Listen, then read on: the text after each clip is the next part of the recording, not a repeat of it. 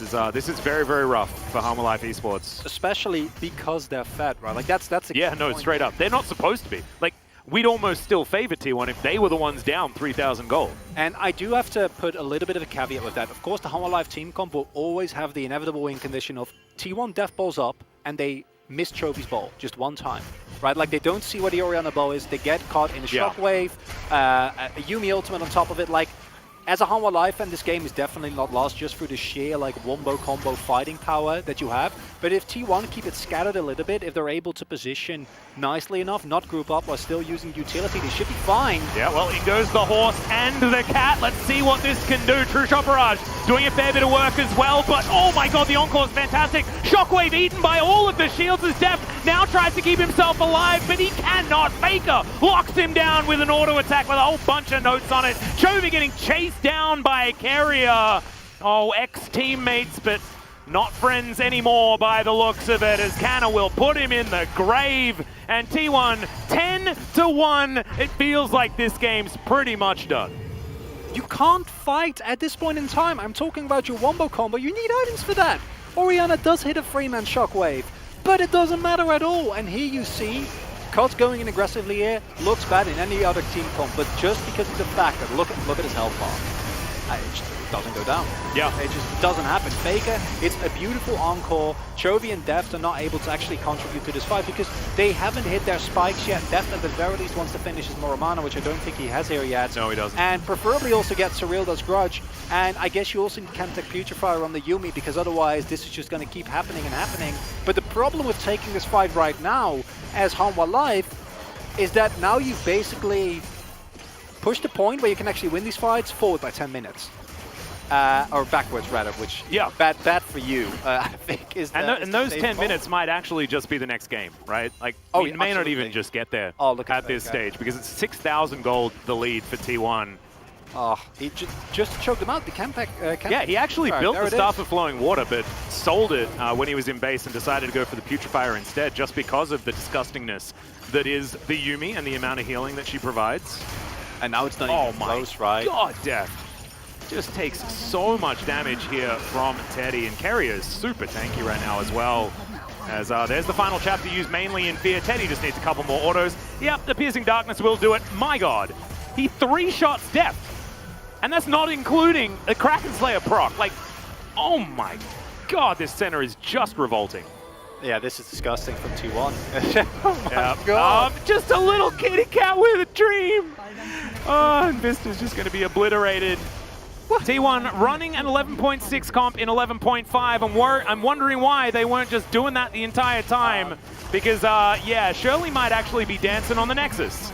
Atlas, might I remind you that Hanwha Life is up in the standings. They're 12-5. Yeah. T1 is 10-7. Yeah, so is Gen G, by the way. Did you see what T1 did to them? This is not supposed to happen, and I made this call before, and I actually think that it might come to fruition where, as the T1 staff, you're just going to laugh so hard when you're experimenting in spring actually still works out because you were actually playing 4D chess because you just had this roster the whole time and you didn't use them, and who cares? You're in playoffs. You're looking absolutely stellar. I mean, you can't do that with Yuumi. You're very good at helping other people face check and go for ward clearing, but you can't do that because this is just fundamental misexecution on the side of multiple, basically every single lane besides Chovy from Hanwha Life. Chovy's just kind of along for the ride, doesn't actually get to have any impact on his game because you see even if he does it to shockwave, the damage isn't there, the healing is too much. And I don't think we're ever going to get to the point where his damage will be enough because I'm talking like 4 items at the very least. And Atlas, I like the idea behind the S4 Yuumi, but the execution, just not there. Morgan getting solo killed, not allowed. And now T1 has an absurd gold lead. Sure, the Cloud Soul is not great for them, but who cares? They're going to win every single team fight with this Deathball comp. Yeah, no, I think that this is basically done and dusted. We are very close to a Cloud Soul as well as Teddy's over here. There's the final chapter. Devour is going to be available, so Carrier just negates all of that. Johan's getting chunked by Teddy as, Chovy doesn't even utilize the Shockwave, decides instead he just wants to flash out of this one. If he could flash out of the game, he probably would, because, yeah, this is just looking almost impossible. for Harmer Life. Morgan now chasing after Canna. Will be able to smash him back towards his team, but maybe that's not where his team wants him, as Def gonna get chunked. Does make it over the wall. Decent shockwave to buy a bit of space, but in comes Teddy once again. He's got more damage than a nuke right now as Faker throws out the ult. He doesn't really find too much. He may have found the Yuumi, but the Yuumi died in the blink of an eye. The Ezreal doing exactly the same thing. 6-0-7 for this Senna. Looking to make it 7-0-7. But the tower is not something that Teddy wants to be under.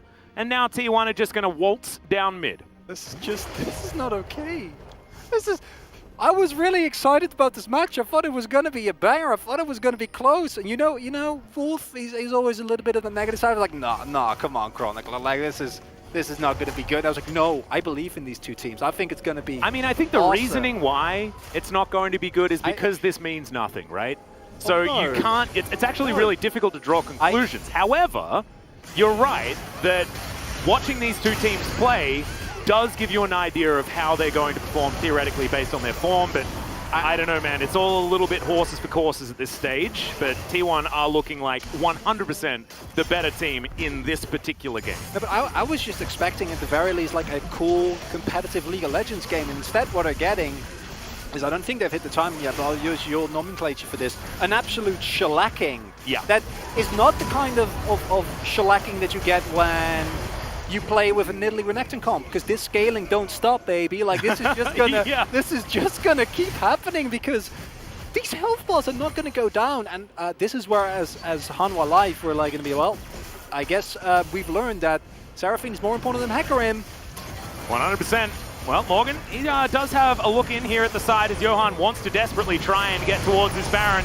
He will get on in, but he's dead way before any spite's even relevant. And T1 didn't want the Baron. They wanted the team fight. They wanted to win the game. Def is just going to get popped. It's Canna that dives on over and smashes him into the death chamber. The Baron is taken in the end as, the Yuumi pops out. Chovy now will find another two-man shockwave. He's consistently hitting quite a few people with that, but it doesn't actually matter because it doesn't do enough damage. And now, three members of Harmer Life Esports against the world of T1. And they are so scary. Yeah, Chovy's just going on a little bit of an adventure here.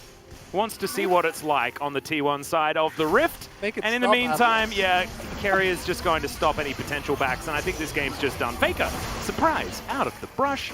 Very, very dead. Chovy, Vista, of course, is going to be going down as well, as they're just going to follow him around as Kerry he's going to do the... This one's done. Make it stop. Oh no, they're just hanging out.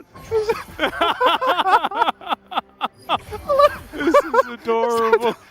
Quick, get the jukes. Oh wow, he really has been juking for a really long time. It's 20-1 is going to be the advantage here for T1. The rest of Harmer Life are going to respawn. They're not going to give this one away for free necessarily. The Baroned up minions will make it very difficult, as now we're going to get trolled by an inhibitor. As in goes Johan. Does knock back the Senna. Teddy will just get cast to the face. And now Morgan's trying to chase down Cuz. Canna in a little bit of trouble here, but Deft isn't going to find the Mystic shots. And okay. Well, it's not over just yet. Aha! They have not cancelled this one just yet. Haven't hopped out. As Morgan's even teleporting in. All right, Faker from over the wall. We'll say goodbye to the Gragas. And we'll lock down that kill. Deft inside the Raptor pit. Relatively safe right now, but as the final chapter, Shockwave lands onto 2 once again. Doesn't do any damage once again. As now Cuz looking for Chovy. Vista's going to die, and now Canna walks so extraordinarily fast. And Faker will just douse him in all of that magic damage. That will be the ace, finally. And T1 will say goodnight to game 1. I need a moment, man. We gave you a moment. T1 should have finished a really long time ago, but instead they gave you that moment. Unbelievable. This is, yeah, that's one of the most one-sided games I think we've seen all split. And that includes a couple of Damwon Kia games. I mean, I can see your vote, by the way, but did you see the 909? Do you want to renege on your choice? No. No? Okay, we're good. I think that I might not get the redemption here, but I'm okay with that. I stand by my choice. I think that in terms... I mean, the game didn't last long enough, so... That's, well, I mean, that's like a 4th or 5th item. It's... Yeah. Man. What do you say about a game like this? You all saw what happened. T1 outclassed in every single lane. And it's also a little bit of, you know, you have to talk about the draft and what happened, what was flipped as well. The really interesting thing is that, you know, Thresh went through the entire first round, but T1 answered, leaving that Thresh up so beautifully by leaving up the entire trifecta of ridiculously OP champions. And there's not even a trifecta at the moment, especially with Senna and especially with the two 80 carries that we have in this particular game. Both Deft and Teddy are very, very good at that champion. I think Teddy is probably one of the best in the world. Like, he's just ludicrous on that particular pick. We saw that demonstrated. But you can't leave up all of these OP picks for your opponent to get their pick of the litter on the red side. But here's the problem. It's like a Dublin situation where, like, should you really be wasting these bans on these champions? And then you ban those champions and then they pick something else and they still stomp you. And that's the type of game where, like, yes, I think that's one of the really good draft, but I don't think that the Hanwha Live team comp was unplayable. Like, I think that if you go in there on even footing into the mid game, those Chovy ultimates actually do something. You saw the combo, right? Yeah. Like, the combination of, like, engaging with the cast, throwing in the shockwave, throwing over an arcane barrage, locking it down with Yuumi, that can still work, but not if you lose in every single lane. It was mis-execution on the ganks that were countered really nicely by T1. It was Deft getting solo or duo killed multiple times. Yeah, with all of his summoners up, like, this is, we've seen these sorts of plays from Deft before, and they're like, yeah, just wasn't really what you want to see out of our third place team. It was here in the LCK. Here's the post-it game breakdown. Let's have a look at that huge center number. Yeah, that's a big one. 23K, and the game only lasted 25 minutes. I feel better about my choice now. I feel vindicated. Yeah. As unironically, you are not allowed to do it with Senna Tahm Kench. Like, yes, Ezreal Yuumi is not a strong lane, sure, but you're not allowed to win this hard. Like, I don't think that, even though the Senna arguably scales in a very different way from the Ezreal, right? Ezreal, like, if he stays untouched, he's really, really strong, whereas Senna always provides utility, and then with the recent builds that have been cropping up, also provides an incredibly reliable long-range, consistent damage. But it doesn't matter what champion Teddy would have played. Like, if he gets that fat, if he stomps the laning phase that hard together with carrier, it's no counterplay. I think that carrier's Tahm Kench is also absolutely ludicrous. So don't let him get into that optimal matchup either. But like you say, there's only so many bans that you have available. And now we get to listen to the analyst desk tell us about what they thought of the match right after the break.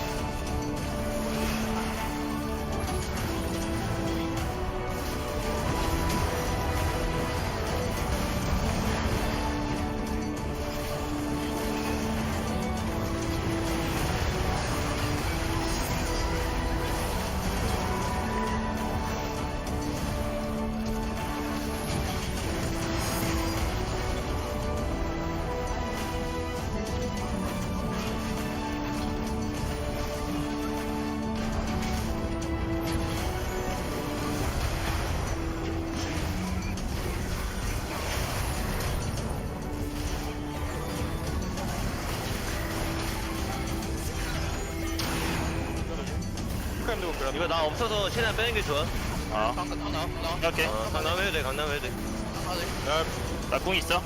한 빼자. 한 빼고 싸워줘. 빨리면 안 돼, 우리. 빨리면. 아 괜찮아. 빨리면 안 돼, 빨리면 안 돼. 잡았고. 우리 하나. 끝났다. 알파카. 야, 억지에 나온 거 왜 아무도 몰랐지? 몇자 25. 엎드려 나온 거 말하긴 했어. 나 플래시 근데 플래시 쓸 때 나와가지고요. 너 말하고 나서 바로 나오긴 했어. 억지에. 말하고 나서 빼자고 한 거였어. 왜 빼나 했어. 안 돼. 야, 억지에 나온다고 말하면 알아서 한다 해. 올라가. 들은 줄 알았어. 한 번만 말했지.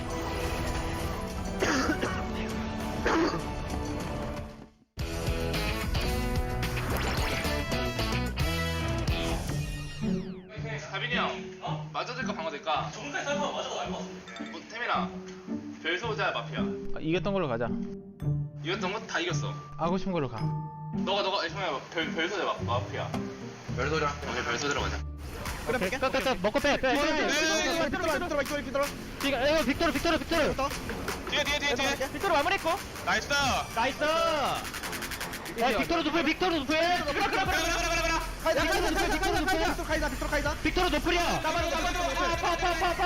파. 미드 가면 끝난다 이거. 맞아.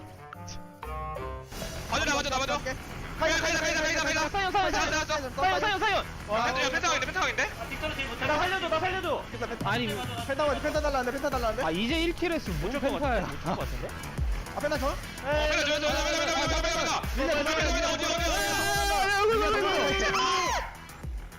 아이씨, 안 잡았네. 이제.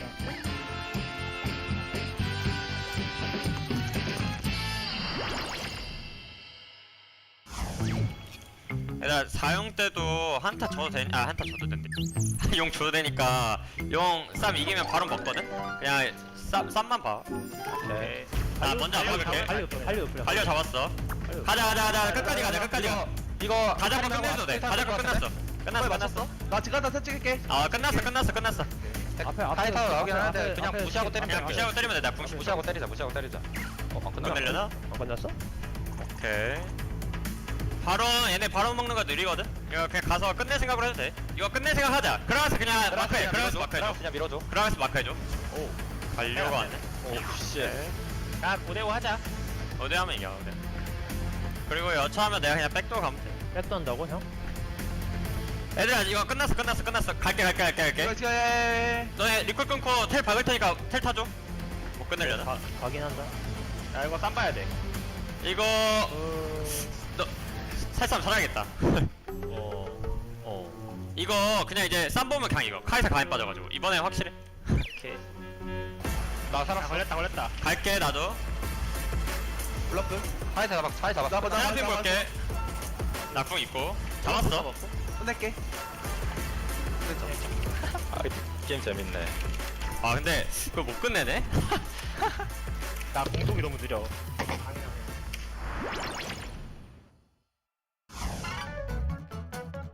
야 얘들아 우리 남은 대진이 다 탑이 세. 진짜 나 쏠게 한 번씩만 따일게 계속. 어쩔 수가 없다. 5번만 따일게. 그렇게 따위면 그냥 난타 대준 거 야 쏠게 따면 바로 미적을 탓 간다. 터뜨려줘. 잘 올란가? 와 라칸 때문에 살았어. 와우! 나이스! 와, 저 칼레블이 뭐냐? 빛날불이야? 폭탄 붙여놨는데. 레전드인데, 이거? 앙코로 갖고 와. 써. 더블스타. 하면서 할게. 앞에부터. 우리 앞에부터 치는 줘. 아, 우리 310 맞았다. 괜찮아. 자, 이길 때. 가자. 뺐다. 님이 더 주죠. 아 질련 개사기인데? 질리언, 개꿀챔. 뭐야? 다리 좀 깊긴 하다. 와, 잘못 뺐어. 뭐야? 나를 공 뺏어야 되는데 잘못 뺐어. 죽지마 아무도 죽지마. 0대4로 끝내. 제발 빼자. 나 탑 보인다. 아, 점프 없어. 아, 몰라. 들어가, 그럼. 아 그럼 해. 맘대로 해. 빼. 야, 그라 살려! 포백트 게임 안 돼! 피해! 까비. 빼면서 해. 못 아 끝내. 뭐해 우리 원딜. 못 끝내. 그러니까. 빼. 바로 가자. 바로 가자. 바로 가자. 바로 갈게. 가서 치고 있을게. 바로 갈게.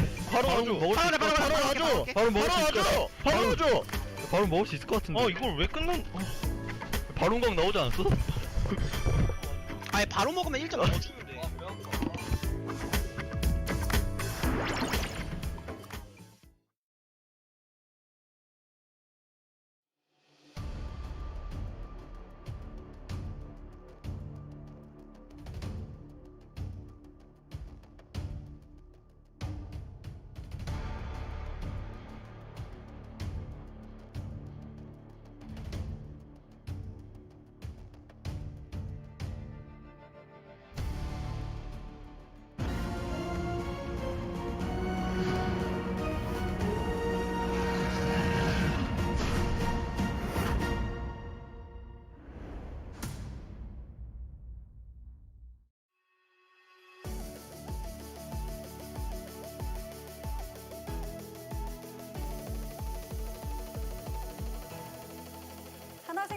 Welcome back everybody to the LCK Analyst Desk. This is the final day for the LCK Spring Split Analyst Desk, and today we'll be joined by Sumingyun, P3, and Gorilla. We have all teams now locked in for the playoff, and this is gonna be their final check before they are heading into the playoffs. Hecarim, Thresh, and Seraphine, the top 3 OP picks were open. So Hana Life Esports chose to take Hecarim, and then T1 answered back with Seraphine, and then they completed their Senna Tomkench duo.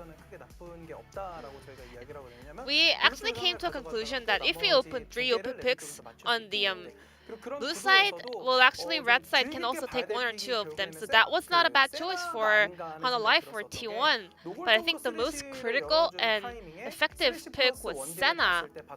Usually when you play Thresh with a marksman champion, well there are some counter picks such as Senna and Tomkench, so T1 actually played the mind game really well, so they completed this Senna Tomkench duo really fast, which was also a block to the Thresh together with Marksman bottom duo.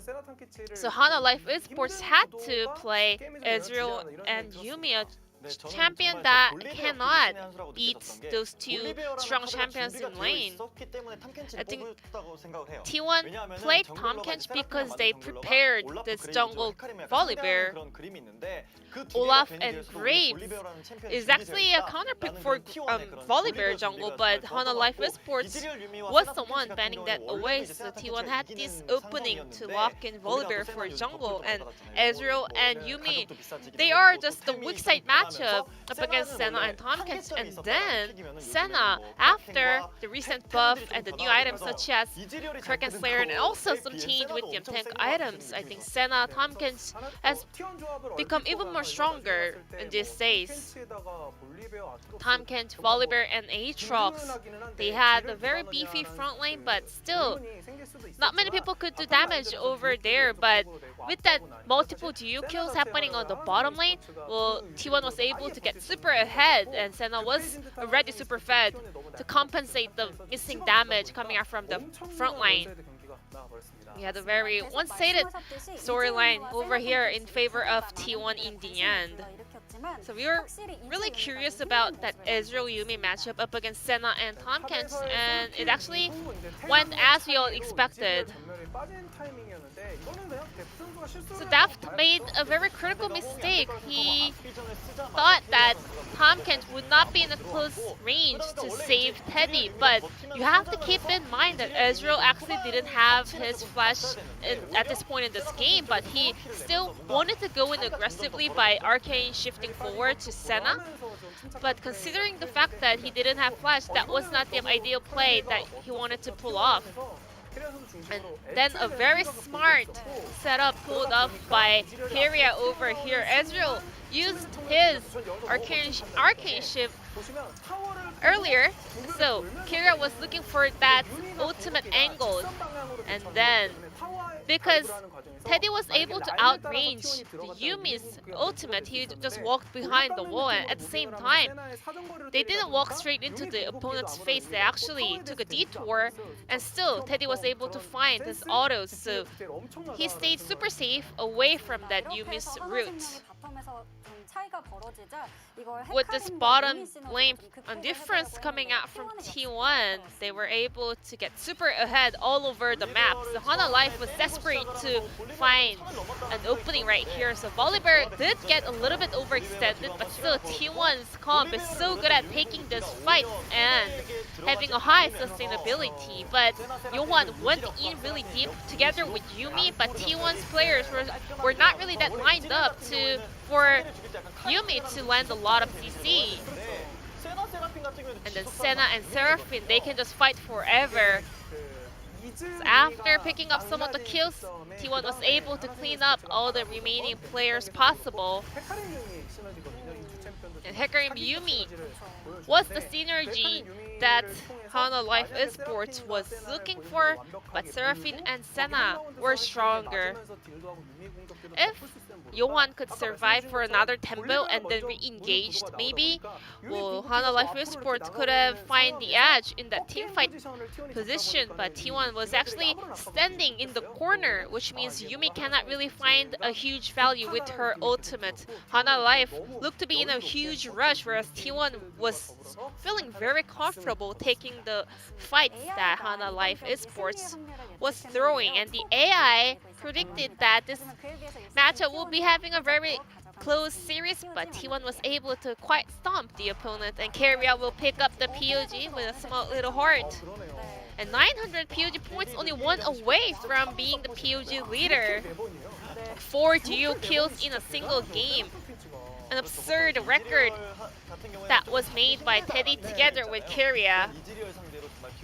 It's really hard to, you know, pick up a kill on Israel because this champion has a lot of survivability, and Tahm Kench usually stays in lane in order to farm up that CS, but it was really impressive to see that Keria was actually looking for some setup for a kill. Whenever he saw this angle, he just went straight in, landing that skills. Tahm Kench slightly went down the tier list because a lot of professional players knew how to react to his ultimate angle, but Keria was able to try something new over here, and he's tied for 3rd place together with Pusig, his older teammate. Maybe we can have a 3-way tie for the POG leaders at the end of the split. So that's also be point of the match in this series, and he was able to share his votes together with Teddy as well. T1 looking very strong as they're heading into the playoffs. Let's see whether Hana Life Esports can also put up their best shot up against T1. Thank you so much, Jisun, for the exemplary translation of the analyst desk and a well-deserved second Tahm Kench POG again for our good friend Keria. Absolutely incredible. If he backs to back, then we could have a 3-way tie for the top. Then, if Kyoshik gets 1 in our next series, we could have a 4-way tie. And also, it means that would mean we'd have 3 ex-DRX players at the top of the POG standings as well. So it just goes to show that that was a team full of pretty good players last year. Nothing to add to that. I'm happy with my Teddy vote. I stand by it, but are we really getting to the point where Keria's playing the Tahm Kench so well that you need to start banning it against him? Because that's... No, you ban the center. Well, yeah, you do. I agree. But then you leave open so many other tasty things for T1, because and this is a problem that Damwon Kia has, or the two have as well, drafting against Damwon Kia. It feels like there's too many gotchas where what can happen is you can have a draft and afterwards they will get a champion and the champion will hard carry, and then people will be like, haha, see, they didn't ban X champion. Yeah, but then there's too many. The one exception to this, I think, is Seraphine, because I think that should never, ever, ever. I mean, I'm looking at what they banned. They banned Gnar, Udi, and Nidalee, and I don't think Gnar or Nidalee needed to be banned in the first game. The Nidalee I can see. The Gnar, I agree. I don't think Gnar is ban worthy. I hope Wildlife make that pivot here and don't actually go for that, because I don't think the champion at this point really still warrants it. There we go. Very nice. They learn. You know, maybe a Senna ban, and then we can all be happy, and maybe we can get actual gameplay here instead of T1. Or do they bait the Senna first pick and then pick Jinx Tahm Kench? As long as you ban fresh, sure. Could be a thing. I don't know. This is some Atlas analysis, which is Listen, not Atlas. necessarily the greatest. Atlas, if you want to push this angle, I'd be more than happy to. I'd even be willing to listen to it a bit more closely if you can. Ooh, I am go. listening. Yeah, I know. Oh, But the normally- Jinx is going to be banned though, so it you were doesn't right. actually matter. No, but you T1 were right. just knew. They see it. They This see is the the lines. Dany Zephyr power. They just know. Thresh left available, Jinx banned. Senna first Yep. pick, absolutely. There's like, And I don't know, what do Harmer Life do? Do you pick away Tahm Kench into a worse lane? you pick Varus Kench, I'd say. Oh, Varus Kench could work, yeah. I think Varus Kench is really good. I think the Varus is quite the powerhouse for Deft. As you've already pointed out, Tahm Kench also alleviates one of his worst issues where... Oh, Okay. I would have preferred Senna. I think so as well, but I do think the Lilia is like the only S-tier jungler that's still available. I think there's a little bit of discourse about this. Udyr and Hecarim are kind of unanimously agreed to be in a tier of their own. I personally believe that Lilia is still part of that if you play her well, if she fits well into the team comp. And considering the power that T1 showed in their solo lanes last game, I actually would love for them to go aggressive here, right? Pick up another Volibear and go from there. Oh, wow, okay. So we're giving over the Senna Tahm Kench. Deft and Vista just think that it wasn't a big deal, and they're not going to make the same mistakes again, I guess. We'll see whether they do lock it away, of course. You know, Nar is available this time around. Canna loves to default to that pick. An interesting pivot here from T1, though, to step away from what was their 100% POG-voted bottom lane and move in a different direction. The Nar will be locked in, and let's see where Faker decides to go with his lock-in. I'd like this more when you're in a best of 5 game and you actually need to like try and diversify, right? Or you wanna go and hide something, and with the Gnar you give away very little about what your team composition is gonna do. In this situation, though, I agree with you. Just lock in the Senna and the Kench. Teddy literally has gotten too many POGs than anyone should ever get on Tahm Kench, because normally that champion, literally the only value that it provides consistently is it allows you to protect and make defensive plays. But we saw there, Carrier was the one, he was setting up plays on it. Oh yeah, like it was a Leona or an Alistair. Like that's not okay. That's not what he was the carnivorous catfish. Absolutely, and just tearing into them. T1 go for a very different approach here, where they just say, listen, we're just going to pick raw power. I'm listening. Tristana going to be considered right here, and I actually like this just because it pairs with a lot of different supports there towards the bottom side. You've got the Alistair, you've got the Rel, and T1 only have a couple of bans, and we'll see whether that is where they're going to go, because of course Tristana Gragas, another decent one. You've got so much displacement with that combo, and I wouldn't be surprised if that is what's going to be locked in here. Remember, that Scion not definitely going into the top lane. This is Harmer Life Esports. Chovy does like playing the Scion, and so if they want to avoid the Gnar matchup, theoretically they could throw Morgan something else. I wouldn't mind. Yeah, Camille could definitely work. There's a bunch of picks that can just make the Gnar's life pretty miserable. With the amount of damage you already have available, I even think you can look into something like the other beefy boys, right? You can look into something like the Malphite even, which I think in a vacuum works, however, with double AP threats on T1. It's not necessarily that great outside of that. Rakan getting banned away there, that's pretty interesting. That's telling me that Senna Tahm Kench is coming back, because Rakan historically pretty good into the Tahm Kench. Yeah, because this is just looking like an Alistair pick. Yeah, And Alistair or then- Rel, right? Vista's Yeah. absolutely fine with whatever the choice. Because we have really dropped the Rel in priority. Okay, so we were expecting a Chovy Tristana. That's what T1 was making sure they don't have to worry about. The Rel is going to be locked in, and now with people that are tilting their heads being like, T1, why would you ban the champion that you should be picking? Well, the answer is because Chovy could have been on that Triss, and then they'd run into the same problem. I'm literally tilting my head as you said it, and I gotta imagine that this is some scrim info or some other info that we're not privy to. I mean, right? it's also, Because it's Chovy info, Well, right? Assume every yeah. champion can be played by Chovy. I agree, but I still don't think that warrants not picking, like banning the Senna yourself. I don't think it's that strong. Oh, I've already spoken today about, I don't love this. I'm not a fan of picking the Kai'Sa into the Tristana. If you do it early in the draft, I think you can make an argument for it where you're like, listen, Kai'Sa's just generally good. We're just going to take the risk, make that work. However, what's happening here is you're just completely opting into a matchup. And this is such a pivot from T1's drafting last game. Like last game, last game was like 11.6 Exodia magic that they created, and this is 11.5 Pitfall. That's what this draft is, and we've seen it lose many, many times. There's the Rise picked up, and this could be where Chovy's gone. The thing that I find ridiculous is having casted Doinby for a very long time playing Rise. This is like the classic I get all of the CS everywhere on the map forever pick. And so we're not flexing the Sion into mid lane. This is Chovy literally being a rift-wide Hoover. And this could be scary moving towards a late game. It's like one of those vacuum robots.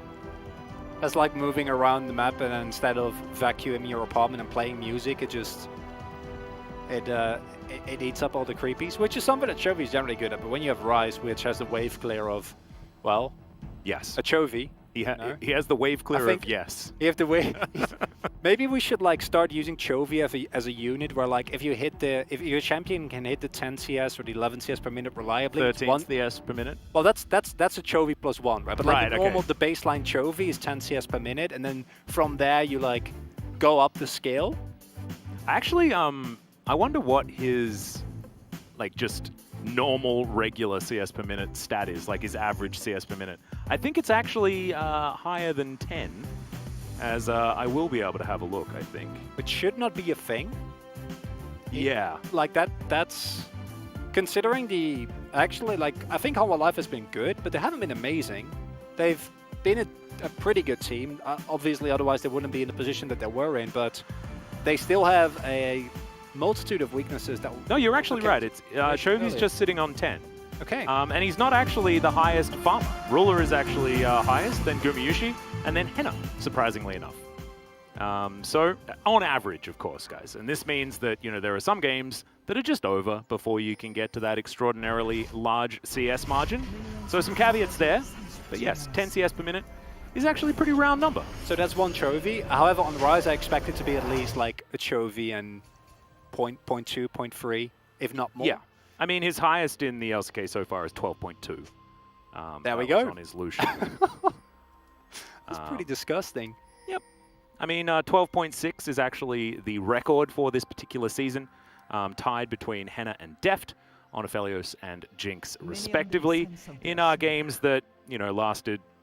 For Henna's sake, it was 36 minutes, which is a bit longer. Deft managed to hold on to 12.6 CS per minute in a 28-minute game. You guys might remember that one. That was ridiculous. But, you know, Deft's Jinx is a thing that needs to be banned a lot of the time, and was banned in this game, was overlooked in the first. But let's do it. Let's stop focusing on some of these CS numbers and instead have a look at where these teams are starting as T1 with a very 11.5 draft. Doesn't mean it's going to lose, right? Like, T1 are a team that pull out wins based on comfort picks for their players rather than draft a lot of the time. It's why they're infuriating to a lot of our analysts, because the drafts don't necessarily make sense and then they still win. And you're like, but why? You shouldn't get positive reinforcement for bad drafting, blah, blah, blah. But because they're so good with picks that they're good at, you can understand exactly why they're doing it. As Humble Life will have the push here towards the bottom side as Chovy, actually taking a lot of damage here from Faker, as he's eating through his potions. Corrupting Pot there for Faker, as it is going to be the tier start for Chovy. Okay, yeah, we've lost a bit here on still on it. And this is Kai'Sa into Tristana, which is one of the reasons why we don't like Kai'Sa very much. No, and especially coming off T1's game #1 draft, and I'm happy with the pivot towards banning a Jinx, because I think after that first game, Hanwha Life coaches go, okay guys, actually, that was a bit of an oopsie. We're going to prioritize getting that, what's it again, 92, 93% win rate over the course of his whole career, champion. Yep, let's see if he keeps winning, surely he can get to 100%. Yes. I mean, long enough. I mean, if you keep going long enough, then eventually it'll get to 99. It will get close. Yeah. Close enough for us, at least. That's true. But the T1 coaches also made a very different approach, and I wonder if this is how they view the difference between a red side and a blue side draft. But then that doesn't really make sense because they didn't really go for counter picks on the red side last time. They just went for OP champions. And to me, this says that they think that these are the OP champions, right? Because both the Victor, both the Gnar were blind picks. Lilia was heavily prioritized. That is the one part I agree with, but... Fake is pretty good at Victor, by the way. Hasn't played it all that much, apparently, according to these stats in the LCK. He was often on the Azir side of the matchup. Oh, there we go. That helps. Yeah, Chovy's pretty good at the Rise, but only 7, as of course being a more recent addition to the LCK. Rise sort of spent his time in the sun a little bit prior to that. Rise is one of those champions where he's gone in and out of the meta more than he's also been reworked more than any other champion that's the reason why, but like it's one of those champions where he's been in and out of the meta more times than champions have ever like even been relevant. Like Ilaoi, for example, Ixu notwithstanding, that champion has not been relevant basically ever. Yep. And then Rise has had like 15 reworks and 35 different moments where he went from really good to broken to being not good again and then being really broken and just kind of riding that roller coaster. Well, Chovy spotted the fact that Faker had no mana and decided to punish it. Understandable. Now looking for a back timing. Does have a little bit of CS in advantage, but Faker will be able to even that one up to within 1. So no worries there at all. Chovy with his teleport already on cooldown though, so slight advantage here for Faker, who can go back now, get all that mana back, and instantly be back in the lane.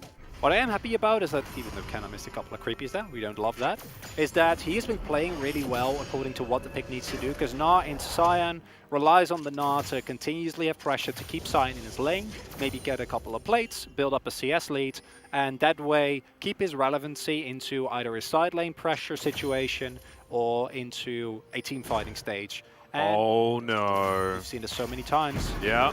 They expected, Keria going to easily be able to interrupt the rocket jump, and that's going to be a gift given over to Teddy by his mate Keria, this bottom lane.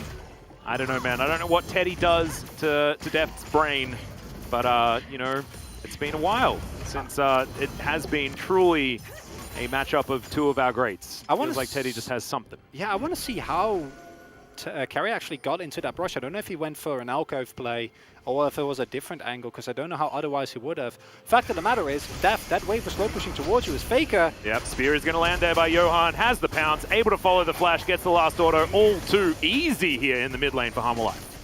And even though it's a double AP source, and now we see there are the Merc threats, and Verdant Barrier probably won't be very far behind.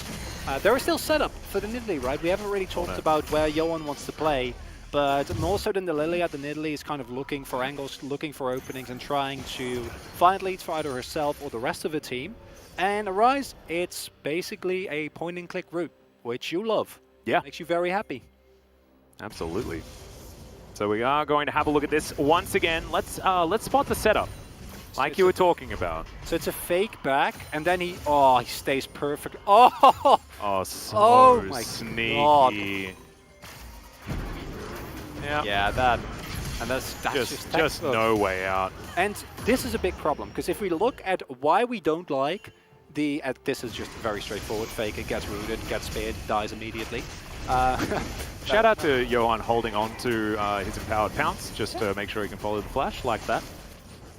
But the problem with the Tristana into the Kai'Sa matchup is that what happens very often, we've seen this time and time again, where Tristana just gets fed and then can jump on you whenever you like. Like, if your support ever leaves, you're just dead immediately.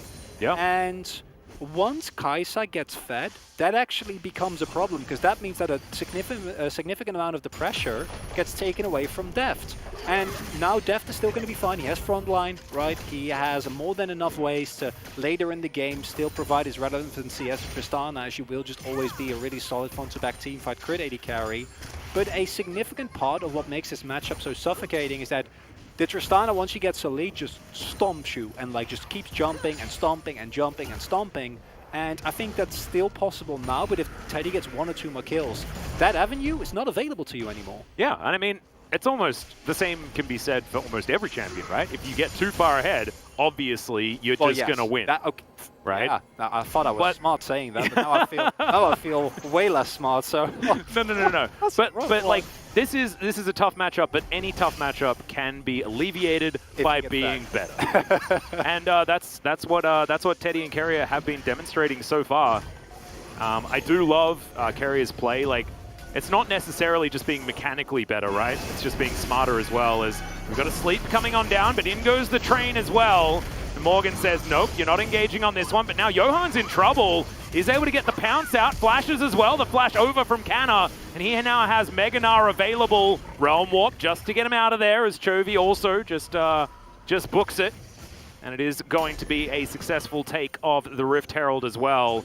Now Teddy lying in wait in this brush as the rest of T1 now closing in. Teddy, explosive charge now on him. Vista flashed on forward. Has the aftershock, so keeps himself alive. Good exhaust there onto Chovy as now Vista likely to be taken down. Faker going to be able to grab that one, but trades it for his life. Heal out from Teddy to try and keep himself alive as well. Is now Chovy just chasing on after him, but he makes it to the safety of the turret. Definitely not quite as one-sided as game number one, but still T1 favored. T1 styling a little there, Atlas. That was not necessary. Teddy really just wants to go for the big play, but the real battle was won on that topside skirmish. Okay, once again, Deft is just dead. It's, I don't know what it is, man. There's just something in the water. Deft just struggles against Teddy. No way. As Johan coming on down, looking to see whether he can land some spears. We'll find Carry, who doesn't have a lot of mana. As, yep, gets in there. Track Repel, going to help out with the stun. As now Johan's just like, Deft, no, you just do that. It's fine, just kill him. It's okay. I want to talk about how T1 won that top side, but they're not giving me an opportunity because they're just having fun. Like, this is not disciplined gameplay, okay? You're not supposed to use your explosive cask just to secure yourself a Rift Herald or a Rift Scuttler. If it was a Herald, it was fine, but Yeah. a Scuttler is not okay, as the punish immediately comes in. And I hope we get a replay of the top side play. I think we will. I think we'll probably be in like oh my a God. state of in the past for quite some time. There are a lot of replays to go through. Lovely. But this is the key one, because I think in a straight-up 4v4 this is playable, especially with the Mega Gnar not being available for Kana. So you're like, we can actually take this. This is pretty good. But it's very disjointed with Vista, Morgan, Vista, Chovy, and Morgan trying to get into a choke point, which you can't do against a Victor, right? You're not allowed to. So then we have Johan just off on his own, as this is not necessary. There's no reason for you to do this at all. But T1 is just like, you know what? We want to get fed. And Faker, really greedy, goes for the kill there. I think with the heal, he possibly could have gotten out, probably not. This kill on Deft is fine. The subsequent play on the Scuttler, absolutely not. You know, just leave here. Normally, if this was a match where the result had more impact, T1 would leave it at that. Yeah. But they're not, because they're having some fun. Because after last game, I can't fault I mean, for why it. not? Homolife Esports, they're going to start having fun here as well as they take down the Gnar. This is, you know, one of those setups that we have seen before. The Scion Niddle is becoming a little bit more popular these days, and Johan's sitting at 3-1-0. So a player that has certainly been stepping up is continuing to do so as Cuz throws a bowling ball, misses Morgan. Might be able to put him to sleep if he wants to, but this is still quite a difficult health bar to get through. No ultimate available for Morgan, though, as Johan does come on over. Cuz not going to overstay his welcome. And there was a Cuz in the past that would have definitely overstayed his welcome there, but shout out to Cuz. Certainly has grown up a little bit. He would have gone for that 100%. I think that he knew himself as well, because he didn't use the Watch Out Eep actually on Morgan. I think that he could have hit that if he wanted to, but playing it a little bit slower. This, as straightforward as it gets. I talked about the setup in mid lane. Setup here, even if you do miss your ultimate, is fine. It's a zoning ultimate, you know. It actually was in this Yeah, scenario. straight up. I say it facetiously, non-ironically. but it absolutely was. So not bad at all. Chovy's continuing to farm well as we have a look, but not when it comes to the clock. Now he's making his way back to the lane. And Johan now looking for Canna, who's looking to steal away his red buff. Should be able to get it, yep. Smite, better than Hyper Proc, as it turns out. What I am happy, as I already kind of pointed towards earlier, is that T1 is actually playing, or rather Canna is playing around the pressure that this Gnar is supposed to have. Because often we see teams pick Gnar, and then nothing happens, right? And he got punished once, sure, but outside of that, if you ever go back into this game, like watch how far forward Kana is playing and how much pressure he's actually drawing from Johan and how much pressure Morgan is on there. Because it means that the Sign can't go for any teleport plays. It means that you can't use that ultimate as well as you otherwise would. And it also showed earlier why Kana is always early to the play just because of the pressure that this Gnar gives him. And within this context, you can look at this draft from T1 and say, okay, are we a fan of it? Not necessarily. Is it as good as the draft in Game 1? Not really, but as you pointed out, if you're good enough, you can make anything work. Well, Chovy just phase rushing away, Cuz trying to do the same thing here, but sleep will come down. Chovy getting flashed on here by Faker. Killer Instinct from Teddy says goodbye to Mr. Rise. And Carrier clearing out some vision. It should be finally time for this Infernal Drake to go down, and we'll see whether the Atlas effect is going to continue to Game 2. That's what we call it now? Not going to happen. Okay, guaranteed. It is going to be either a mountain or an ocean. And of course, it was going to be a 50-50 between the two, but thankfully, I'm only one cloud this time around. One cloudy sticker. Yep. One cloud Atlas. That's what they call me. No, they don't. They call me all the clouds Atlas. I don't even know if anyone has ever called you all the clouds Atlas. Yeah, I know. Maybe this is just me. Here's a Magnus Storm on the bottom side of the map as Carrier. Taken down relatively low. Deft tries to find a few more bullets, but instead just decides to throw Teddy back with the Buster Shot, who gives himself a good old thumbs up. Okay, we're still hunting for more, but not actually able to find it. Gravity Field going to be avoided there by Chovy, who runs real quick. Mid lane feeling like a little bit of a wash here because, of course, Faker has so much wave clear. Interesting to see them put so much attention here. I feel like there is definitely response possible, and there is a teleport that will mean the end to that play. And this is a bit over-forcing, I feel like. Maybe Humble Life is just looking for a response, so like we want to force out a teleport so we can make a subsequent play, because knowing that there's just 3 people there that are looking to dive and definitely can dive with the amount of ultimates and resources that are not available for T1. Force out a response, they might be able to pick up a turret here as well. Although in the top side, Kana will just single-handedly take it, and Cuz is going to invade the top side jungle, and all of that feels very, very good for T1. And yeah, top side of the map is just Dunzo. Cuz is going to come on over and say, thanks for the leash, buddy. Helps him out. Deft will be able to take down that bottom outer turret, so that's certainly good news for Humble Life fans, but it is still, that 2,000 gold lead certainly feels good for T1. Humble Life, it is a very different situation to last game, right? Like, there's no Seraphine effect to worry about. There's no Senna problem that you're running into. But T1's comp will still function very effectively the longer this game goes. And it's not like Humble Life esports have the most ridiculous of scaling, despite the fact that the range advantage should be there in a front-to-back fight for Deft especially. And have to see how it goes. Deft indeed, as this is just relentlessly aggressive, right? Like. Yeah, and Chovy decided not to go for the flash either. I don't think it matters, because I think that even with Faker flashing for him there, if he flashes, then... I mean, he could flash into the blue pit, and then theoretically he doesn't still die. Follows him. No, but Teddy doesn't have vision, and he doesn't get maybe he does, okay. Yeah. Good point. I think he's just dead there, unfortunately. I like the angle, and I think that in team fights, Hanwha Live, they do have range oh, they're going in here? Well, Shirley's definitely going in. We do get a Magnus Storm. There's the Wombo combo, but decent disengage there from Carrier, but a double kill instantly. That was just a cute little swipe from Johan, just mops the floor with Cousin Faker. Now, Humble Life Esports, they did lose Vista. Still a good trade for them. Still 2 minutes away from a Drake, though. Not a lot to fight for right at this instant. Love that play, but as you said, it's a punch without a lot of weight behind it. You get 2 kills, Johan's spears are going to hurt a lot more, which is nice, but simultaneously it doesn't actually get you any objective, and the gold doesn't go onto Deft or onto Chovy, who can use it much more efficiently than a Nidalee will, which, whereas Johan is playing really well, I feel like his impact in the later game fights is not going to be as big as a Ryze should. Be able to, especially with that Everfrost now finished. Kana? Yeah, Morgan might just get solo killed underneath this turret. Carrier comes on over and says, good night, my friend. Picks himself up an assist, as now Kana's just going to gnar away the zombie and wallop it, and there is no chance that the zombie's going to be able to do anything whatsoever. It's just, it feels like lane kingdom from T1. This is what the Gnar blind pick is supposed to do, and we don't see it often, and I think we justifiably so meme it for that reason.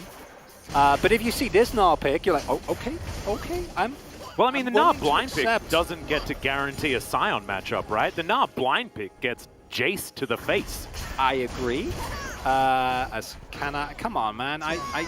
Just cool guys don't look at explosions, I guess, as Johan just lets the red buff burn down. That's a caster curse. That's allowed. Every time, man. We can have one of them. Every time. Yeah, an overstep. I'm trying my It's all best, you know. Well, in goes the Realm Warp, and Vista's just delivered into the back line. That's one way of doing it. I like the ultimate out of carry here. I think this is a beautiful play, and as you say, if Carrier doesn't go for that ultimate there, then it's just straight up devastatingly bad for T1.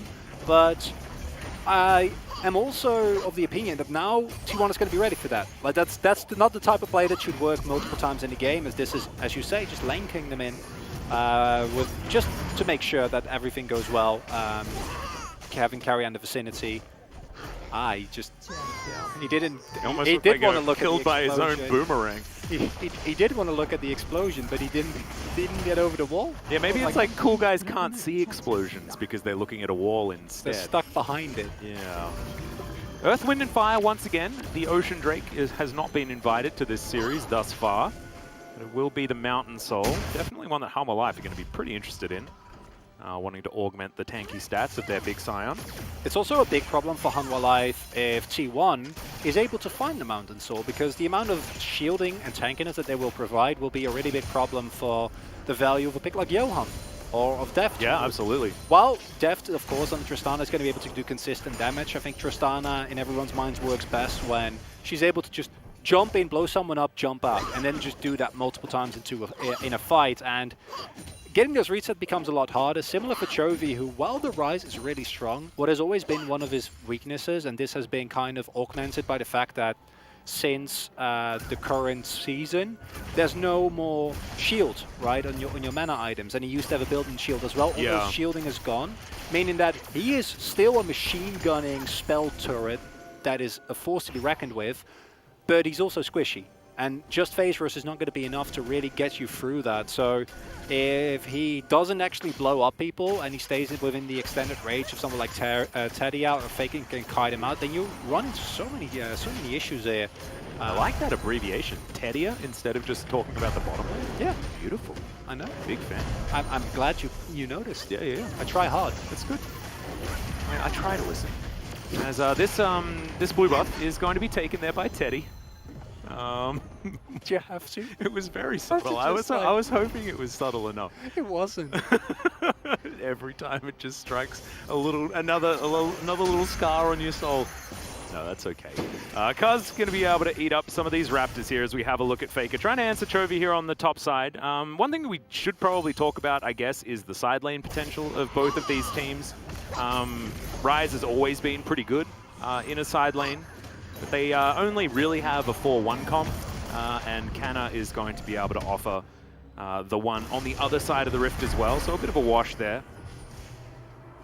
As Def is going to come over, look to see whether they can help out on anything here, but just a little bit of happy feeding for the Tristana. And what you saw there is one of the reasons why I would be afraid, really happy that they pointed out as well, to side lane into the T1 comp, because both side laners for T1, Canna obviously a lot more easily, but Faker has it available as well, is that Teddy can be waiting in the brush. And he already has level 2 Killer Instinct. Once level 3 is available, that range is going to be even more absurd. And the moment any CC gets hit, Teddy dive bombs in, blows you up, and all of a sudden you're fighting a 4 versus 5, which T1 know how to play around. Well, they've certainly showed that they're a cut above Harma Life so far in this series. And the lead is only extending, right? Like it's 3.2, something like that, as now Baron has been started. Vision available for Harma Life as Vista throws in the control ward.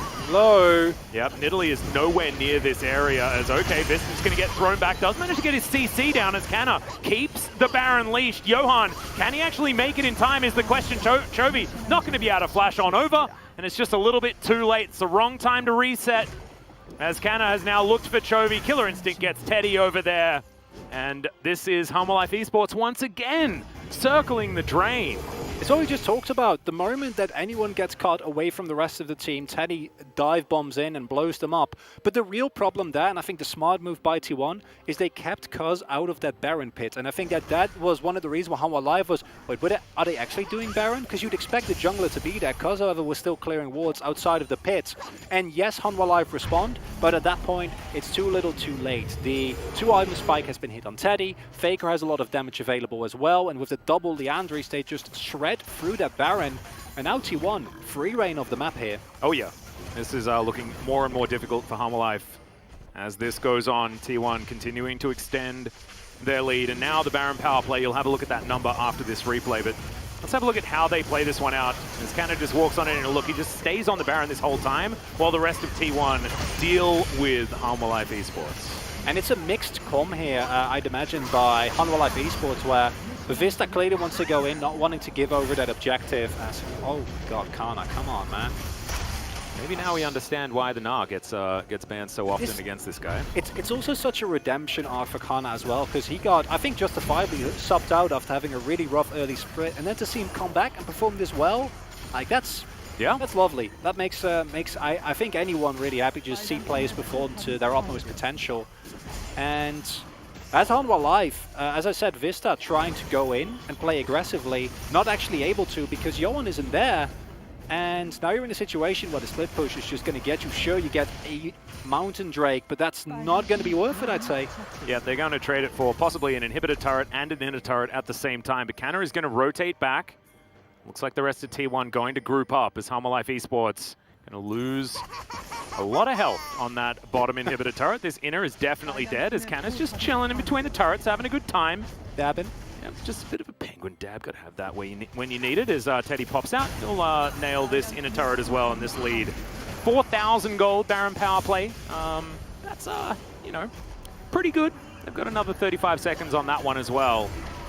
It's T1 snowballing, man. Like, this is reminding me of, you know, SKT back in the days level of what the heck are you supposed to do? Yeah, it feels problematic for any opponent. And we saw, coming into this match, T1's win rate, I think it was in round 2 specifically, with a lead at 15 minutes is 100%. That's some Dom on Kia level of dominance right there. And as a whole, as Hanwha Life, the problem is that yet again what happens is theoretically this draft, while I think it's a little bit clunky with on one part Johan and Chovy, you need to get close. Hui, Canna's having a good game. Yeah, he's been playing really well. That's a bit. I'm pretty sure. Ah, very nice. I was like, I'm pretty sure Chovy's dead, but he uses his from defensively, which, you know, for T1 fans, that one might sting a little bit because they have not always used the realm of defensively. We've seen some offensive ones, which I'm sure they'd rather forget. But we can look back at it now and kind of laugh because had everyone known that this is the T1 that they were ramping up to be, I don't think anyone would have minded those early games nearly as much. No, and I think this sort of goes on to the playoff story, right? That we are going to be telling in only a few days' time. Oh, baby. Right? It's not like it's not a large wait before we get to our first round of playoffs, and both of these teams will be participating, not against each other, and not likely that they're going to be playing against each other in the playoffs or whatsoever, right? It has to be the actual final if we are going to see Hanwha Life Esports versus T1. But this certainly is, like, if you're DRX, you're like, oh, damn, we're against the wrong team, right? Like, this is real scary for them. Hanwha Life, they're going to be against Nongshim. Should be something that's winnable for those guys, but DRX fans, it's going to be frightening. And, you know, Damwon Kia are sitting there. They have the first seed. They get the choice. And if you're watching this and you're going to draw conclusions, I think you're going to be choosing Hanwha Life Esports. As Johan, taking a few autos here from Canna, who's built a lot of tanky items, but also does a lot of damage, especially against the very, very squishy Johan, who has almost as Zonya's, but none of the tanky portion of it, and otherwise just damage. A bit peculiar here is that T1 actually has a similar gold lead to game number 1. Like, we look at the gold, this is 10k at 27 minutes. Oh, yeah. That's insane, and the game might look a lot closer, but I think it's because T1 has just decided, you know what, like, why would we force? We have a... It's a pretty early Flame Horizon as well for Canna. Oh my god. We were talking about the inevitable Chovy Flame Horizon, but that's not happening. Nope. That's not a conversation to be had for this particular series. Faker has just done his Faker things, right? He's very good at neutralizing, and he's done it once again. It's what he was paid for, you know? Like, you go back to 2018, and the reason why Griffin never made it over the line is because they just couldn't get past the brick wall that was put up by T1. And it's, you know, some of these tales just continue throughout, right? It's a time to reminisce, but I just want to reiterate, it shouldn't be. T1 is up 10k gold. They can do way more, but they're taking it slow. They're taking it easy. Yep. And I imagine we're going to see them go fight a Baron, then realize, wait, we're actually way stronger than them, blow them up, and then win the game. I mean, I think it's probably, you know, the next team fight will be the end of it. Seems likely. As, oh boy, that's a teleport ward. This is rough. We are zooming all the way out. Jonas Strong can sense that something's going on. Deft gets himself a red buff. And the ward goes over, spots out the Trist, who does immediately take that one down. And yep, Hanwha Life have to give up all of the ground that they picked up, as Canna is just on mid lane clearing duty while the rest of T1 move on over. I believe they've started off this Baron. We can see that. Hanwha Life Esports can't. Things pretty dark on the Rift for them, but they do have an inkling of what's going on. Spear comes on through as Johan, can he actually steal this one away? As you can see, Canna just being a wall, but Johan's gonna have to go golden. Can he get out of the stasis? The answer is no, as Morgan gets on in towards the front line, looks to knock up Teddy, and does so. Spear is going to connect onto Carrier as Teddy jumps in towards the back line, but look at that, the damage has been eliminated. The wallets are so damn heavy on the side of T1. Faker's going to pick up a double kill. Johan was trying to slink away, and Teddy says no. That's the ace, and that will be the very swift, very clean 2-0 for T1. Unbelievable, Atlas. I'm just sitting here baffled watching it happen. This is a victory lap for T1. Going into playoffs, this is the form that you want. You want to be looking this strong, you want to be looking this dominant, and honestly, I'd be afraid if I was any team going into the playoffs against this T1 roster. I think that Hanwha Life can do a lot better, but it's T1 that just plays this one out clean from start to finish. The fights are gorgeous, and there is just nothing to be done here. Yep, it's Faker that's going to grab the kill onto Deft there as Chovy. Nothing that anyone's going to be able to do because the Nexus is dead. T1 utter dominance here today against Hanwha Life Esports. We have to point out once again, Hanwha, they've locked their position in playoffs. They are ahead of T1 on the standings, but you wouldn't expect that after what we just saw here today. 400 games for Teddy, and 399 and 400 were both pretty damn impressive. Just Still 214 to catch up to Faker though. That's going to take a while. Yeah. But T1, there is a reason why a lot of people feel like, even including us, right, that going into playoffs, I think Gen G many see as a legitimate contender, but so is T1. And based on the record, based on the standings, you might not think that. If you haven't watched every single match, you might be like, how does this team not have a better placement? How do they not have more wins? And the really, really straightforward truth of the matter is they didn't play with this roster. And now they do. And it's just light and day, Atlas. It's insane. It absolutely is. Interesting that, you know, we talk about this all the time, but it's the same roster that, you know, we expected them to be fielding at the beginning of the season. Yep. But having a bit of experimentation, you know, playing around with some different possible options, giving players more breaks than they otherwise would get is important. And I want to go back to sort of like how they won both of these games, right? Because game number one, I think that T1 just outdrafted the heck out of Hanwha Life Esports. I imagine that there would have been comments saying, yeah, but I mean, look at that draft. It's so one-sided. Freeload. Ha ha ha. But then they go into game two, they just draft the just quintessential 11.5. We've seen it punished many, many times, and no, didn't get punished whatsoever. You know, you pick Kai'Sa into Tristan, it doesn't matter. Like, Carrier and Teddy are just too good. The Gragas was phenomenal as well. I've always liked Kai'Sa Gragas on the bottom side of the map, but I haven't seen just a complete disassembling of a team in quite some time. And I wasn't expecting to see it here. I'm legitimately getting the same energy from Kaiser Gragas as I got from like Gragas Yasuo.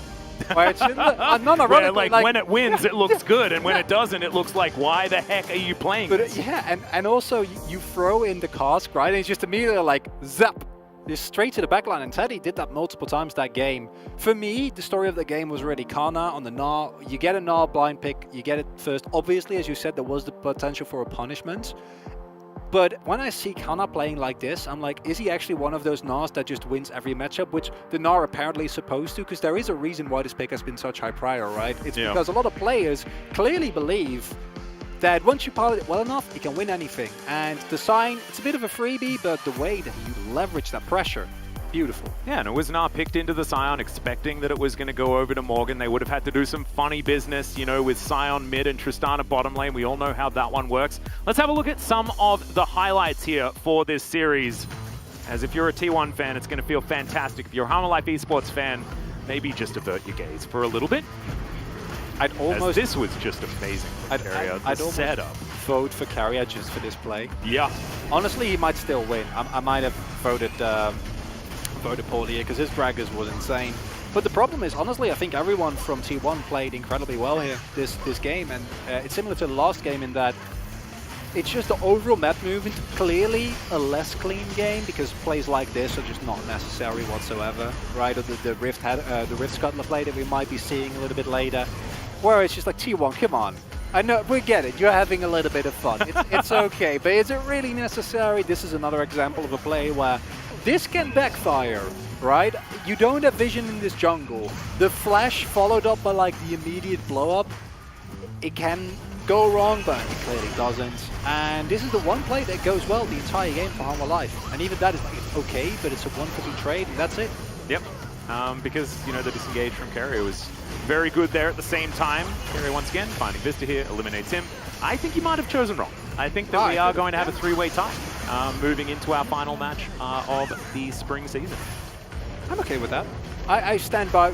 It's one of those cases where sometimes, you know, you vote and you're like, actually, I made a mistake. That's just not right. In this scenario... No, I think there's a lot of people, you know, that are deserving. I think Teddy also had an amazing series, but bit of a role player, but that's exactly what you want, right, in a comp like this. What I'm really happy about, which I didn't get the chance because it was actually a pretty high octane game throughout honestly both series, is how disciplined T1s have been with Barons, where you see they don't go for the flip. The moment the enemy jungler gets near, they just leave the Baron at like 2-3k. Yeah. This last game as well, which it seems super obvious, but we've seen many examples of teams not doing that. You can see just how chilled out these guys are, right? Like, just having a giggle, having a good time. Teddy, of course, very, very happy. I don't know what they were talking about. I think it might have been something to do with Carrier getting another player of the game. Could be. Only one of us spoke Korean. Yep. They said something about like T1. I'd imagine that every T1 fan will say that after.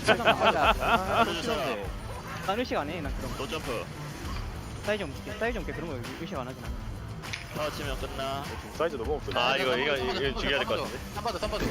야, 끝내. 땡큐. Oh man. Well, it was a very fast series. I'll give you that one. Cuz shaking his camera around was hilarious. And this damage graph tells a lot of the story, which was Johan had a decent game, took a lot of the gold, and wasn't able to transition it. T1 were just much better today. Every lane, every single game. It's just, I think the Johan performance was nice. Chovy, not really visible, but I can't really fault him for that considering the draft and like the champions that he was put on. Orianna and Bryce, neither of which are expected to have a really big impact early game. And on the Orianna, he still hit multiple three-man shockwaves, but it just doesn't matter. And honestly, the most shocking to me is Deft and Vista losing this hard. And yes, listen, Teddy and Carrier are insane, but Deft and Vista normally, they don't fumble like this. No, they don't. This is, you know, it's giving me flashbacks to when there were fumblings of, you know, mostly just Deft against Teddy, right? Like, this is one of these things. It's a hurdle that he hasn't been able to get over. But let's see what the analyst desk has to say about it and have a chat to our players of the game. Thank you very much, guys. And T1 was able to pick up a very clean and perfect 2-0 win up against Hana Life Esports, bringing their split to a very successful end. What's your take on the draft, guys? We had a very different pick and ban coming out for game number 2 compared to game number 1. We really wanted to see how Rise can perform in this game, but everything started off on the bottom lane. Tristana was the first pick coming in for the bottom lane, and Kaisa has been climbing down the ladder of the tier list, and regardless of the win rate of Tristana here in the LCK, still this champion is very strong into Kaisa. However, T1 was able to bring Kaisa's losing streak to an end. Kaisa is a good champion when she has the right surroundings and conditions. But Rise, we still have a question mark over this champion. So I wanted to figure out why Hana Life Esports wanted to play Rise. Maybe it was because of Italy, because Rise has CC, or maybe because it was the Gnar and Sion matchup, because Sion can never chase down that Gnar. Maybe they wanted to match the side lane pressure with that Rise pick. And we had some new technique coming out for Hana Life Esports, sending the Rell to the back line with that Realm Orb, but still, we were not able to see the best value of this champion. I think the game got pretty one-sided from the beginning, so we were not able to witness the power of Rise because he was not able to hit the power spike. So Deft and Keria used to be a very friendly duo, but they were this time around fighting up against each other on the opposite side of the map. So let's take a look at this highlight where we have a very long one here. How Teddy and Keria was able to pick up another lane kill. So Deft and Vista, they shove in the wave and disappear from T1's vision, and because T1 doesn't have this information whether they have recalled or placed the ward, Teddy had to go back to his base, whereas Keria was left on lane in order to check whether Daft was left to place a ward in the jungle. But because Daft chose a very smart position to place that ward, that was not spotted by Keria. But still, because Keria saw on the inventory that Daft used his ward somewhere in that jungle, so we can see the ping going around the Dragon Pig, a possible location of that ward used by Deft, but it was actually right next to the Crow camp, so Cuz actually got spotted by that ward. So as soon as he saw Lilia approaching to the bottom lane, Deft was able to safely back, and then Teddy places a ward on that lane, and then he just predicted the location of Deft recalling back to base, and then Teddy decided to freeze that lane, but Tristana had to get back to the base in order to match the items with Teddy. So Vista stays in lane in order to take some of the XP that could have been wasted by the lane freeze. And then because of the ward, Keria spotted that Vista will be recalling soon, so he sneaks into the brush outside of Hana Life's vision.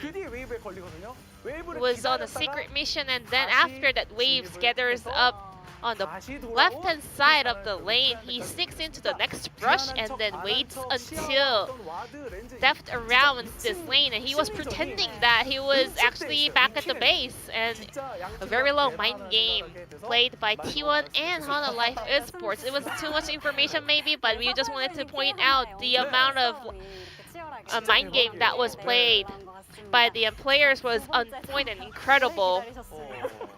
It was a long one, so let's move on to the second highlight. So let's take a look at the first Baron that T1 was able to take away very easily with their macro power.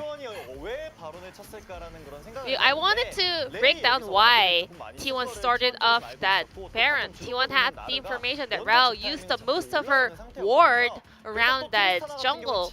So they knew that Hana Life cannot get any more vision for that Baron, and then Hana was having the right tempo to join that Baron try. He was walking back from going back to his base, so he didn't really need to invest his teleport for that Baron as well. So this Baron try was effective enough to draw the attention of Rel. So she had to face check that Thrush, and then T1 was able to successfully take that Baron after picking up that kill onto the enemy support, and then T1 was once again pushed this issue forward by picking up the kill onto Chovy as well. I think T1 has become a lot more proactive heading into the end of the regular split. With this successful match coming out from T1, we are looking forward to their performance up in the playoffs as well. And Teddy will pick up the POG on KaiSa. 400 POG points on his 400th game in his career. T1's bottom duo has outplayed the counterpart of the opponents. Tristana got picked after he made the rotation down to his lane.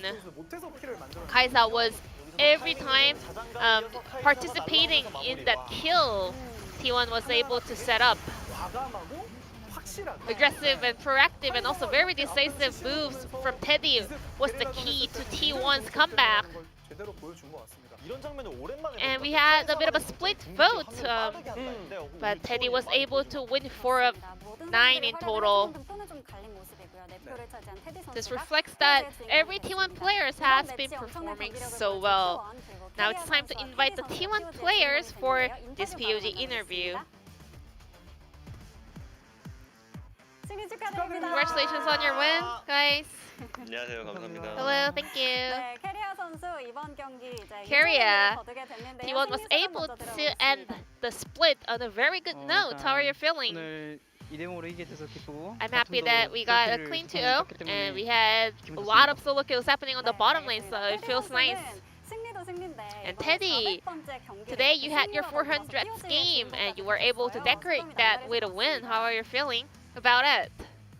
벌써 400전 했다는 게 It's been, 아니고 I can't believe it's been 400 games already. I'm gonna keep 경기를 grinding 올려야 될 것 and I will try to improve my performance. In game number 1, we had a very one-sided game coming out from T1, and game 2 was very solid as well. So how do you rate your own and T1's performance 일단 today? 타임부터 상대 그 트리스타나 끝난 I think 것까지 너무 완벽했어. The base 너무 기분 좋게 timing, you know, 풀렸어가지고 calculating 너무 the base 잘할 수밖에 timing, the 없는 recall 상황이지 timing, 않았나. and picking up the kill onto Tristana was really on point. So I think we had a very great performance, to be honest. And Keria, you were popping off today. A lot of fans were amazed by your moves. I think you were looking more fierce today. How are you able to make such a huge improvement on your performance? Maybe you were playing up against Steph and Chovy? I think I kind of realized that I've been really making a huge process these days. And for today, I think I just, you know, because it was about my POG competition, about being the top leader. So I was, yeah, maybe trying a little bit more harder than usual. At the end of the game number 2, so you could hear from the mic check, the players were like, please give it to Keria. Like, I don't think you can get it. And the players were like, please production, give it over to Keria. So, well, was Keria really looking forward to that POG winner of the regular split? MVP를 많이 그래도 좀 받고 싶어 He's 했는데 been, 제가 yeah, 두 번째 판에 quite wanting it, 뺏어가지고 좀 but 미안해요. I'm feeling bad for him that I stole it away. 합으로 같이 만드신 거니까 네, 그것만으로도 대단한 것 같습니다. 네. 경기 질문 좀 넘어가 Let's go back into the game, but so in game number 1, we had a lot of OP picks that were led through. You know, some of the must-ban cards, Seraphine, Hecarim, and whatnot. So we had Ezreal, Yuumi together, and then up against Senna and Tahm Kench. A very off-meta pick up against Senna and Tahm Kench. So how did you guys react to that new bottom duo that you have not been seen for so often?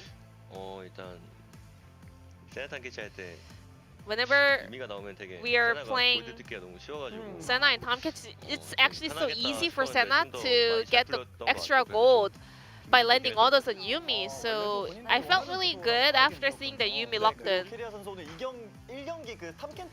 In game 1, we had a lot of duo kills with the power of Tomcat, especially the second one was really impressive because you didn't really farm the wave. You were hiding in the brush, clearing out the vision, and then you went in with your ultimate for the kill.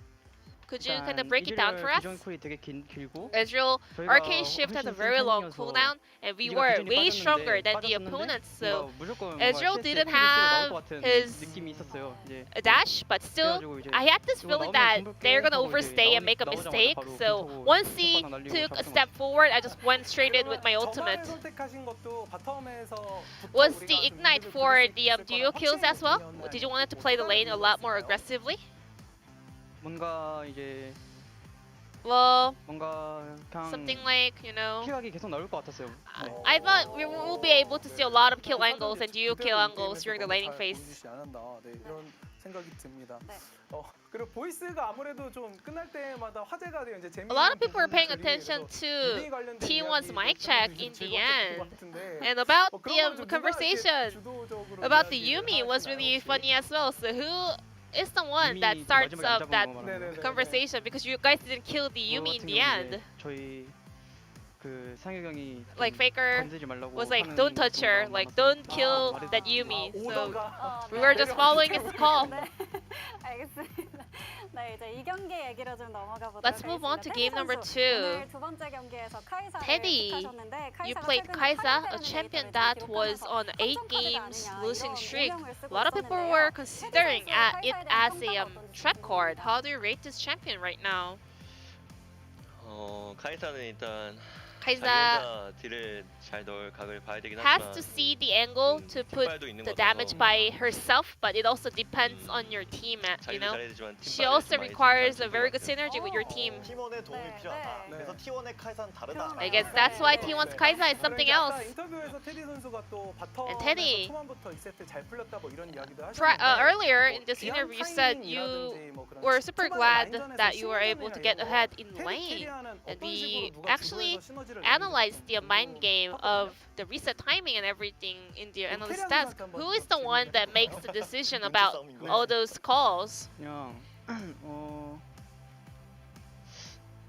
일단 Well, 일단 이 세트 같은 경우는 in game 일단 2, 유성 형이 먼저 집 갔다 온다고 Teddy said 말해주고 he's going to 그리고 reset 그라우스 back to base. 승부는 또 그냥 다들 자기 And 할 I 거는 자기가 was 직관적으로 able 했던 to get into that rush by following my feeling, you know? 네, 그렇습니다. 그렇게 해서 오늘 1, 2경기 모두 정말 좋은 모습 With this 보여주셨는데요. perfect performance, you guys were able to pick up a very solid victory, and you guys will face up against DRX on this upcoming Thursday as the first round of the playoffs. 일단 이제 First off,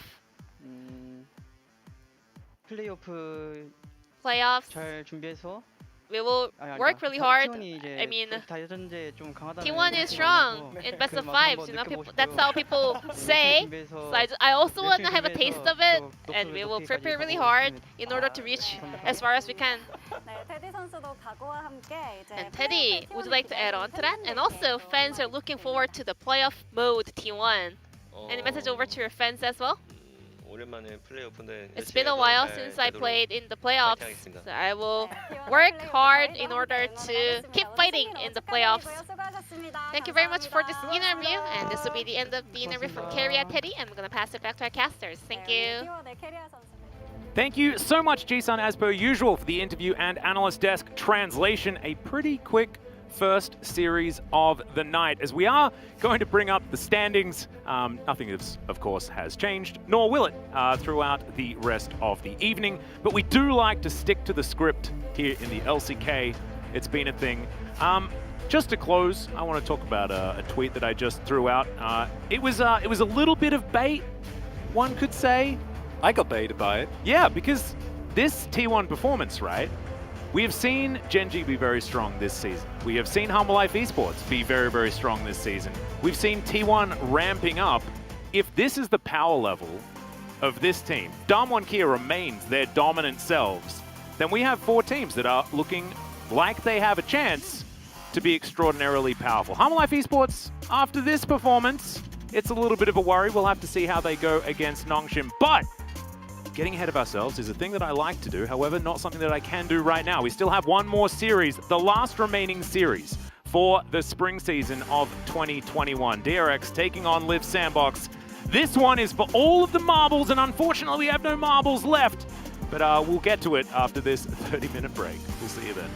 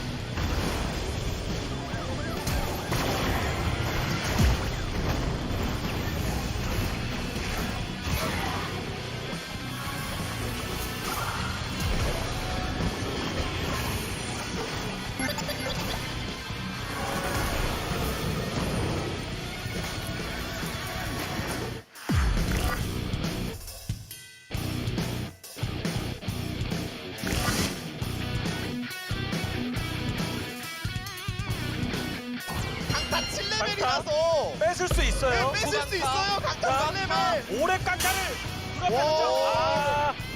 스킬 제대로 들어가서 도망을 빨리 가야 되는데 궁극기 있거든요. 이랑 경기에서 잡았는데 이러면 뺏어왔어요. 그래도 강타 안 쓰고도 뺏어왔습니다. 블루. 근데 든든히 여기서 실드로 한 턴을 이어지지 못합니다. 파울링 담는 그림을. 네. 이거 정권화의 궁극기라고 데미지가 이거 와, 왜 이렇게 셉니까?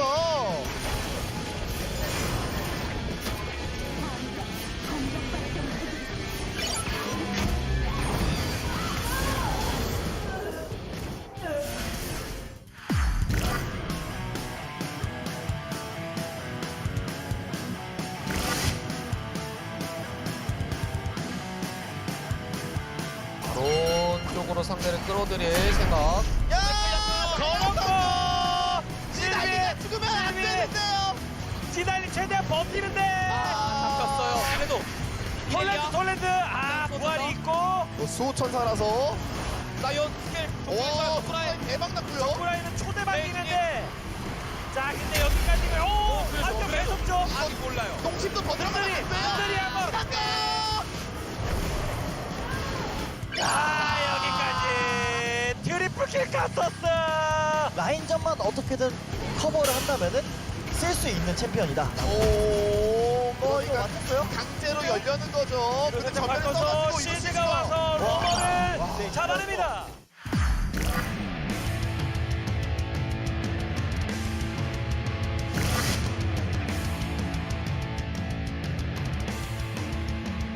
타워까지 얻어내면서 점점 T1을 궁지로 몰고 있고. 근데 아래쪽에서 충격받고 로치 위험하죠 이거는. 로치 컷 그리고 그리고 천이가 앞으로 들어가요. 이거 수호천사 때문에 앞으로 좀 무리한 거고요. 수호천사 믿고 한번 들어왔는데 를 맞췄어요 마스크. 와 이거 끝내려고 드나요? 하나 생명. 빨간 팀의 포스탑이 파괴되었습니다.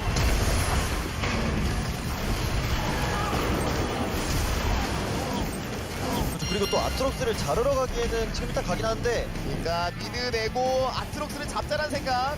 근데 전멸로 자 오히려 줄이 상대가 와요. 싸움 납니다 이거. 줄 이거 안으로 들어갔고요. 이거 좋은데 고르키가 때리기 시작하면 다릅니다 여기가. 자 첼시 이거 마스크 앞발키리 쓰겠는데요? 첼시 잡히고 오 마스크 달려들죠. 앞전면 고르키 말랑 카우 이 사이에 들어옵니다만은 체력 바로 안 차고 지금 고르키 어리죠. 카우까지 카우 마스크가 미쳐 날뛰고 있습니다.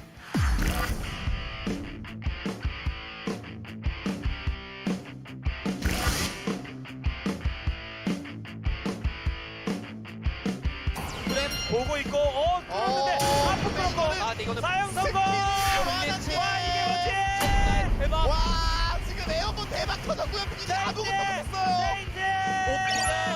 와 큰일 났어요. 지금 저거 Q 한 방에 한 5, 600씩 나갈 것 같거든요. 네, 이거 라인 지키면서 그냥 그라가스랑 1사 하면 됩니다.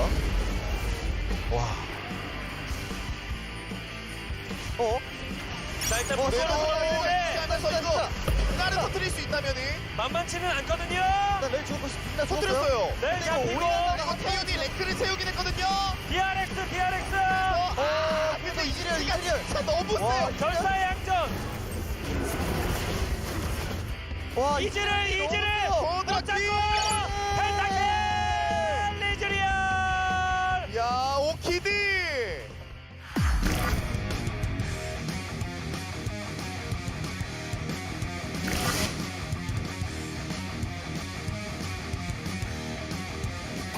하나생명 e스포츠가 처음으로 오브젝트를 좀 노려보고 전멸 이거 조사 땡기면은 한번 더 땡겨서 야 파운틴.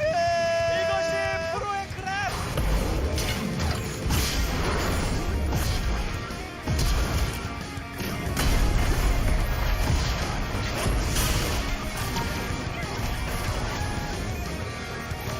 일단 최대한 상대 끌어들이는 T1입니다. 그렇지. 누굴 이길 때가. 근데 뭐 내가 간다. 근데 지금 미르를 땡겼어요. 마운트. 잠깐만요. 미르를 땡겼어요.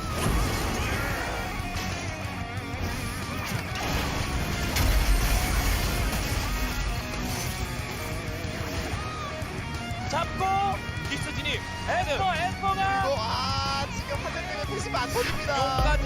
하나생명. 용까지. 안 끝났어요. 3용 맞고 오! 버섯을 잡으면 헤드가.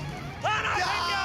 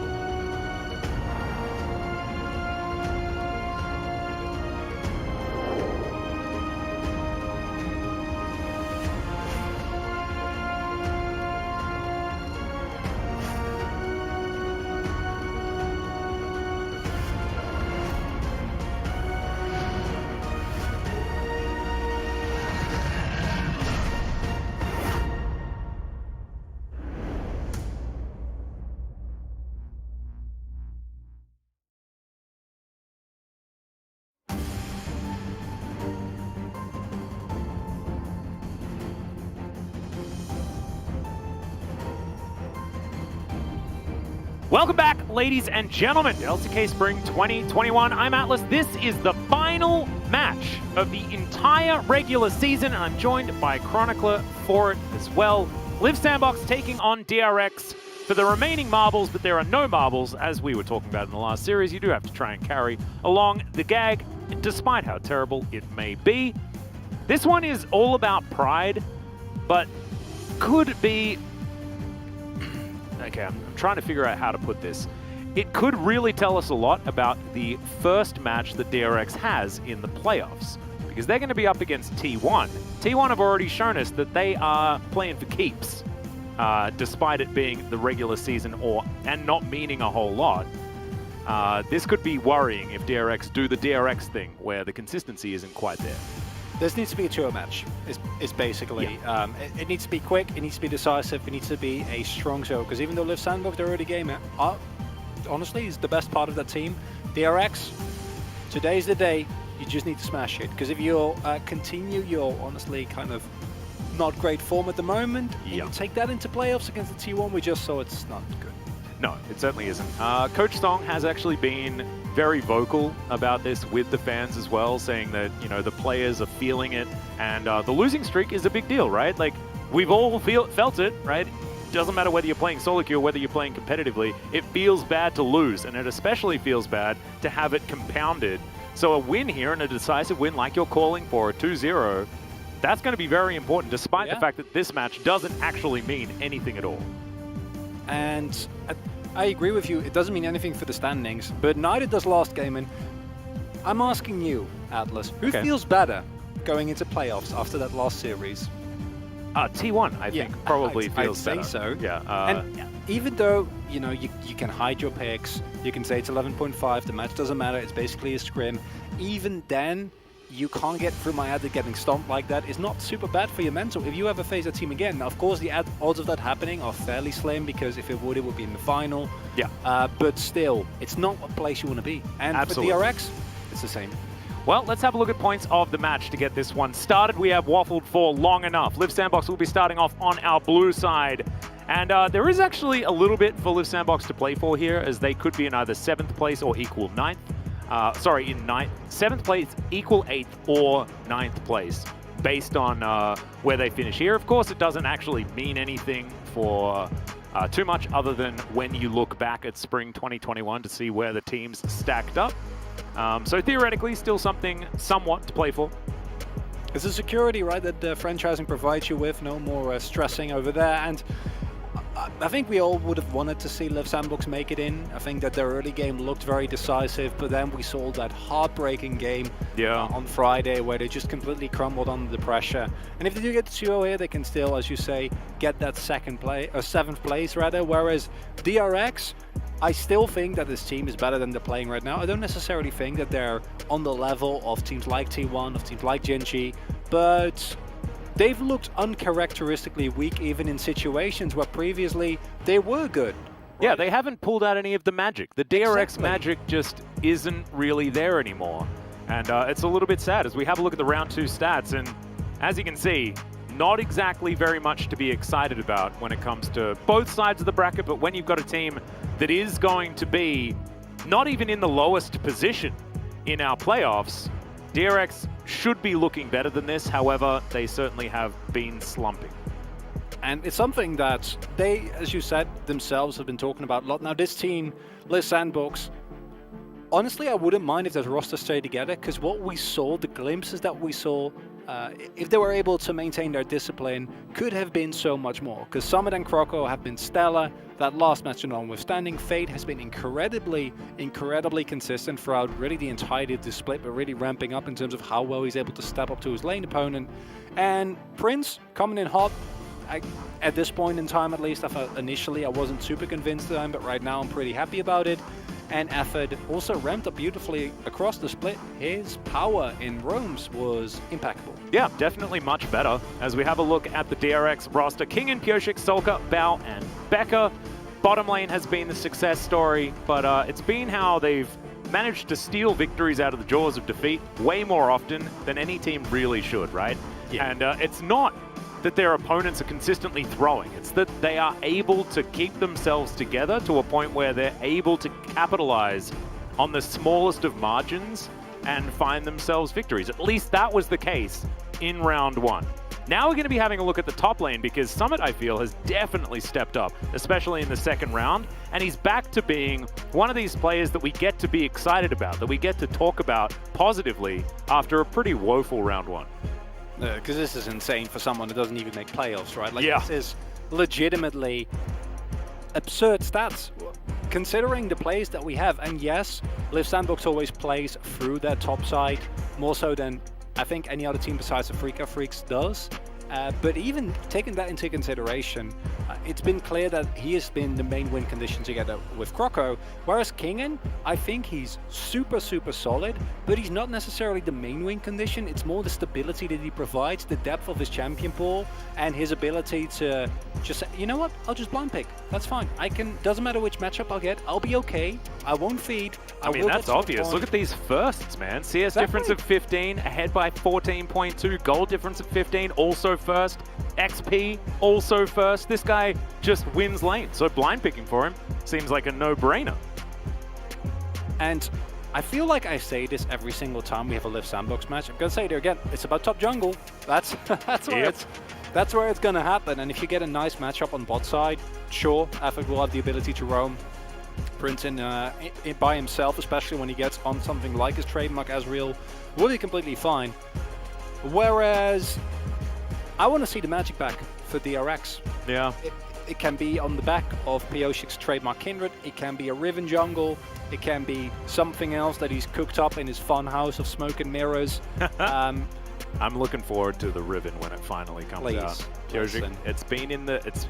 I know. I mean, I don't need to... I was... Don't need to be reminded. Yeah, but the Riven being cooked up in his laboratory is certainly one that's exciting to think about.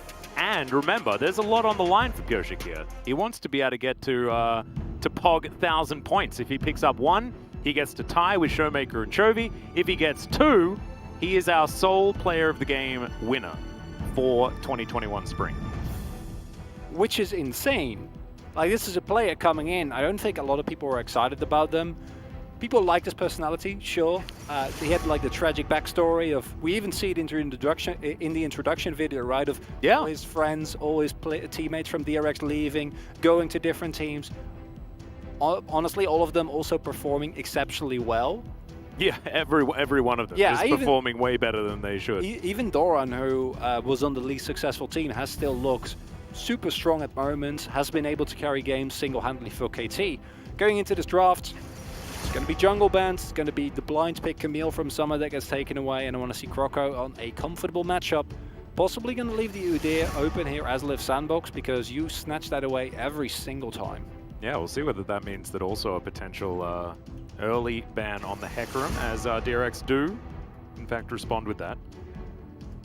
Now it gets interesting, because if Liv Sandbox decides to not ban the Udyr here, then DRX can leave. But, oh, there we go. Yeah. Yeah, I like it. Otherwise, DRX could leave the Udyr and the Seraphine open, and then you get one of the two. And now I think that Seraphine is on a whole nother level, so I would not really have minded if Liv Sandbox had traded that, just from like the sheer force of that pick.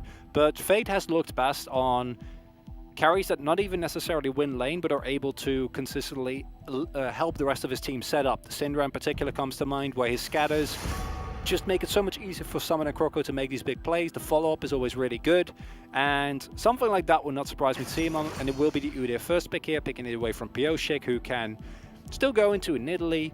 If he wants to, he can go into his Lilia. All of those are fine, but they're not quite the level of the Udyr.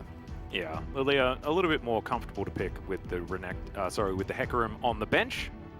So likely to be locked away here. We'll see where DRX go with the rest of their lanes. Nara's still up, and something that, you know, Summit is very, very good at. Kingen also one of our better Gnar players. And look, I'm not a huge fan of blind pick Gnar, but we saw what Canada did on it in our first series, and it does work with the Lilia quite effectively. See where they go. As bottom lane could also be part of the focus.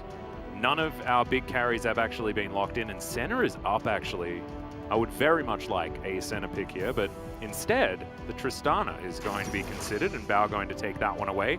Rel or Alistair, both of them going to be a possibility to be locked in last here for DRX in our first round of picks. And I wonder what effort Prince are going to go for here, because you can go for the Kalista and the Alistair, right? You pick away a really strong offensive carry or offensive support that synergizes super well, and you have a strong bot lane 2v2 to try and kind of match. However, this is more in line with what they normally do, which would be a very comfortable pick for Prince. But picking Ezreal into Tristana means you basically saying, we're not going to have lane pressure, we're not going to have prio. So that means that Liv Sandbox need to find a way to get priority solo lanes for both Fate and Summit. Can they do that? Maybe if they go for like the blind pick Gnar hit and then DRX doesn't pick the counter pick, you ban away a couple of counters, and then you've got a top lane matchup on lockdown, and then you kind of go from there. But the problem is that they're blue side, right? And that makes it a lot easier for DRX to respond with counter lanes. And if you don't have any priorities there, King and just do it. It's not good. Oh, I would have loved it. I mean, Jace is fantastic as well, and that's what Kingan's going to decide to do. You already stated that if you pick the Gnar right there, blind pick Gnar, definitely punishable, something we were talking about, and the Jace is a huge option into it. And also, Kingan has been so good at destroying Gnar. That has been, I think, his biggest strength throughout the LCK. He's just been very good at saying no to the orange buff. Not only that, he also plays it very well, which is like he controls the pick to an extent where he's both able to play as it and win, and then also play against it and win. And the Sandbox, they got their work cut out for them. And do not forget, in that series that we saw on Friday, yes, they crumbled, and I think the draft wouldn't have necessarily mattered a lot, but it's also something that was, I think, justifiably criticized back then, that they're rigid, that they really adhere to what they think is strong. This Gnar was a high priority pick in that series as well, and it backfired twice in a row. And of course, just because a pick loses doesn't mean it's bad, but if it becomes a pattern and if we consistently see these punishes come out, then you do need to start re-evaluating, especially when I think that as Liv Sandbox, you can just lock in your support there, be decently safe, and then maybe you are able to get a counter pick for your top lane, and maybe DRX actually leave that open, right? Or maybe they go for the Gnar, maybe they go for something else blind like a Cyan, and go from there. Well, Orianna going to be taken away from Solka. Solka, another one of these players that does like to augment the rest of his team. Two up-and-coming mid laners actually in this series, as the Victor is tried and true, and he's going to be locked away. It's going to mean a lot of magic damage coming out of the mid lane, but we saw, you know, T1 Lilia Victor worked out relatively well in their last match. That being said, a different look here, and I do like the fact that they have a lot of magic damage and a lot of physical damage, and we'll see where Becca goes as he counterpicks the support on the bottom side of the map. Fate, very standard when it comes to the mid lane in this Syndra pick, but does feel a little bit old-fashioned these days. I mentioned it, right? It's what they like. Liv Sandbox, they stick to their guns, and perhaps to a fault here, as the Rel, it's okay. Don't know whether I like it that much with an Ezreal. Yeah, I like the Alistair more. I think that the problem with the Rel is that outside of a flash engage, you actually will lack reliable engage. Oh, this is even better. Brad Ezreal, that's actually some lane power. That's actually, I agree, that's actually really, really good. I think the downside of Bard is that picking him blind is a big risk, as he is counterable. And by going for the Alistair, you do provide your team something which you don't have, which is actual hard engage, right? Like otherwise it would be an Udyr or a Scatter the Weak, and then or an Narflecker. That's basically it. Yep. Alistair means that, as opposed to the Rel, which is now not really pickable anymore because it is a nice counter matchup that you get there, is able to consistently go in even if he doesn't have flash, just throw the headbutt pulverize combo. And you need that against DRX, because this is basically a poke and then all a new comp from DRX, which we've seen him play to a devastating extent before. And it's something where I think we put question marks in it in draft, like, well, this is not a tanky top laner, right? It's not a traditional front to back. Can they actually do it? And then they smashed it out of the park. And if I see this setup, you're going to have Prio on bot side, you're going to have Prio in top lane, Pioshik is going to have free game anywhere outside the early game, because I think that that's where Fate has a little bit of an edge, but Fate is not the punishing type. I like this early draft here from DRX. Yep, and also this is extreme comfort for Sulker as well. He does very much like Victor.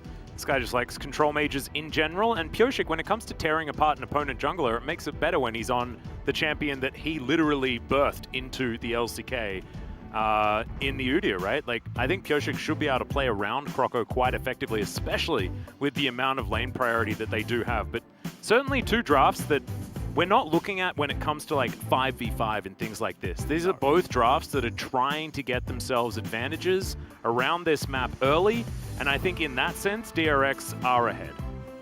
The one thing that you have as late game inevitability on the side of Liv Sandbox is that Ezreal, where I don't think late game anyone should be able to get on him unless Bao finds an angle or Becca like hits a solar flare, which should never ever happen. Yeah.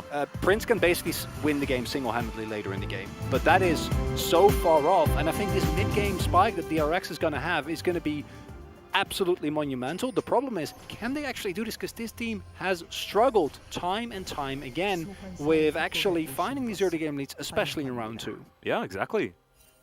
Well, let's see how it goes. Onto the Rift here for game number 1. Liv Sandbox up against DRX. King in with one of the old coolest Jace skins. It's been a while since we've seen that one. As the Korean cast having a very good time. Kind of want to know what the joke was. Maybe production can let us know at some point. But no one's laughing here. No, not funny at all. It's not really. I missed the joke. If there was one, I missed it. Maybe we had a joke. Yeah. Now I'm just like actually paying more attention. I'm like trying to listen. Like, is Sunke just being hilarious again? I think he must be. Odds are. Yeah. I think we've just caused a whole lot of people to switch over to the Korean broadcast. Hopefully they didn't miss the joke. Because we have a look at some of the stats here, certainly not looking great for Liv Sandbox, who are, you know, a team that could potentially be 9th place at the end of this series. I said earlier, I think Liv Sandbox, they have potential. And potential is really overused, but we see it in their games. This is a team of a player like Croco, who really doesn't have that much in terms of experience, but still was able to really get a lot done throughout this split. Oh, that's not good win rates on the Tristana and the no. But Tristana has become more popular recently, and recently DRX have looked worse. And I'm going to be looking towards that top side, which, as we can see here, even though it's not as favored as it might otherwise be, or as one might expect, I can guarantee you that the laning phase is going to be very one-sided. It's more about what happens afterwards that's a problem for a lot of teams. And DRX, as I said before, with this composition, basically has 2 modes. It's either poke, or it's hard engage with Leona and then dive in with the Lilia, the Jace, and the Tristana. And up until that point, you're just looking to hit some lasers, hit some shock blasts, and it is something that DRX has shown already that they can play. Becca getting zoned off a little bit of the early wave, but the same is the case for Summit. Yeah, Summit not going to be having a great time here towards the top side, as the Boomerangs are at least connecting. But that's not what this is about, right? This is about having the lane in exactly the position that it's in, as there's a Zenith Blade. Pretty good one. Becca's going to turn around and just stop any follow-up from effort. Actually, a really nice trade there for DRX bottom side. A couple of creepies missed there by Bao. So, while it's a good health trade, it does cost him a little bit of resources. The real problem is that the Ezreal Alistair will just not be able to match the raw damage output that the Tristana and the Leona can get against you in an all-in, so they're kind of relying on Croco, who is buffing towards top side. So is Pioshik, but the prio in mid and top lane means that I don't think that Croco can actually go for the crab here. Vision is secured as well, and with Fate's health bar, Summit going to be stuck underneath the turret again. I don't actually think that they can do this. Oh! Sulker actually laning pretty well, has missed a few creeps just because he's been attempting to harass as much as possible, as Croco does take the top scuttle. Bottom one might be contested, but Pioshik's a long way away from this. Yeah, that's actually back. really interesting. Not going to be interrupted, but Croco will be able to head over and get this double scuttle. Yeah, I figured with the priority they would be able to go for it, but they seemingly don't want to take the risk, and that's a double scuttle being given away with priority on your top side. I don't really think that was necessary, but maybe they don't want to risk it. They can really overpower a lot of other picks if he does find the lead in the early game. Liv Sandbox, though, they are the kings of early game. It might have looked really bad last series when they were not really playing like themselves. However, this series, very much not the case, looking much more in control. And Pyosik, this invade, we've seen this backfire time and time again. He's going to get found out here. I mean, it was so obvious that Croco was going to be here as well, as Croco's just running after him. Pyosik gets the smite off, but immediately the follow flash is going to be there. And yes, I mean, Pyosik should be able to kite this one relatively well with phase rush, as well as just being Lilia, so he does make it out. But still, trade of flashes, is that something that you're really that psyched about? And he's also not able to take the Krug camp fully away. And the main issue there, because I think the flash for flash is fine. I think Udyr is more reliant on the flash than Lilia is. But the main problem is that now you've traded a lot of health. And this early game from Liv Sandbox is too much. Yeah, flash out once again. Croco's just going around stealing flashes everywhere. He's not done? Nope. May as well continue. Good control there as well as Pyosik realizes that he was not invited to this area of the map. Even the boomerang's going to connect there, so Zenith Blade here on the bottom side. Good cleanse there from Prince. Now trying to turn this one back. Becca taking a lot of damage now that the Eclipse and the Aftershock are running out. DRX not able to find any all-in or anything like that. They do get the cleanse at least out of Prince. Really key interruption there by Effort means that Bao couldn't keep going. He couldn't get the rocket jump damage off, and because of that, Prince was able to favorably trade. Good lane control by Summit as well, because we talk about how this Jace is supposed to have an early edge. But what actually happened was Summit were able to slow push a huge wave into the turret, which synergized with Croco going for that invade. Fade as well had Prio on the mid lane, and this is a problem because getting behind early in this matchup exponentially creates issues for Lilia down the line. Pyosik is currently level 4, right? Like, he's 11 CS behind. He was not able to get any scuttles. His invade failed. Then his top side was completely cleared out by Udyr. Now he's waiting for his bot side camps to spawn. If he also doesn't get this next grab, he's going to be stuck as a level 4 Lilia. And from a player that really was known for carrying his team in the early days, we can see the stark difference between DRX at the beginning of the split and right now, because this is not looking like the same team. No. And Pyosik once again going to be discovered by Croco, and look at him, he's just running, the bear man, just running so fast, stealing things away. Pyosik might be able to contest this, but there's the flash headbutt pole. As Pyosik gets exhausted, it looks like he's okay for now, as Bao just going to jump on top of the cow. Croco also in trouble now, as I didn't mean to rhyme everything, but sometimes these things happen. Flash into the brush, Croco in trouble, and Bao is back in this game. Okay, that's what we needed to do for DRX. Just curse them, and they'll be right back in the game. My magic is strong today, Atlas. I'm kind of perplexed at how consistently this has been happening, because what we saw there was Liv Sandbox. I like that you go for the Rift Herald play, or the Rift Scuttler play rather. I think that's fine, because denying that from Pyosik actually means a lot to you. And you do have a really strong early game, but you need to be all on the same page. And what happens instead is Effort flashes hard engages on the Pyosik, which the idea makes sense because he doesn't have flash. But then there needs to be damage. There was no damage, and instead now you're knee-deep into a Tristana that has a explosive shot on you and is stacking it really, really quickly. Gold on the two hardest scaling carries on the side of DRX. That's a rough one. Yeah, that certainly is. Sulka getting that kill is also huge, just because of, you know, Fate having a fair bit of lane control at the beginning of this game. That is likely going to change. As here on the top side, first serrated Dirk, certainly a big moment for the Jace. Does have that one now completed. As we have a look at this one more time, and it looked cool. You know, Effort just popping out of the brush, getting himself a bit of a headbutt pole onto Pyosik, but it's just not enough, right? And this is also... Oh. And Sulka's dead in the mid lane. It's going to be Croco grabbing that kill. Flash used by Fate there, so I imagine it was a flash scatter that set up that play. Croco just following up and leaving it at that. But what we saw there is a lack of respect for the priority the DRX had on the bot side, because Prince was roaming as well, but it's Tristana this early on in the game.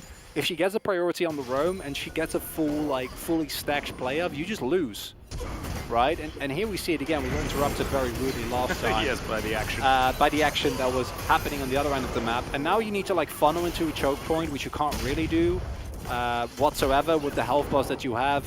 That flash from Bao, I don't really think it's necessary. I think one Mystic shot does not really do that much. I think it was mainly just trying to get vision on Udyr so that he would run away. And yeah, look, that's a way to do it. Yeah. Interesting. Well, now there's a Nara into the wall. Doesn't quite get the stun, but it looks like they will have the damage. King going to flash away as Pioshik. Not a lot that he can do. Does put them to sleep, but no, Summit actually going to be okay. Back to Mini Nara at exactly the right time. That's the hyper proc you were looking for. As we've seen Jaces destroy this matchup. Kingan's done it before, but Summit is something else this round. Summit and Croco. This is the Summit and Croco we wanted to see last game. Yeah, where were they when it meant something? I mean, they were. I feel like it's overused, but I legitimately think that in that case, it was just the pressure. Yeah. It was just the knowledge that we have our power in our own hands. We have our fate in our own hands, ironically, because they're mid laners fate, which wasn't actually the problem. It was specifically Summit and Croco. And then you go back, and this is why we were excited about this team, right? This is why we want to see Liv Sandbox go for these proactive early game drafts. This is why we expected them to actually make it to playoffs, even though the odds were not necessarily in their favor.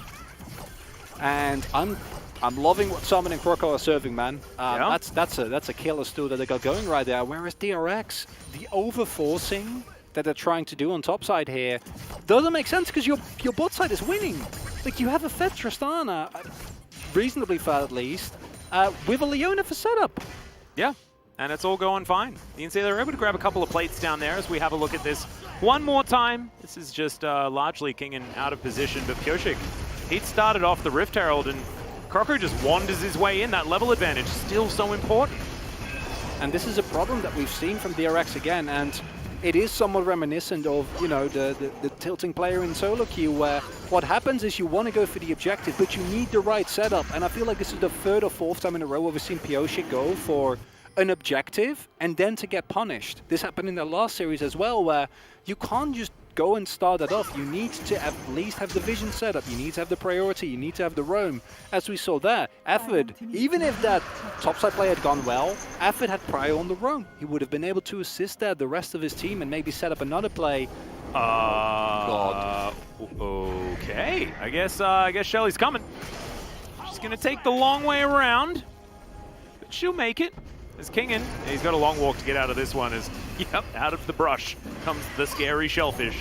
It's a really cute way of, you know, making sure that you do get that charge. They crash the wave just in time.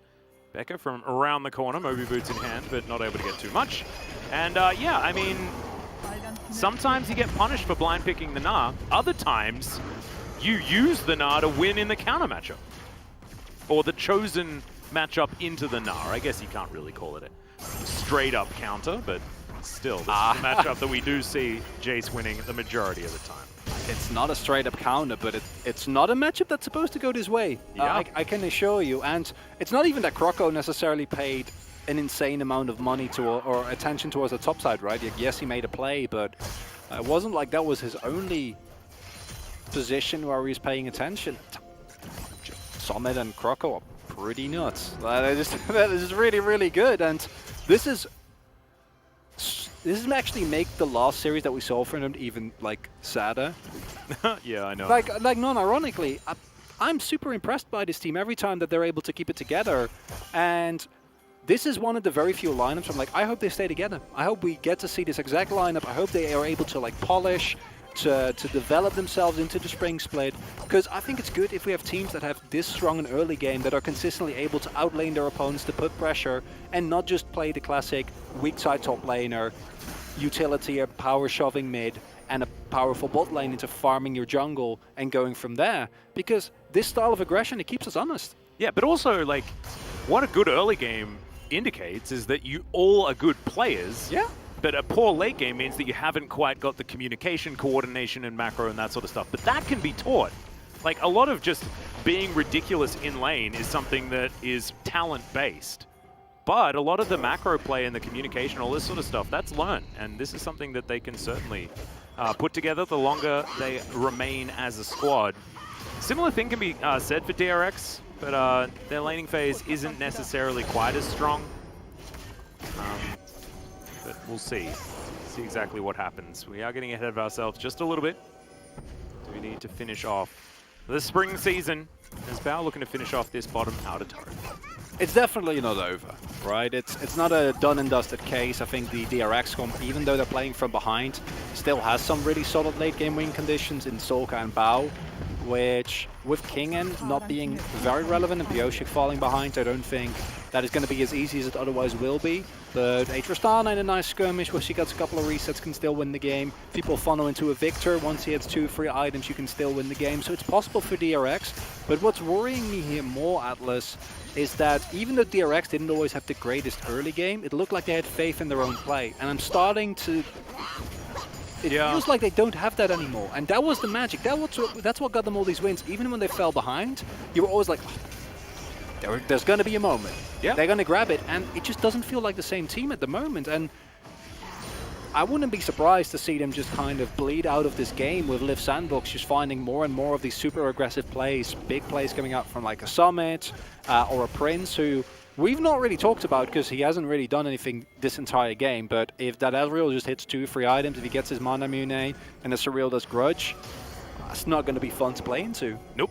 Certainly isn't. They do need to get there. Ezreal's an interesting champion now. It was always so easy just to say 2-item power spike, but now it feels a little bit like he needs to get closer to 3. That being said, Bao's still going to be very strong once his Zeal item choice is completed, likely the Phantom Dancer. And the gold lead is, you know, 1.2, sorry, 1.4, something like that. It's not a big deal. 1.6 actually was where it was 20 seconds ago. And solid map. Yeah, when it comes to you know, scaling and things like that, I don't necessarily think that there is a clear winner. So it's going to be interesting to see how these later skirmishes are going to go, just with the general DRX power of finding late game skirmishes. They haven't found that ward there, and Summit has teleport available. I hope they sweep that one out. Otherwise, they might be in for a rough one. Although they are currently standing on top of the. The thing that I'm interested in is whether or not we're going to continue the embargo on Ocean Drakes. We have not seen one so far today. It's going to be Cloud. It'll likely be a Cloud Soul, that's what I'm thinking. So I think that's a good sign. As Becca looking for the Zenith Blade, does not find it. See this Mountain Drake likely to show us whether or not that Cloud Soul is indeed going to be coming. Possible flank from Summit necessary. If you just let DRX poke for free, it'll be a rough one for Liv Sandbox. He's also getting poked out. Doesn't have much of a Nahbar. As in goes Becca, flashes away immediately as now Effort gets amongst it. It is going to be the Ocean Soul as the Solar Flare connects onto Effort as well. It's a big old sleep as Kingen looking for Summit off towards the side, just keeping him busy, but he's just going to get solo killed off towards the edge. And Liv Sandbox actually win the ensuing 4v4 off to the other side. And Bao realizes he has no real option as they were waiting to deliver him back into the pit. And this one should go over to Prince pretty comfortably. That was adorable to Croco. Can you write that one down on the POG selection sheet? I'm going to need that one there just because that was so cute. I want to see it. That's going to be the map movie. That right there. That's the play of the play of the day. Play of the day right there. Oh, I'm glad that Croco is like actually still paying attention and not stuck in the shot, because otherwise Bao gets an auto and then a reset and then I think he was waiting there because he knew exactly what was going to happen. I don't know. That's what it felt like, because he was pressing the button as soon as the rocket jump happened. Let's hopefully see it in the replay. And here you see the initial poke that comes out is actually considerable because there's no lead. It's not as big as it otherwise wants to be. An Effort, these team fights of them have been so good. He frees up space for Croco and then they can get in. Now the problem here is that the two people that are getting slapped are the tanks and the front line, and that means that Fate and Prince can just freely do damage and see the amount of threat that they're still able to put up. Meaning that all of this is going on, Summon is just like, he's just chilling, he's just waiting. No, you're right. Bye. You were right. I thought he was backing, but he was just standing there like, no, he's like, I got this. You thought that I just had a bear slap. No. He's got all the CC. 야, 잡아. 야, 배달했어. 치아나 잡으라고 저거. 배달해줬잖아, 내가. 나 이거 전령까지 바로. Croco knows. Don't worry. He's, according to Jason, it was a special delivery coming to you. Pick that one up, Prince. This is delicious, and that is going to put the 1 in his 1-0-2 as he is now set up in that mid lane. And look, we shouldn't be talking about, you know, the game and whether or not it is over or not. However, this is a fantastic beginning for Liv Sandbox. Let's hope they don't have that classic Liv Sandbox throw and do get to finish off their season on their own terms. The big difference, though, is that unlike a team like Africa, which up until their final games, where they had no pressure and were just stomping people for some unknown reason, they actually have not had like swings that were as bad when the entire map was. It was specifically because Prince and Aphid were often losing lane to the point where it was a question of who can carry harder, top side or bot side. And then with Sandbox, Summon had to like force something in the side lane. He tried to apply pressure, and then he would get killed. The problem with this new and improved Live Sandbox, which unfortunately we didn't get to see in the game when it actually mattered, as we can't keep pointing out because it's just so sad. Because look at how good they look. The entire team is working together very well. We see, yes, Summon and Croco are smurfing, but they've been throughout a big part of the split. But the reason why these teams couldn't get wins is because they couldn't get it together. And they are playing together. They're playing the team fights really well. They find multiple angles. Effort's team fighting has been stellar.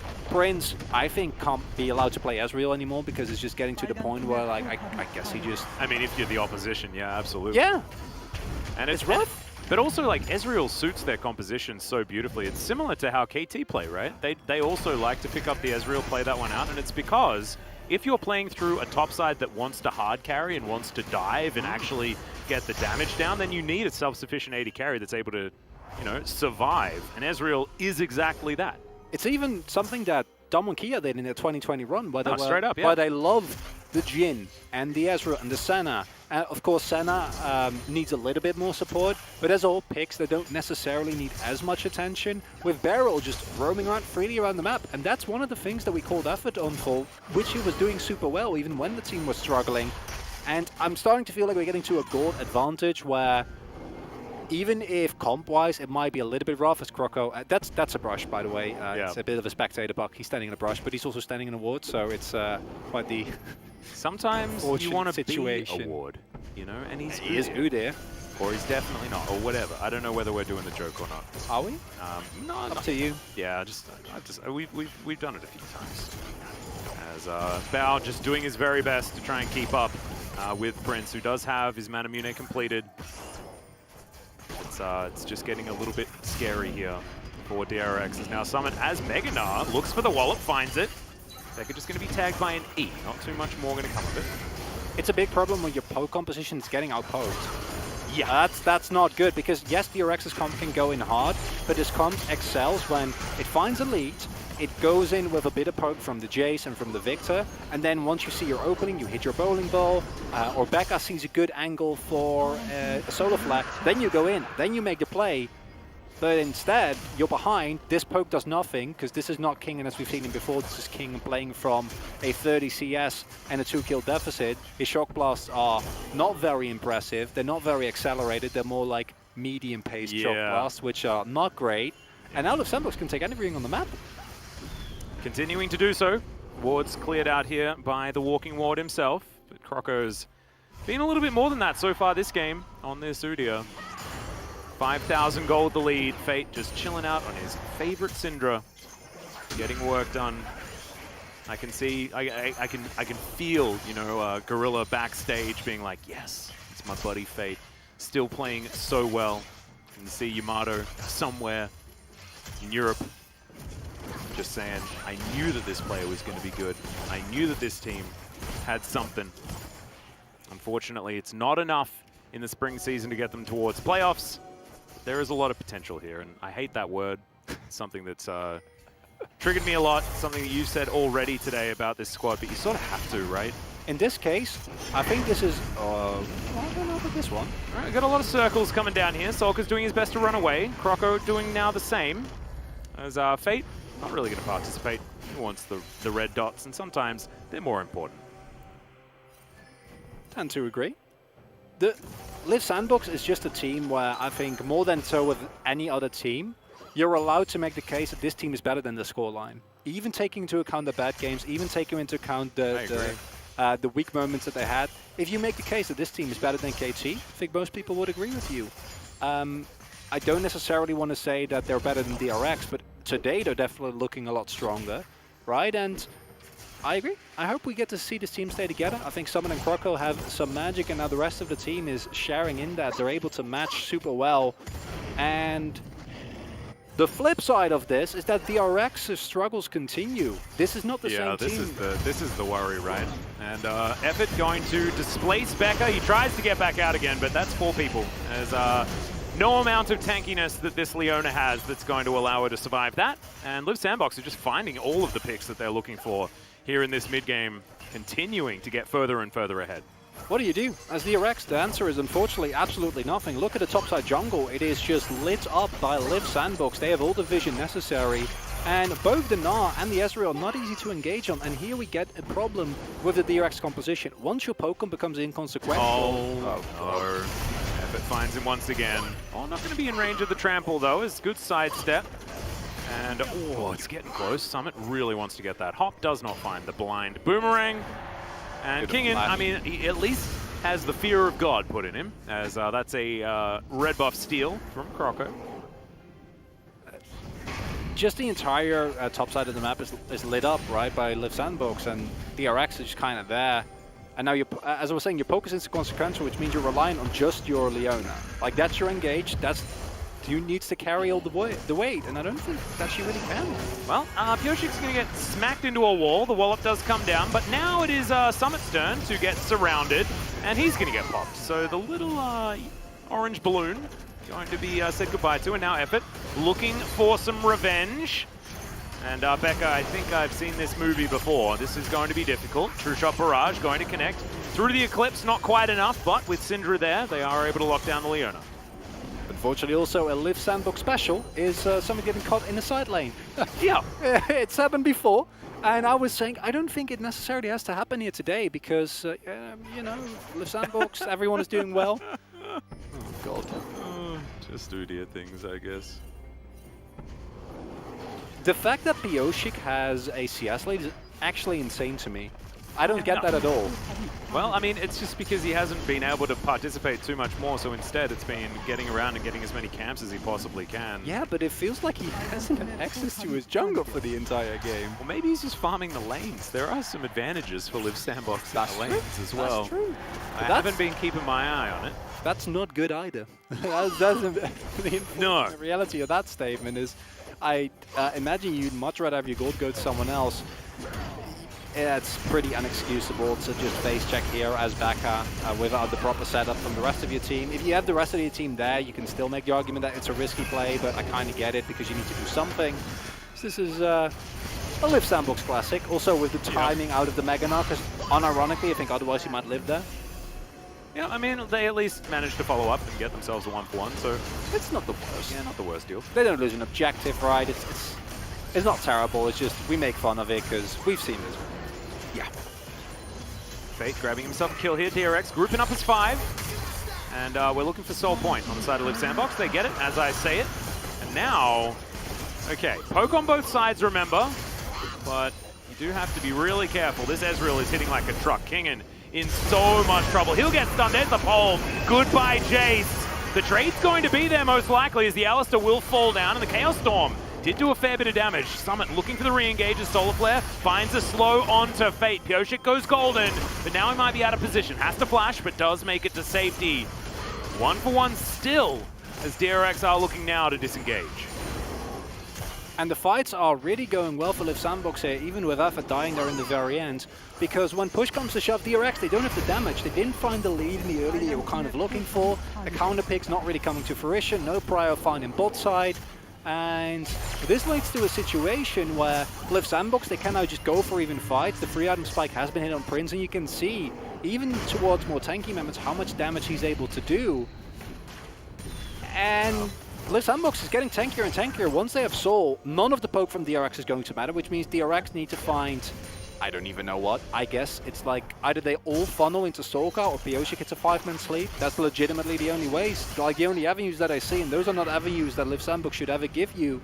Meaning that I think we might be looking at a Liv Sandbox 1-0 here with the leads that they have, the champions that are available to them, just the sheer 100-0 potential as well, with a Prince that is now in pure comfort. Yeah, he's that's a very happy Ezreal. The 3 items that you were talking about. Very, very pleased. Bao as well, he's hit 3, does have a BF sword on top of it, so the Tristana is starting to become a relatively big deal, but I think you might be right. Like, unless they're discoing on a Chaos Storm, it's going to be really difficult for Live Sandbox to effectively throw this. That being said, oh god, we can't really cast a curse potential that much. Oh boy. Yep. Is it happening? Is Summit once again going to get caught out of position? In goes Bao, hops back out with the reset, and he'll be able to grab it.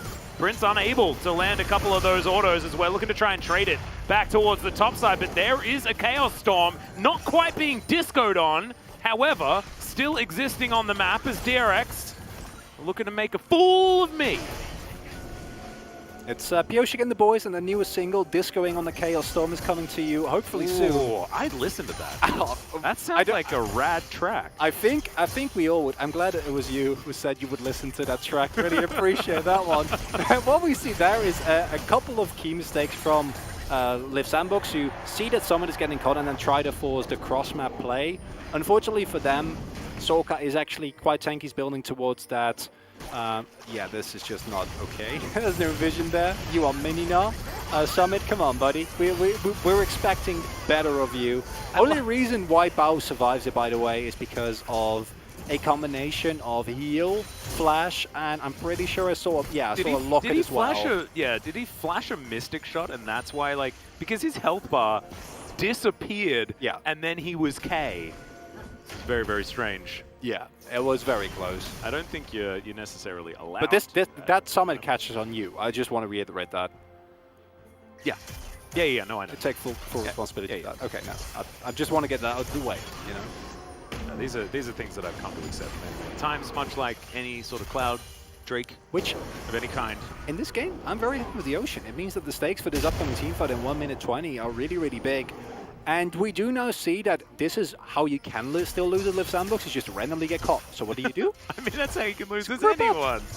Well, yeah, but they're more prone to it, I think. That's very true. That's very true. I do appreciate you, though, like continuously making sure that my analysis is a little bit deeper. We got to keep it honest. We got to keep it honest. Got to keep me sharp. Yep. That's fine. But it's the end of the split, you know, and it's the end of my first split, so I can take it. It's fine. No, exactly.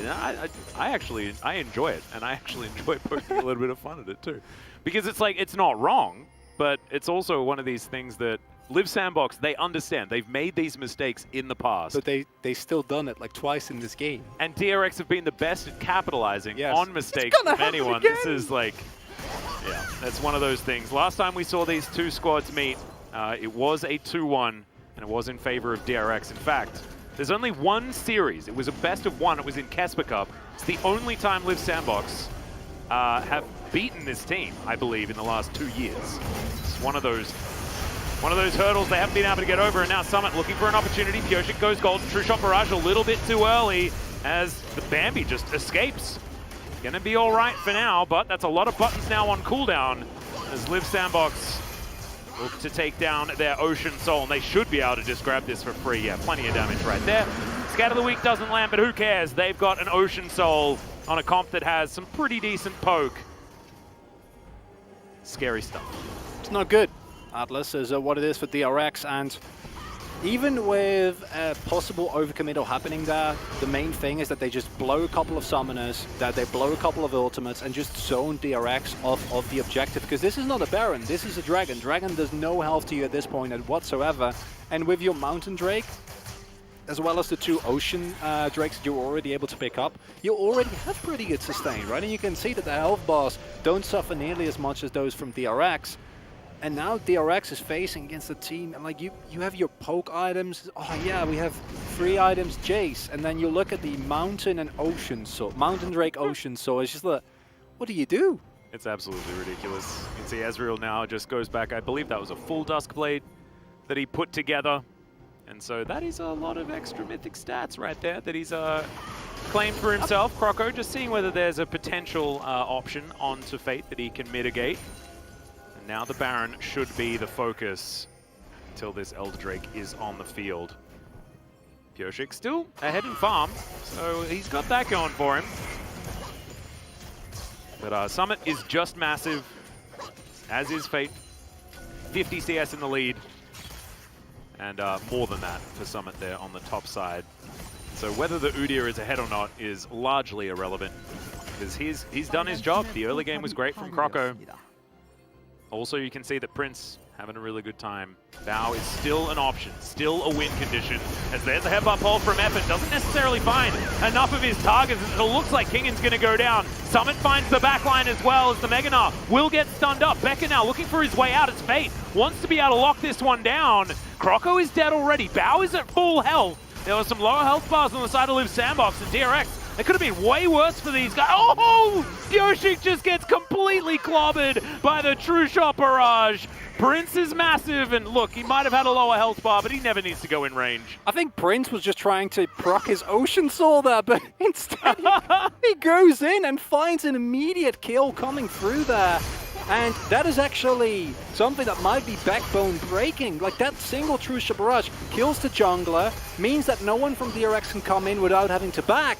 And that Baron going over to Liv Sandbox might be the final nail in the coffin for DRX. Yep, and the health bars are full again. I think I might have forgotten a little bit too much about the power of the Ocean Soul, because Liv Sandbox, they got chunked after this. It was a decent effort for DRX. It's unfortunate for Kingan, but he soaked a lot of aggro, and then Summit doesn't find quite as much value as he wanted. Still, Ocean Soul. Yeah, it's just Ocean Soul, right? look at Prince's health bar, because that's why I said I think that he was just looking for health. But look at his health bar. Plus 62, plus 62, plus 62. That's not okay. Yeah, that's a lot of health. And now it's a lot of Barons. What happens there is you see in another world, right, the win condition for DRX is actually that kite back, where they do have to kind of run through the Victor, where the engage in the lockdown from the Gnar is not enough to get on top of Bao and Sorko, can then kite back, just auto, combined with the continuous DPS coming through from the Victor, and then go from there. But unfortunately for them, it's not like, as you said before, Liv Sandbox, they don't skill poorly either. Sure, they don't have the greatest of teamfight comps, but they have hard engage. Effort has been super diligent in making those plays work, and I think the base is just going to crumble here, Atlas. Yep, certainly started to, as that's a decent scat of the week. Onto Becker, he gets taken down below half health. Not going to be engaging anytime soon. Eclipse not enough to save this guy. There's just too much damage on Liv Sandbox. So many poke options, and yeah, Kingan just not able to be the Jace that he wants to be. Here's the reset. 2 inhibitors go down, and we've got a minute and a half on this Elder Drake. DRX in a phenomenal position to be able to lock that one down with the amount of pressure from these super creeps coming in from the lanes. I assume you mean Liv Sandbox? Sorry, yes. I might have mixed up some of the names. It's understandable, though, because normally this is where DRX shines, this late game scenario where yes, it's messy, yes, they might be at a slight deficit, but they always find an angle, they always find a way to get themselves back into this game, and it has to be Bao and Sorka. There is still a way. If those two make it through a team fight, if Effort can't find the X's, and there is not actually enough damage available, or rather it doesn't land onto these carries for DRX, then it's possible. Even with the gold deficit, this is a 5-item Tristana. Like, Bao has gotten insanely fat just through the farm. The fact that it was 37 minutes in the game. They actually just completely duped them. All of Liv Sandbox headed towards the top side. The obvious play was to move towards the Elder. Instead, they decided to come up here and get themselves a free turret. Not going to be able to get the inhibitor off this one just yet. But you can see Summit, he's just taxiing some minions up the mid lane, and they're going to retain all of that extra pressure. There goes the final inhibitor, and there's still 30 seconds on this Elder that's going to be almost impossible for DRX even to get to, as now they get to play around the other lanes that are much closer to the Elder Dragon and rely on super creeps coming from top side as well. You can't leave your base. It's just not happening. Even if Brinska hits there, he hits 1-2 Mystic shots and he's fine again. He's going for the Tiamat as final item here. Oh god, okay, Pyoshik gonna go golden. Shock Blast lands. This was a different Jace. That would have been actually something that mattered, but unfortunately not quite, as Becca has to flash away as well. So much range, so much poke, so many things just flying towards DRX. Liv Sandbox now just going to kite back towards the Elder Drake that has just popped up. Now looking to set up a gank rush. There are many different brush options. Okay, that's a decent stopwatch from Kingan. Keeps himself alive for the moment. Flashes out, Croco gets exploded. Bao picks up that kill, but they've traded 1-for-1 for now. Effort now has to limp out of this fight, as you can see Summit looking for even more. Solka, oh god, every auto attack is so damaging. But Liv Sandbox, look at these low health bars. Does not matter. Tick, tick, tick, and they're full health again thanks to the Ocean Soul. And the base is crumbling. They just lost one Nexus turret. If they didn't all go back there, they would have lost 2. triple inhibitor down is one of the most prohibitive things in League of Legends, Atlas. You can't leave your base ever. DRX, they go for a Hail Mary fight, hoping to find an angle. They absolutely do not find anything.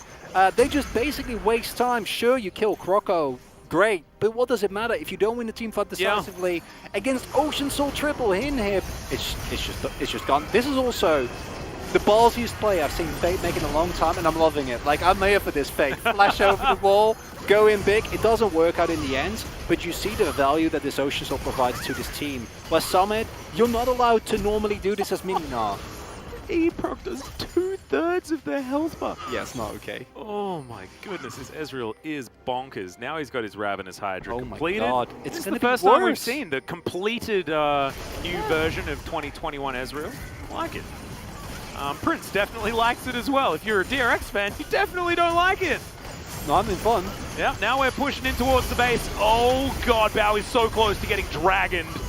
But he does make it back to the fountain for now. This Nexus turret, oh my God, it explodes. Huge pulverize from Effort as well as Kingen died at some point in that fight. Now the dragon's coming down. Double kill already for the Ezreal as Effort gets saved by a buster shot actually for quite some time. But now Prince is just able to play with his food. That's the Quadra. The Nexus is dead and lives Sandbox. Make a lot of people pretty sad that they fell to a Freaka so convincingly. Pressure does weird things to a man, Atlas, but this is the team that we all see, that we knew was there. And I'm sorry, I'm having a really rough time with my POG here. I'm gonna give you the final call because I feel like I need your help on this one. And I'm glad that you're there. No, I don't know what this one was doing. I thought that was legitimate as well. I thought that it was a great game from honestly the entirety of Live Sandbox. A couple of the trademark mistakes did come through. We saw Summer getting caught a couple of times. We saw, I think, a little bit more hesitation around objectives than were necessary. Now I'm upset. I think I actually chose wrong because you didn't give me the right option. Oh, that's okay. That's on me then, not on you. Okay. It was a 50-50 for me. It was. We'll discuss after the break. We're going to leave this as a bit of a cliffhanger as to what the choice actually was and which options we did have in order to get there. But I know what your other option was, and I think it would have been good as... it's one of those games where you can, based on how you view how the game went as a whole, you can make different calls. I agree. Who carried early game, who carried late game. Regardless, I think Liv Sandbox is going to 2-0. I know this is maybe an overreaction, but if they're in this form and DRX are still looking this deep in their own mental pit, I don't see it happening, and that's upsetting. It is. They are going to be playing in the second playoff match, so there is a little bit of extra time for DRX to try and get themselves out of the funk, but what we've seen is it's been weeks now, right? It's the entire round 2, and they haven't been able to pull themselves out. Let's have a look at the post-game breakdown while we talk about it. And of a course, lot of damage done by the Ezreal. Prince was just massive this game. And this was with the DRX mid and bot lane actually getting a kill early. Yeah. And it didn't change anything about the matchup. It didn't really change anything about how the game as a whole went. And DRX, they need to find a way to stop fighting themselves because this team is looking way more insecure. They're not looking as clean. The things that made them really strong initially were not only the way that they played out their late game flippy moments where it's just like, haha, we got you after all, but also legitimately individual performances that right now, just not there. Yeah, I think that actually DRX's strengths in round 1 are their weaknesses now in round 2. And it was all about mental fortitude, being what looked like untiltable. You know, Pioshik and the gang was the thing. He was able to keep everyone in high spirits, and we'll see whether he can turn this one around. Remember, this is DRX. They love 3-game series. We'll see whether they can turn it and grab themselves a victory here before they get towards their playoff match. But it's not going to be before. We go on a short break and have that analyst desk. Don't go anywhere.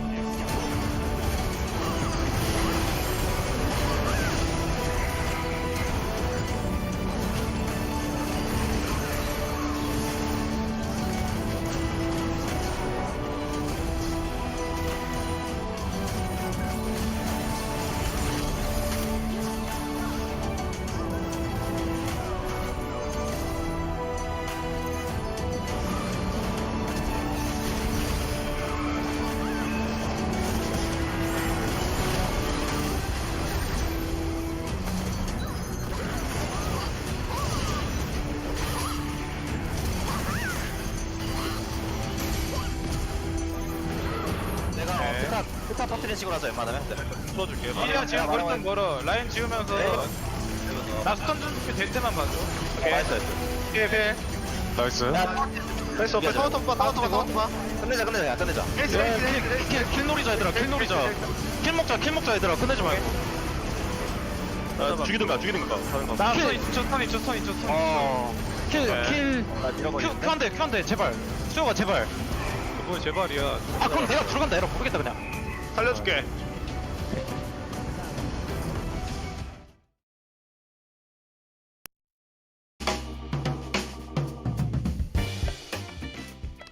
Nope. It is just me. No hijacking this time around. The season is almost over, and that means that it's time for the final episode of the Pog State. All forecasters join forces for this one. We're going to do a playoffs takeoff extravaganza. All 5 games will be meticulously broken down, and thankfully, we have all of the LCK minds to do so. You can view the full episode on LCK Global's YouTube channel, or watch the full episode before the first playoffs match that is coming up this Wednesday. I hope you enjoy the playoffs. And I also forgot to mention, there's one thing, and I need you to pay very close attention. This is life-changing. Basically,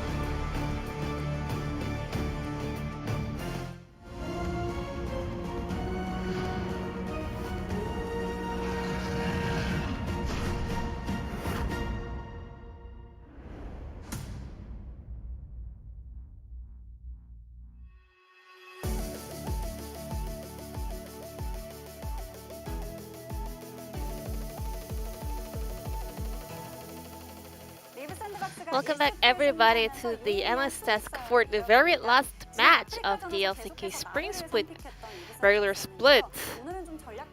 We had some adjustment coming out from DRX, but Leaf Sandbox again, they still stick to this blind pick Gnar for the series. Maybe they had some confidence in this champion, but we are wondering if Gnar is really worth this blind pick. But well, Kingen was able to counter pick Gnar with this G's, but it was a bit surprising that actually the Sandbox was able to come out on top and take away the game at the end. So after their game up against Damwon Kia, Leaf Sandbox always got their Gnar bent away, or they always just blind picked whenever they could. It was not about Leaf Sandbox becoming too obsessed with this blind pick Gnar. It was more about they have been consistently feeling very confident in this Gnar pick. And they always had high priority for this first pick Gnar.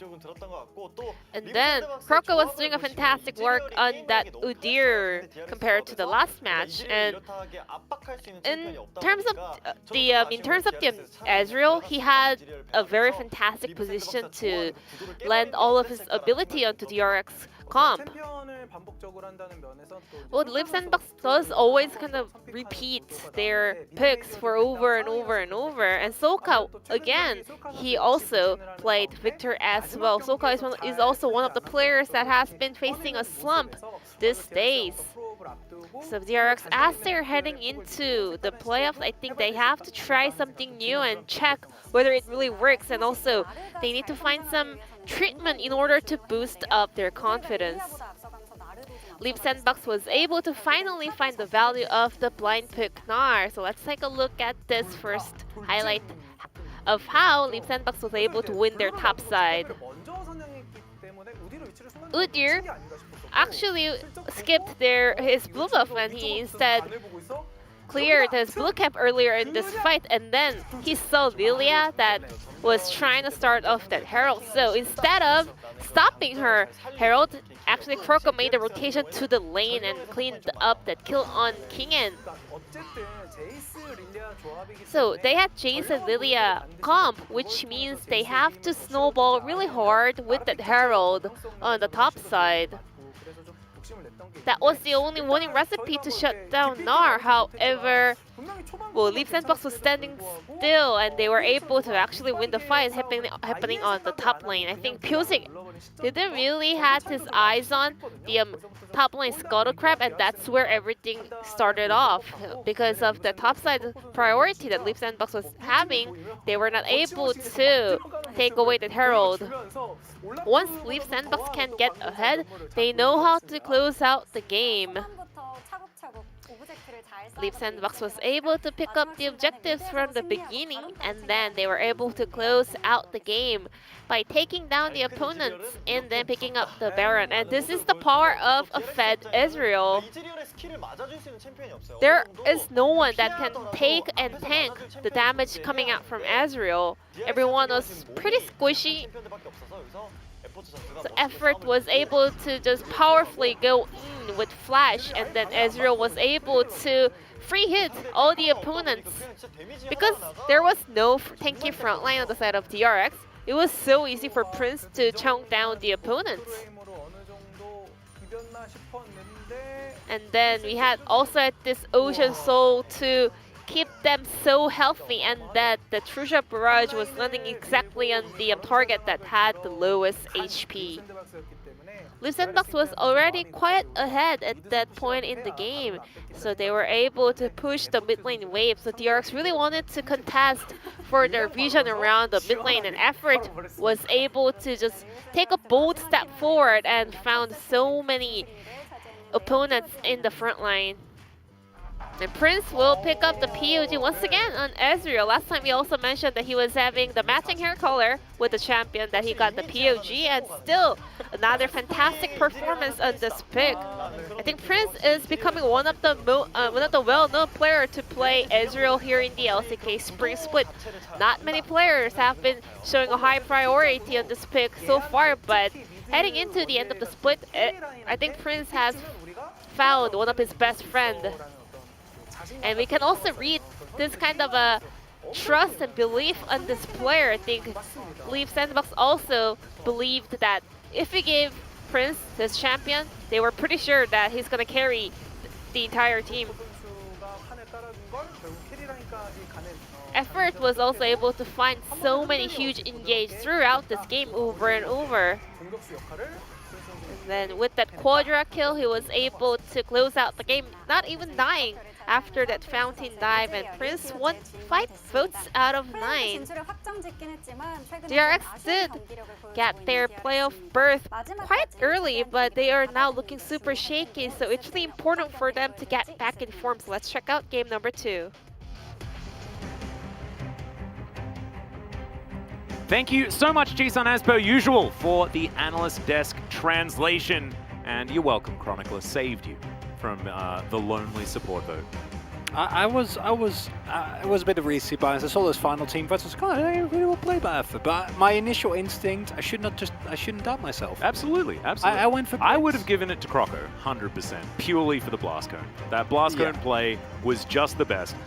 I truly hope that it is play of the day. I was about to say, please let that be play of the day. I think literally the only play that rivals it throughout this entire split is either the Raptor. Yep. Right, the Raptor or the caster minion. The caster minion, or, and this is a throwback, the Udyr Nidalee ring around the rose and jump in that and out. One was really that good. one was really, really good. We've actually had some really good moments of comedy so far in the LCK for this particular season. Not sure what that means necessarily, but I'm certainly all about it.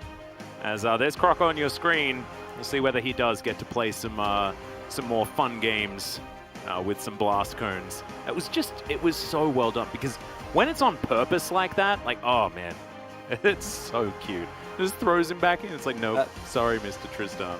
And I'm worried about DRX. I think that the team that we saw at the beginning in round 1, even early round 2, I would not be worried after this first game. Like, you know, bad game, it happens, you can bounce back. But the reality of the situation is this team from DRX is consisting of less experienced players. Right, these are players who just by the sheer virtue of their inexperience won't be as familiar with losing and losing streaks, and knowing that you still got it, knowing that you can still make it work, that you can still find the place, if you can refine the confidence within yourself. Look at the looks as well, right? And it's understandable. This is now, I think, an 8-game losing streak, if I'm not mistaken, because there are 4 games or 4 series in. But I think it was 7 games before this. Yeah, they're having a real rough time. That's so rough. And you can see it's not the same sort of grins that you see on the face of Pyoshik. We actually just got used to, right? But he can be somber sometimes. Already, we do have some bans coming in. Thresh and the Seraphine both taken off the board. No surprises just yet. Maybe this is where you go for something off the wall as DRX. Maybe you go for something like, we memed about it, but like non-ironic, the Riven Jungle. Just go for something completely where you're comfortable, where you think your opponent might not really predict as, or stall the game, because apparently Croco, a little tired, unfortunately for him. And I don't think Riven Jungle is necessarily super good. My issue with the current state of DRX is that I don't think it's necessarily just the drafts or the gameplay. It's like the whole package just doesn't seem to be on the level that we saw them play early. And I think even then there was valid criticism to be had of DRX, but you pointed out so well their strengths in the first half of the split, and even extending a little bit into round 2, have become their weaknesses. And then the weaknesses that were there are still there. Yeah. And that creates a situation in which it's just so hard for this team to already perform. And in that sense, stylistically, Liv Sandbox is an atrocious team for them to play against, because if there is a team where you're just going to have to tank an early game deficit, it's these guys. Well, the Hecarim has now made it through the draft, so Pyoshik going to get his hands on that one. Live Sandbox, with their opportunity, they could go for another blind pick now. Worked for Summit last time. Who's to say it's not going to work again? I'm interested in where Croco's going to go, though, because this must have been a conscious decision to leave the Hecarim available. And they must have known that it was going to be picked, as now Summit's like, do I have to do it? Do I have to blind pick Gnar again? I'm so sick of winning all the time on this champion. Oh, dear. As Croco's going to go back to his old favorite, it is, of course, the Olaf. I think this might force DRX's hand when it comes to an Orianna pickup. Yeah. We'll see where it goes. Yeah. Oh, no. That's a no. Yeah, that doesn't make me super psyched. Is Kingan's going to run it back? Let's see whether we can do better this time around. And I do want to go back to a point that you made, as that's a Zoe. That's not an Orianna.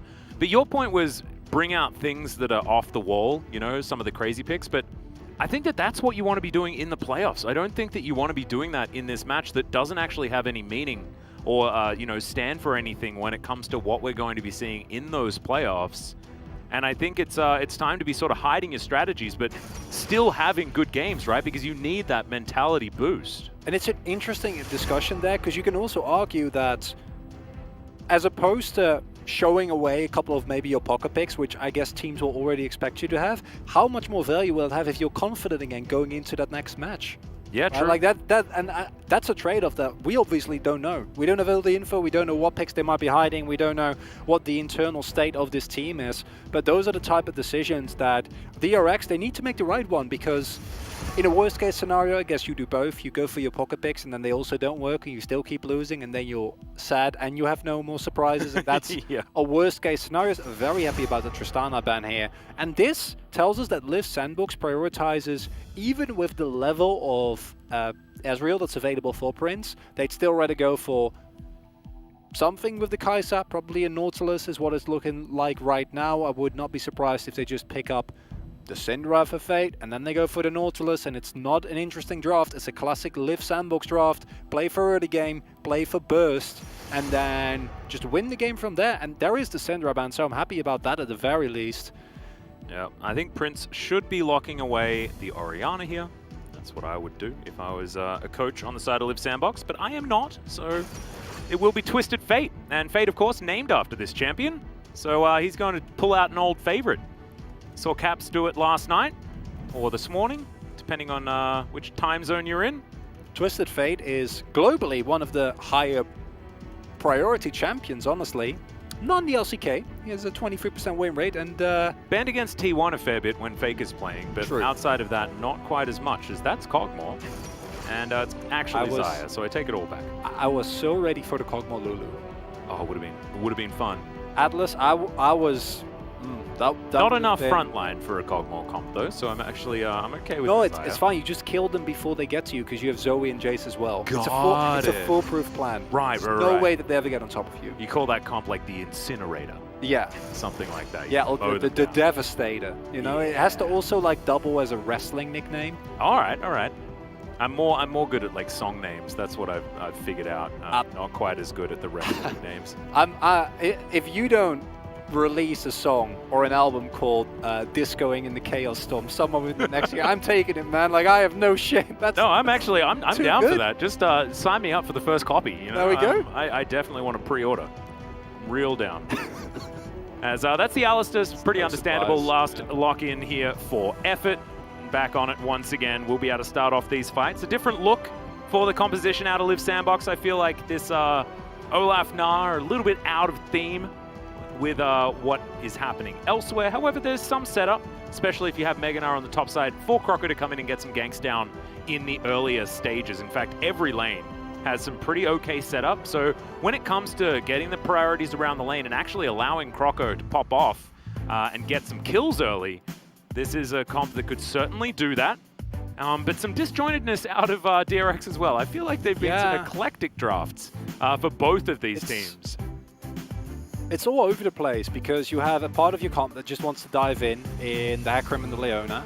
Then you have a part that wants to poke and possibly kite back, and in the Zoe and the Jace, and then Xayah kind of fits in the, you know, kiting back composition. But then if that's what you want to go for, is the Leona really the call? Of course, the Hecarim in a vacuum is, I'd say, the strongest jungler in 11.5 at the moment, but as a whole, this feels like another team combo. If you don't win early, sure, theoretically you can make it work later on, but I would be afraid that you have exactly the same scenario like you had last time, where regardless of the theory behind maybe we can find a great team fight late game with Xayah, maybe we can find the 100-0 blow up, you're just going to get run over by a Liv Sandbox that are really scary. Now that they're a team that has not just been able to win the early game, but then also tempo the mid game, and then get the objectives, and then have an actual considerable lead. Not just Summit and Croco that have like 1 or 2 kills, which was the position we've seen them in so many a time. And normally I'd say,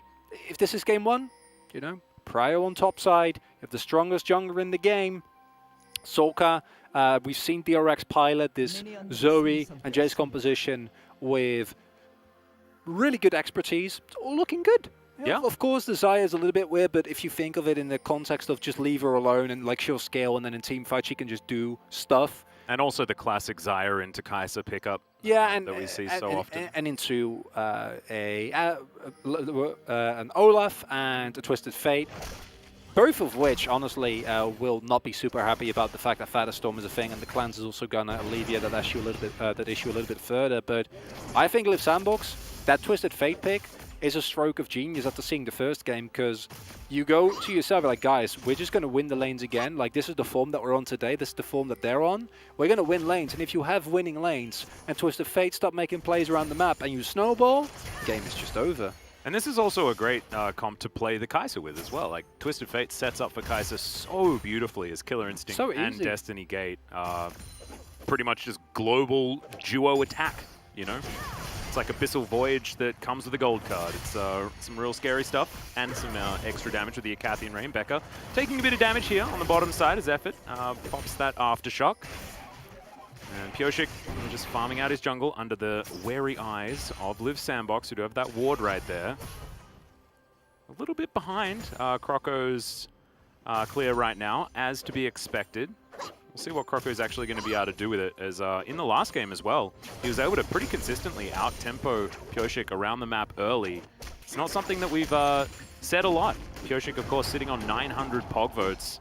Sky has been jungling very well, just not so much recently, and certainly not in the last game, as Fate misses out on the cannon minion. So maybe mid lane's over. Must be it. Yeah, that's generally how mid lanes go. As I'm wondering whether Pyosik went for the double Q. I don't think you necessarily want to go for early action here, pre-level 4, and getting 2 levels in your Rampage allows you to do a little bit more, clear the camps a little bit more efficiently, which you need in this matchup against the Olaf, because as you say, Croco just has full control. Due to the decided lack of prio on his top side, he's decided to just peace out, go to bot side, because there we have enough prio. More prio than a man could possibly want. Well, we're doing some biffo here on the bottom side as Bao has to cleanse. Oh my goodness, he takes so much damage as Becca's still chasing after Prince. They think that they have an opportunity to do this as Becca gets exhausted at just the right time. Tries to get on back. The flash over Prince is going to be taken, and Effort steals away the first blood. It's a 1-for-1 in the end as now Becca's trying desperately to get out of this one, and you can see Effort, he's lining up the headbutt, wanting to deny this, and oh dear. That was not how that was supposed to go. Yeah, that ain't it. He was waiting. He wanted to give it to Croco. Yeah. And then it was like the position. I don't actually, to be completely fair, I don't think he kills Becca in the 1v1 there. But I do feel like just going on top of Becca and then trying to go from there would have been a little bit better. Was not what he went for. He went for the high risk play. Yeah. And the risk did not pay off, and now he looks a little bit silly. Yeah, that was slightly unfortunate. Yep. 1-for-1 though on the bottom side of the map, and both of our attack damage carries picking up assists. So as it, as the dust settles, actually going to be relatively even for both of these squads. DRX with a slight advantage as far as gold here, as Prince having to stand up in this lane a little bit further than he otherwise want, as the denial of the cannon minion. Yeah, it is going to be taken away here. Jonah Strong, of course, always well in tune with whether or not cannon minions are going to be picked up or go to waste. We talk about objectives, but do we really talk enough about cannon minions? Yes. Yes, we do. I think that we always talk about cannon minions. Yeah, you know what the thing is? normal minions, there's too many of them, so you don't really get attached to them as much, and they don't have as much, not just monetary value, but also, you know, cannon minion allows you like character progression. You don't have enough like in the rest of the minions because that's like stormtroopers. Exactly. You know, it's less fun. Not just that, but I feel like, you know, cannon minion, you can rely on them. You know they're trustworthy. If you go back and your lane gets shoved in, there's an enemy cannon there, they can't go back. It's true. And you're good. Whereas a normal minion, they just all get taken down by the turret, and then you're just sitting there and you feel sad, and you say to yourself, what if all minions were cannons? Can you imagine? Whoa. I know. Lanes would take a long time. I don't think it would be good for the game, but this is... Can we have that for like... maybe we could ask... We could send an email. We could send an email. It's like, can we have an all cannon minions game mode? And every single game is actually, like, if you go to spectate it, they're all observed by Jonah Strong, who watches every cannon minion die. You don't get how he does it, but he finds a way. Oh, yes. We've found a way to clone him, because he's so important to us at the LCK. As Pyoshik, he's looking for Croco. Let's see whether he can get that devastating charge to work. Doesn't really. As Croco, level 5, not going to be able to Ragnarok, but is going to be able to blast cone his way out. And sometimes you just trade ghosts. Yeah, nothing else happens. Yeah. So back to cannon minions. No, I'm joking. I think that a super slow and steady game state actually favors DRX to a certain extent. I think that once they hit their one-item spikes, I would still like them to see them take a lot of action, because in terms of side laning pressure, Liv sandbox are very scary. Okay, that's... This is what the matchup was supposed to look like last time. It was. The problem is, though, that even though King, like, he finds a really nice trade there, fact of the matter is that Summit now is going to stack armor, right? He already has his plated steel caps, and that, while the matchup is still not great, it does make it much more manageable, especially because the lead that King has been able to build up is not super threatening, or like we've seen like 30-40 CS leads with a kill or two, and in that scenario it's going to be really hard for you to actually get anything done, and that it's not the case here. But at the very least, this is going a lot more, as you say, like how the matchup is supposed to go. This is the counter pick. Last time they got no value for this. This time DRX, they find a minute early game lead, and if you can get those leads on Sulkai and Kingen, it's going to make every single play for objectives a lot more valuable. And this might be the last game of the regular split, and I appreciate that we have been given a relevant soul.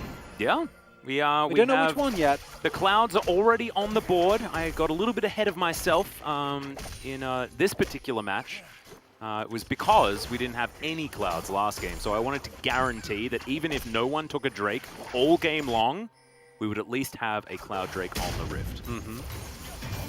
It was important to me as Kingen comes back. Now looking for Summit. Pyoshik's here as well with the same idea. There's the Onslaught of Shadows, devastating charge to bring him back, and no empowerment needed when it comes to that Shock Blast. That was a very dead Gnar. Nothing you can do there.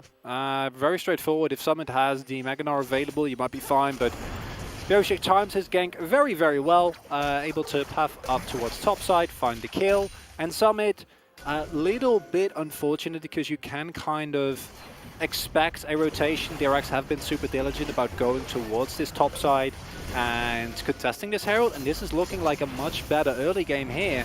And Liv Sandbox, their comp can still do okay in the mid game, but you do need to start using your Twisted Fate, right? Yeah. You start need to picking up objectives, because they should be able to get the Drake here, and hopefully for Summit he's also able to keep his objective above 2 plates.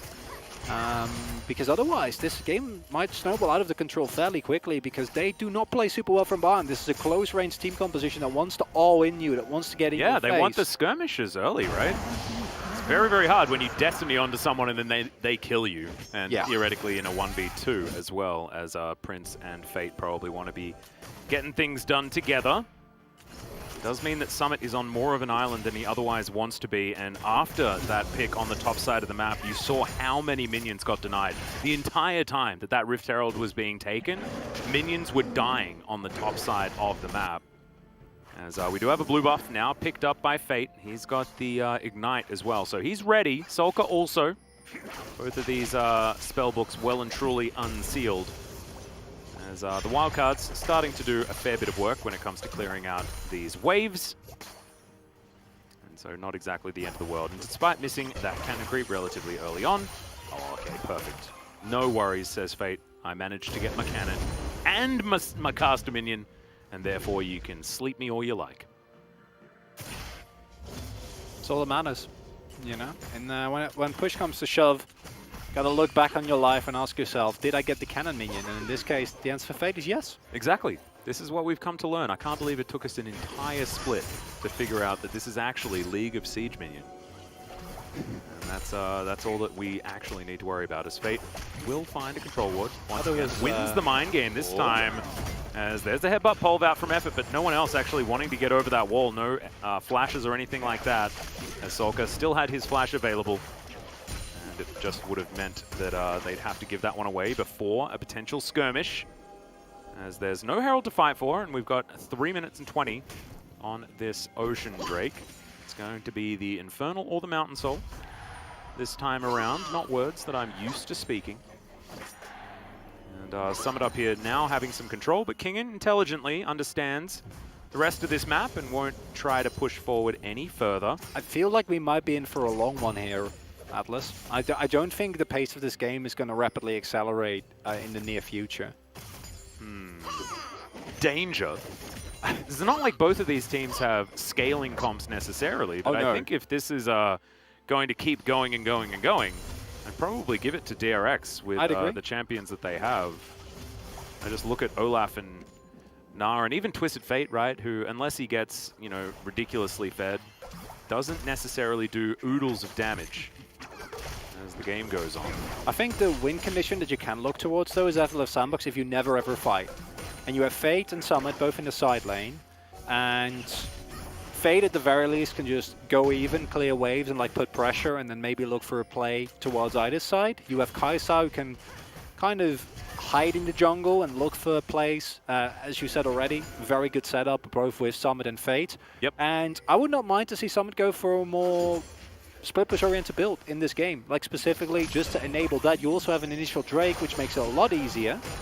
Yeah, Bubble going to connect onto Fate there, but no follow-up. Solka also just ignoring a few of these guys. As Summit now trying to fight back against Kingen, as you can see. Looking for that Narbar to fill up, as Pioshik says, all right, you guys are going to play like that. I'm going to turn up. Let's not going to be looking for any dives, I don't think. It's just going to be some plates taken down here as Pioshik moving on by. Will actually spot Summit out here with the sweeper.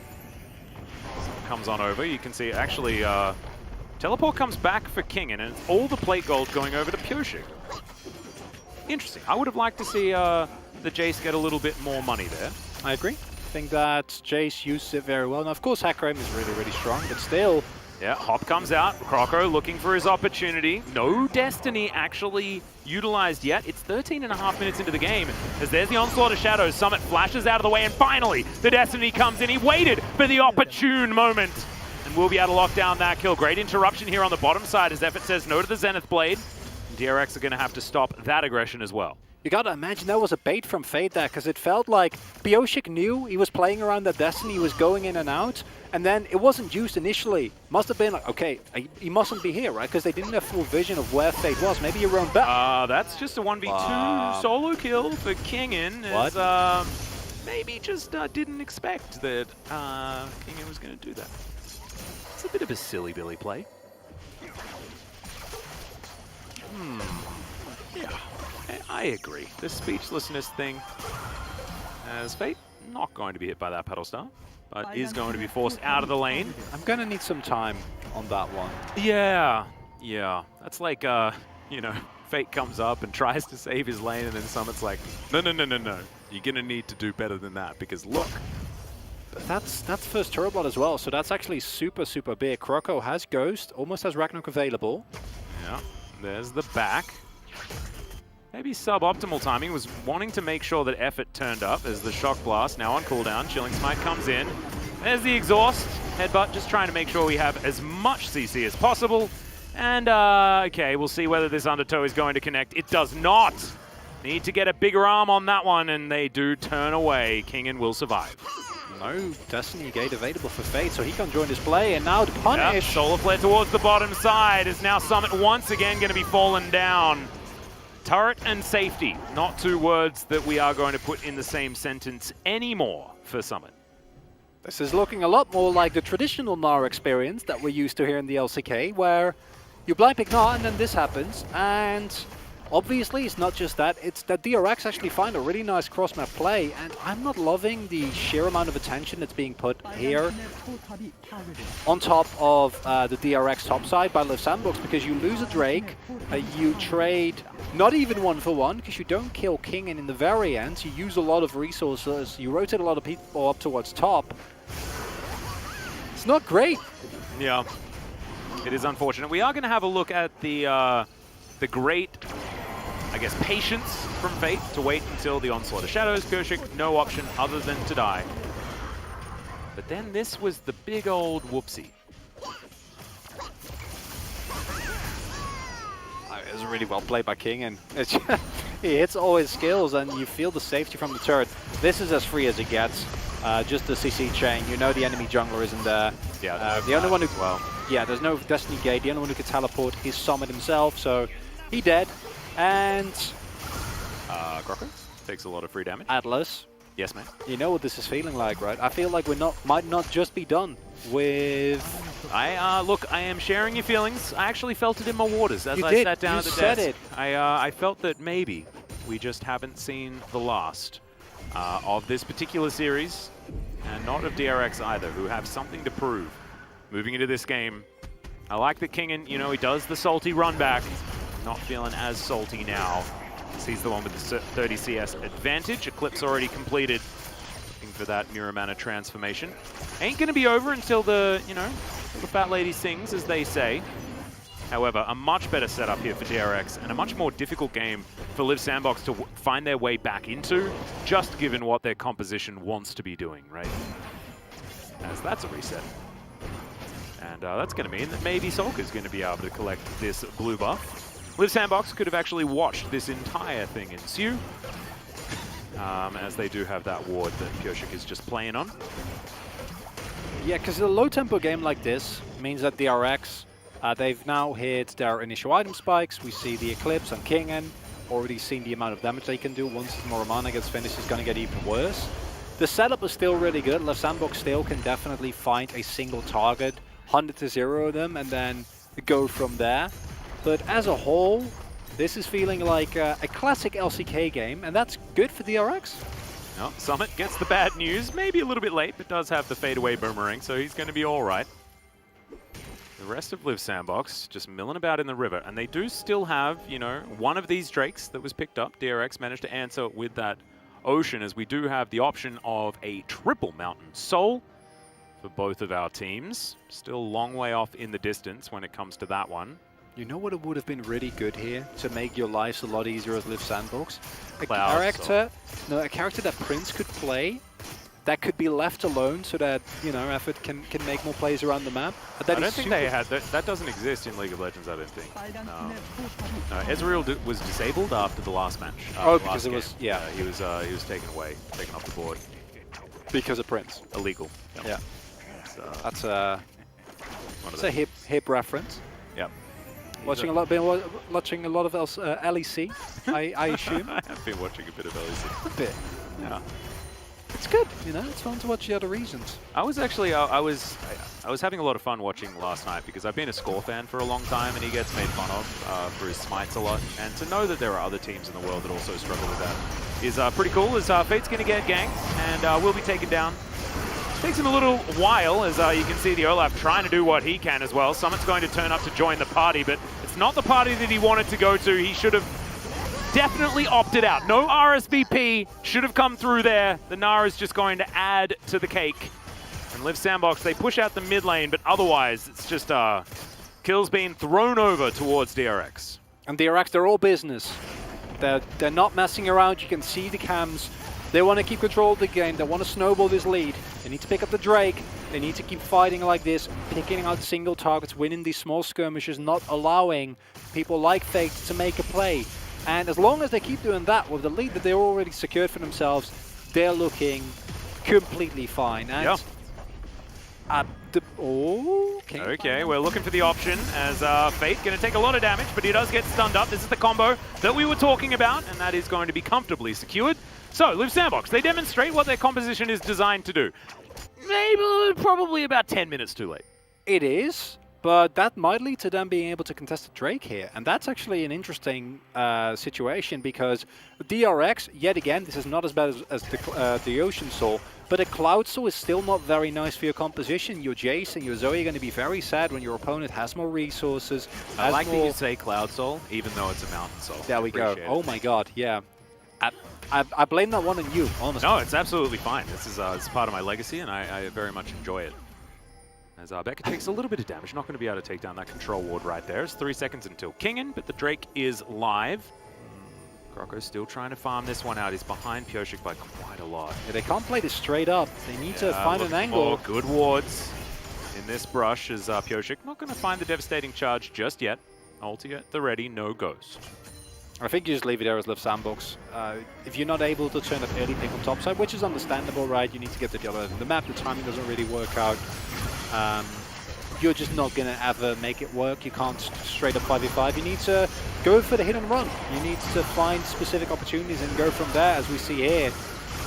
Yeah, I don't know. Summit doesn't actually have the Magnar available, not in a position at all to fight.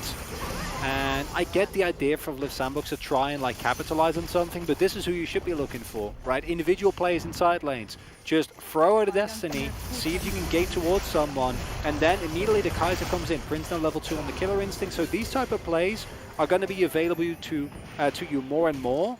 But then it's the problem, how do you actually bait that out of Live Sandbox is by putting people in side lanes. And what has been happening to Summit every time he gets put in the side lane? He gets run over by an angry horse. And it also doesn't matter whether there's a turret there or not. You can see bottom side vision now actually claimed for Live Sandbox, but unfortunately weren't able to collect the Mountain Drake. As you can see on your screen, DRX were able to secure it. So still a case of Olaf behind early. Does he ever do anything this game that's actually relevant? It's going to be a really difficult battle. Yes, if he has Seraphine, which is not in this game, so... Yeah, that's what I was thinking as well. Solar Flare is going to connect. Pop goes the Gnar once again. It was Gnar domination in game 1. Now he's just being dominated as Croco going to get booped over his wall, and the inner turret now going to fall down. This is turning into a extraordinarily one-sided affair for DRX as they move back towards the Baron. They have vision for days, and Live Sandbox's map on this top side is so dark. Destiny, it's going to help them when you need vision, certainly a good ability. However, what's the answer? What are you supposed to do here? No teleport on Summit, who's respawning in 7 seconds. Fate does find himself a flank angle, but it's 4v5, and the 5 has more money than you by a considerable margin. DRX definitely not wanting to throw at this point, as Croco doesn't exactly have the flash. As in goes Pyosik, looks for this one more time. Pyosik does get popped. It's Prince that grabs the kill. He's still at full health. The low health bars of DRX, they've been tanking the Baron and they didn't want to. The Zoe will be taken down. Becca will get executed as well. Is this the throw? Have DRX done it? I don't know whether it is. It's certainly not a good sign. That's terrible for DRX here, Atlas. And as you were saying, it was the Baron that was just shredding through them. While Live Sandbox, sure, they don't have 4 people there, but they have a 5th and 6th one in the form of the Baron. Baron King need to make it work here. Yeah, Summit makes it to Mega Gnar, does it just in time as Croco secures the Baron. Now still trying to look for something, but there's a crush to get this Gnar over the wall. It's only 2,000 gold to lead, and that's only going to extend as the Baron is like used around this map. There's still an outer turret in the mid lane. Kingen, oh dear, Effort's going to turn up. Don't risk it. Ooh. Very good. Oh god. Yeah. You can see now, Solka coming on in, finds the bubble onto Effort. He's going to immediately use his ultimate. Everfrost's traded on both sides. Looks like Live Sandbox should be able to find their way out. And the accelerated shock blast ain't going to do it. All 5 members with a Baron outside of Effort. Operation Get That Baron Out Alive is a huge success. And we talked about what does Live Sandbox want to do. They want a side lane. Yeah. How can you side lane if you don't have winning matchups? Easy peasy. just find the Baron somehow and allow your opponents Yes. to do most of the work on a Baron, take too much damage from it, then kill them and take the Baron. That's how you do it? It is an elaborate plan. I mean, the plots to Ocean's 11 and the Ocean's... all the Ocean series got worse and worse and worse. I guess it makes sense that Ocean's, like, what is it, 15 now, is one of these, as this is the storyline relived once again. It's honestly, it's just Baron and Effort knock-up. Oh, my so god. And then you see that Prince is just moving around with impunity here in this fight. All the damage that DRX do have, and they do have considerable amounts of it, has just been thrown into Effort, who is completely okay with that, doesn't mind that whatsoever. And that creates a situation in which the carries for Liv Sandbox just need to work against the clock, right? And that should not have happened. I don't think that this is actually the nail in the coffin, but what I'm worried about is this might feel like a nail in the coffin moment for DRX. This might be where you're like, oh, yeah, the mentality problem once again. No, I agree. It is dangerous. That's what I'm worried about. Well, now you've also got Fate, who has a considerable advantage in that mid lane as well. 3 items completed, Lichbane as well as his Zhonya's, and he's parked that minion wave in that top lane, and they're all just... Thank you so much, Jonas Strong. Comes back right as the siege minion is dying as well.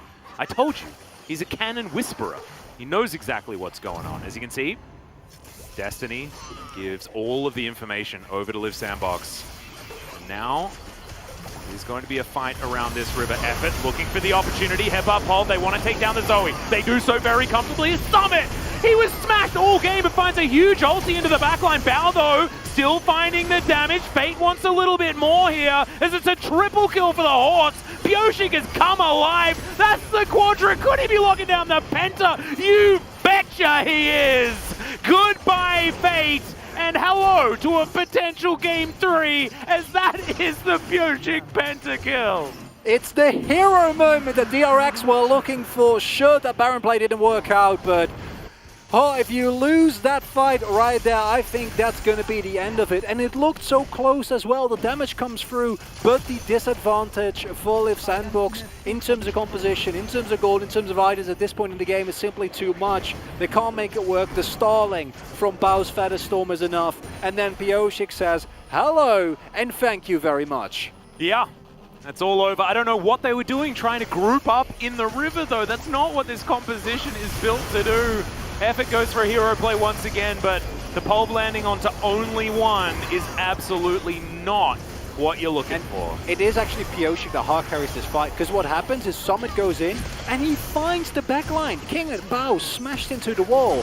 But because of that fear, because of Pioshik zoning out the Twisted Fate, as well as the Kai'Sa, there's no ultimate. The Killer Instinct can't come through immediately, and because of that, no one actually dies. And Pioshik, he's tanky enough. This is no problem whatsoever from him, and he finds every single cleanup kill that he needs to. And you can look at it and go like, oh, that's a tank hacker, and he just finds the penta. Yes, but that onslaught of shadows means that Summit's play doesn't work out, and means that you don't lose the game, or otherwise you very well could have. Well, it's not over just yet. However, DRX do manage to wrestle back some control. It's, you know, trumpets are starting to get warmed up. I can hear some tuning, absolutely, as Summit on this inner turret will be able to take this one. Top lane inner also has taken considerable hurt. So the gold, not exactly a terrible story right now. Does it teleport? So Summit's, I'm pretty sure Summit's dead. We don't see it yet. There's a bit of a delay. Oh, no, never mind. That'll do it. Teleport out. Okay, that'll keep him alive. As Destiny, just to make sure. Just double checking. It's going to spot exactly the location of everyone on the side of DRX. Does mean that Fate knows that he is safe to push out this this top wave. And I want to see Liv Sandbox actually play side lanes instead of trying to group up and denying these Drakes, but unfortunately now, they almost have to fight for the next one. I mean, Mountain Soul with Pioshik as massive as he is, as he looks towards the back line. Maybe he's a bit too far away. Decent pole, but goodbye, Prince. And Becca will try and jump on top of the rest of the Liv Sandbox members, who are now scattering that side lane play that we were talking about. Absolutely what they're trying to do, because Twisted Fate absolutely nowhere in sight. And DRX They're looking to push down this mid lane. They'll take the inhibitor, see whether they actually look for more, as the rest of Live Sandbox now sands their Kai'Sa, looking to attempt to defend, as in goes Becca, explodes the Olaf, as now Pyosik wanting to get some more work done. Another Pulve only lands onto one, 3-man solar flare is beautiful, as Everfrost is going to stop Fate in his tracks. Bao grabs the double kill, and this will be the end of the game. DRX will make sure that the final series of Spring 2021 goes the distance. And this might be the redemption that they were looking for, but at least they stick to the DRX way, which is as many games as possible. It makes no sense, but we're getting one more game of the regular split. One more. That's all we need. And look, we may also be getting the Pyosik equal POG vote number with Showmaker and with Chovy. So after that pentakill, I think it's going to be very difficult not to give the player of the game over to Chovy. Over to Pyosik. I get that. Because that is it's just the same. You know, when you had PUG, yeah, Chovy. PUG, I mean, they also both now, theoretically, if he does win this, have 1,000 points, which is pretty impressive. It's like, yes, the Panda is like, it's the cool hype moment, but as I said, I don't even think that it was necessarily the coolest thing about the fight was Pyosik picking up. It was him showing how absurd Hecarim is when used well, because that Onslaught of Shadows, on old Hecarim, that you do that and then you die. Right? Maybe you take someone with you, but that's it. But this Chem Tank build, there's a reason why it's just, without a doubt, the strongest jungler. He zones 2 people, damages 2 other ones, and Summit's hero play of getting into the enemy backline, sacrificing his life to get the slam, doesn't do anything. And he also runs through the entire team with Spirit of Dread up, and it looked like he was just invincible. Yeah, and that also gave him some value. I've seen enough AD carries feel like they're safe between tier 1 and tier 2 turret, only for then Chem tanked Hecarim to come sprinting out of somewhere and kill them. Literally, this exact play I've seen time and time and time again. It's starting to feel like a Groundhog Day situation. Yeah. And maybe just like Seraphine, Hecarim just should not be in the game, because yes, Udyr can be really strong, but I feel like this is on another level. It absolutely is. Let's have a look at the post-game breakdown and see who was able to do the most damage. I have a feeling that Kingan's probably pretty up there and is going to top the charts. Bit of an honorable mention over to Fate, who was able to get a few wildcards in there, but 12,000 damage from the Hecarim, and yeah, the Live Sandbox Olaf situation, the Gnar situation this time was just obliterated by this Jace, as well as having his horse stabled towards the top side. And this was DRX just finding a snowball. There was a hiccup, but then as you can see by the gold graph, it wasn't even enough to get Live Sandbox a lead before it was taken away by a Penta horse. Actually, that sounds really cool. It's like a horse with 5 legs. Whoa. It's like one of those war horses, right? That you put in front of your carriage, and then it's extra strong, which is like basically what's Hecarim extra doing. leg like come out of his chest or he chest just area. He runs at you, he tramples you, but he also like roofs you in the face. I don't know. I'm not talking about War Machine. I'm talking about, does that give him extra power in his stride, you know? It might break it. I don't know. Yeah, not entirely sure. Anyway, ladies and gentlemen, we are going to go to a short break. When we get back, the analyst desk and that game number 3. Don't go anywhere.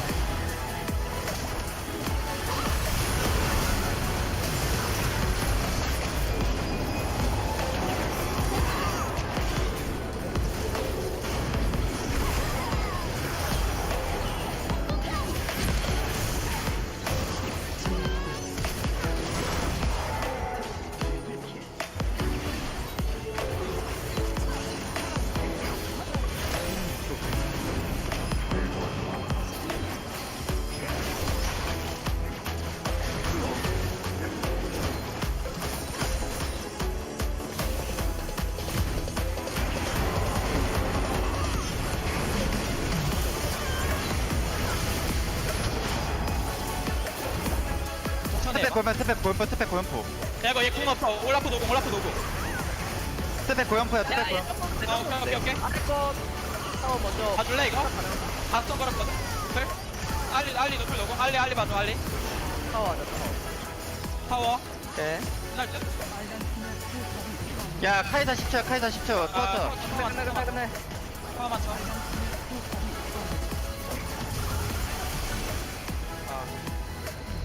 나 개 못했다.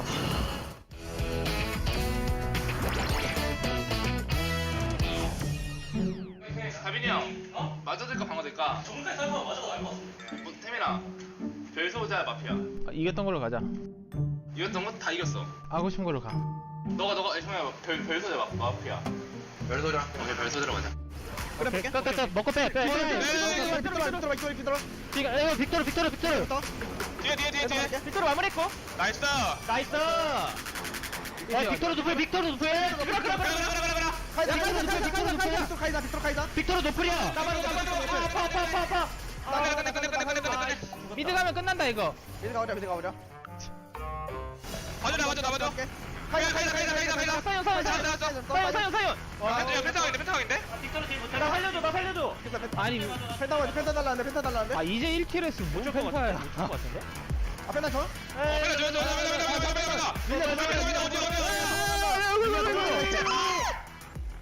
아이씨 안 잡았네. 이제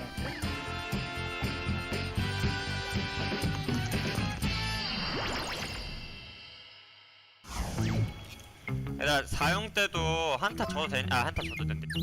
용 줘도 되니까 용 쌈 이기면 바로 먹거든? 그냥 쌈만 봐. 오케이. 나 먼저 안 막을게. 달려 잡았어. 가자. 끝까지 가자. 이거 다 잡고 끝내도 돼. 다 잡고 끝났어. 끝났어. 나 지금 다 찍을게. 끝났어. 앞에 타워 나오긴 하는데 그냥 무시하고 때리면 그냥 무시하고 때리면 돼. 나 궁시 무시하고 때리자. 끝내려나? 끝났어? 오케이. 얘네 바로 먹는 거 느리거든? 이거 그냥 가서 끝낼 생각으로 해도 돼. 이거 끝낼 생각 하자. 그러면서 그냥 마크해. 그냥 밀어줘. 그러면서 마크해줘. 오. 가려고 왔네. 오, 씨. 야 5대5 하자. 5대 하면 이겨. 그리고 여차하면 내가 그냥 백도어 가면 돼. 백도 한다고 형? 얘들아 이거 끝났어. 갈게. 너네 리콜 끊고 텔 박을 테니까 텔 타줘. 못 끝내려나? 가긴 한다. 야 이거 쌈 봐야 돼. 이거 너 살쌈 잘하겠다. 이거 그냥 이제 쌈 보면 그냥 이거 카이사 가인 빠져가지고 이번에 확실해. 오케이. 나 살았어. 걸렸다. 갈게 나도. 블러프. 차이 잡았어. 세라핀 볼게. 낙궁 있고 잡았어. 끝낼게. 게임 재밌네. 아 근데 그걸 못 끝내네. 나 공속이 너무 느려.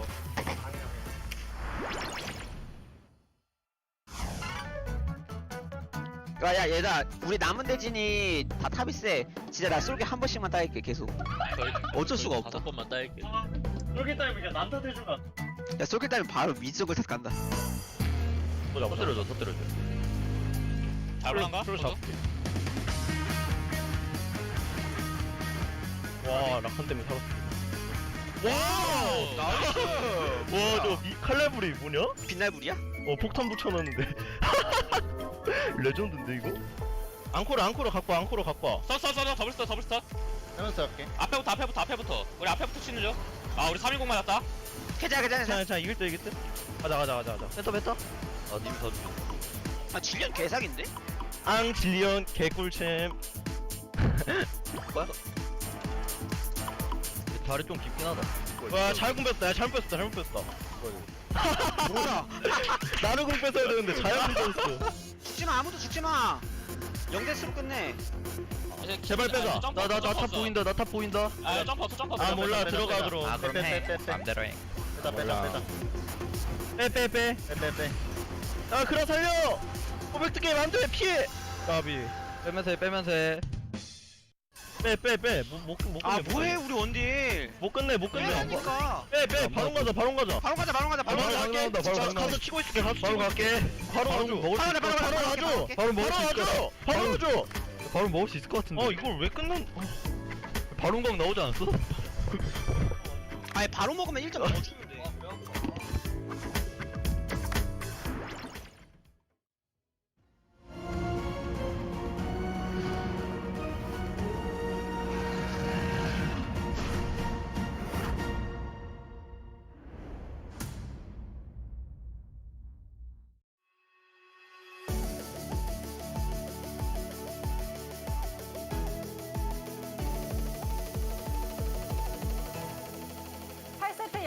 We are heading to the distance after DRX stopped their 8-game-long losing streak.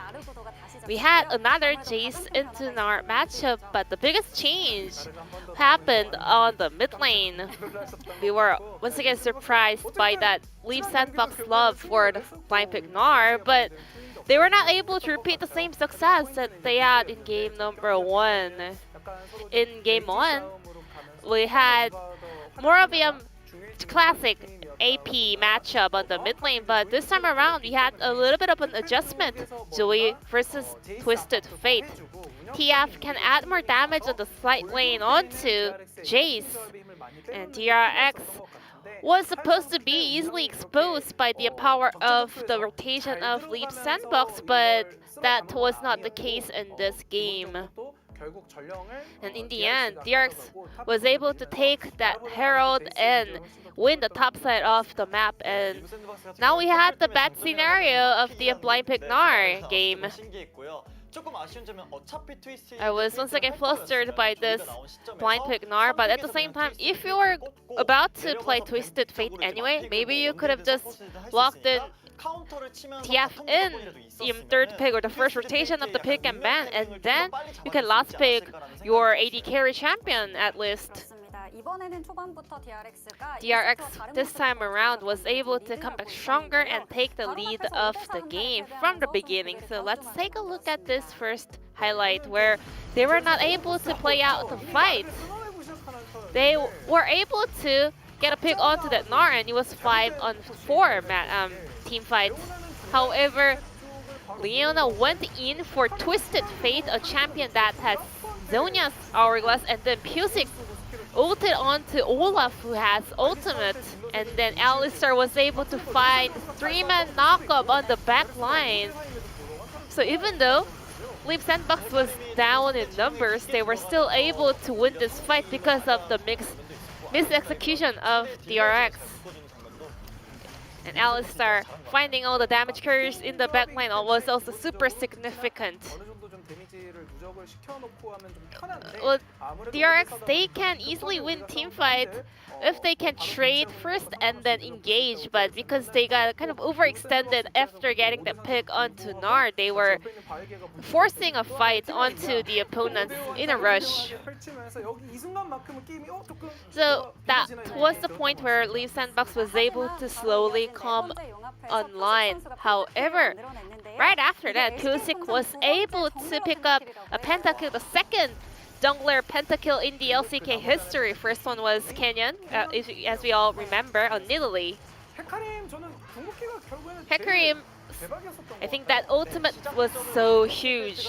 So Twisted Fate wanted to join this fight with his Destiny Gate.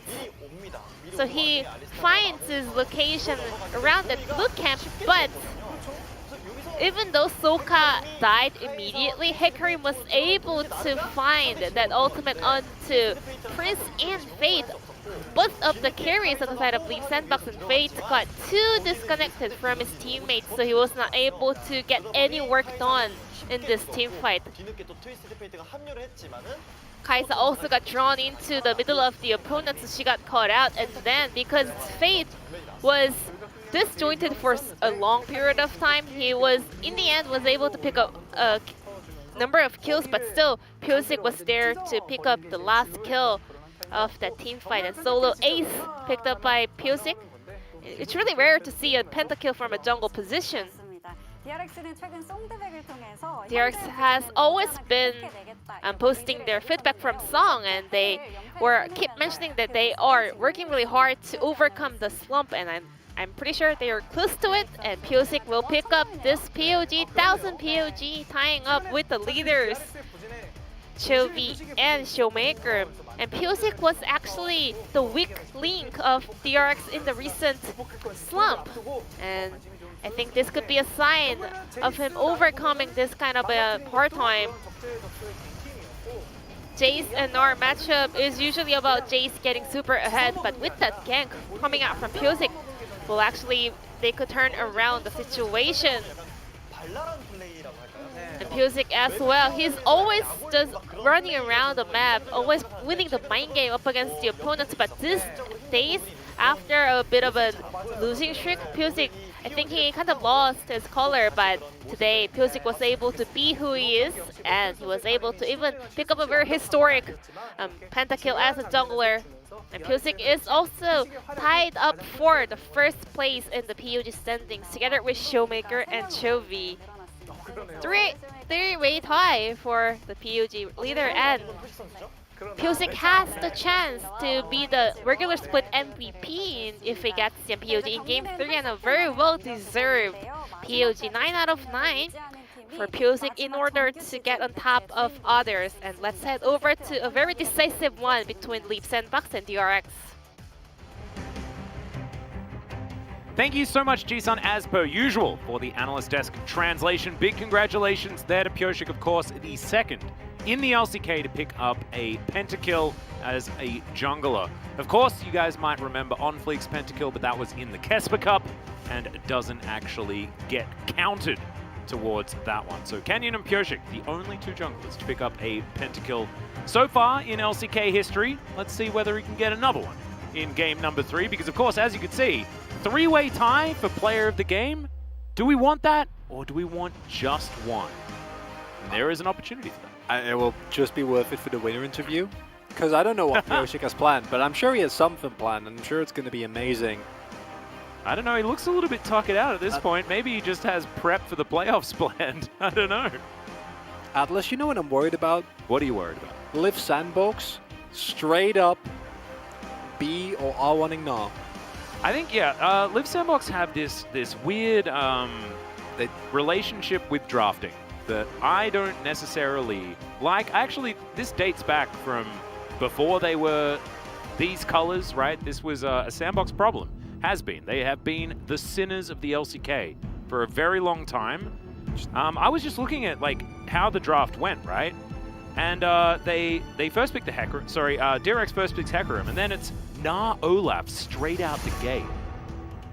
And I'm like, they could have been any other picks, and it's likely a better choice. So let's see what they do as we hop into the draft here for game number 3. Seraphine already taken off the board. Kingin.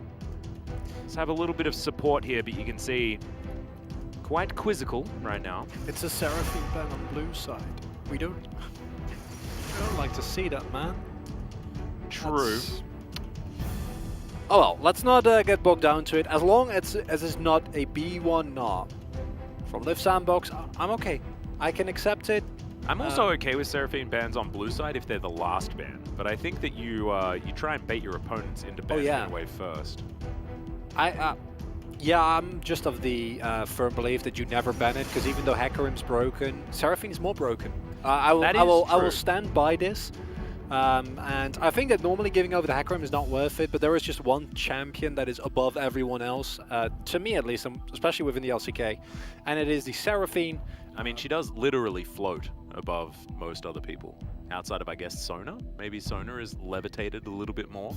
Atlas, just because it's the last game of the regular split does not mean we need to stoop to these level of jokes. No, it's not a joke. I actually want to know who has the highest levitation value. It's probably Aurelion Sol because of his true. size. Yeah, that's true. Okay. Aurelion Sol does exist. Yeah.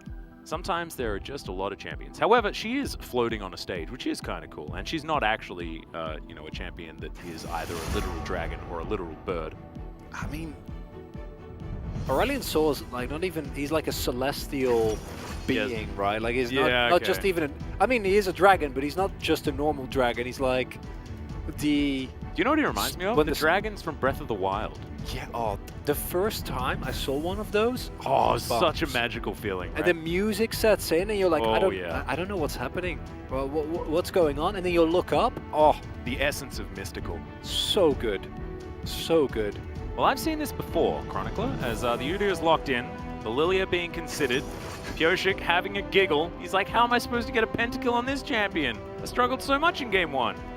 Let's see what else they're going to draft in order to augment it. Last time it was Tristana. Let's see whether Bao is going to head a different direction this time around.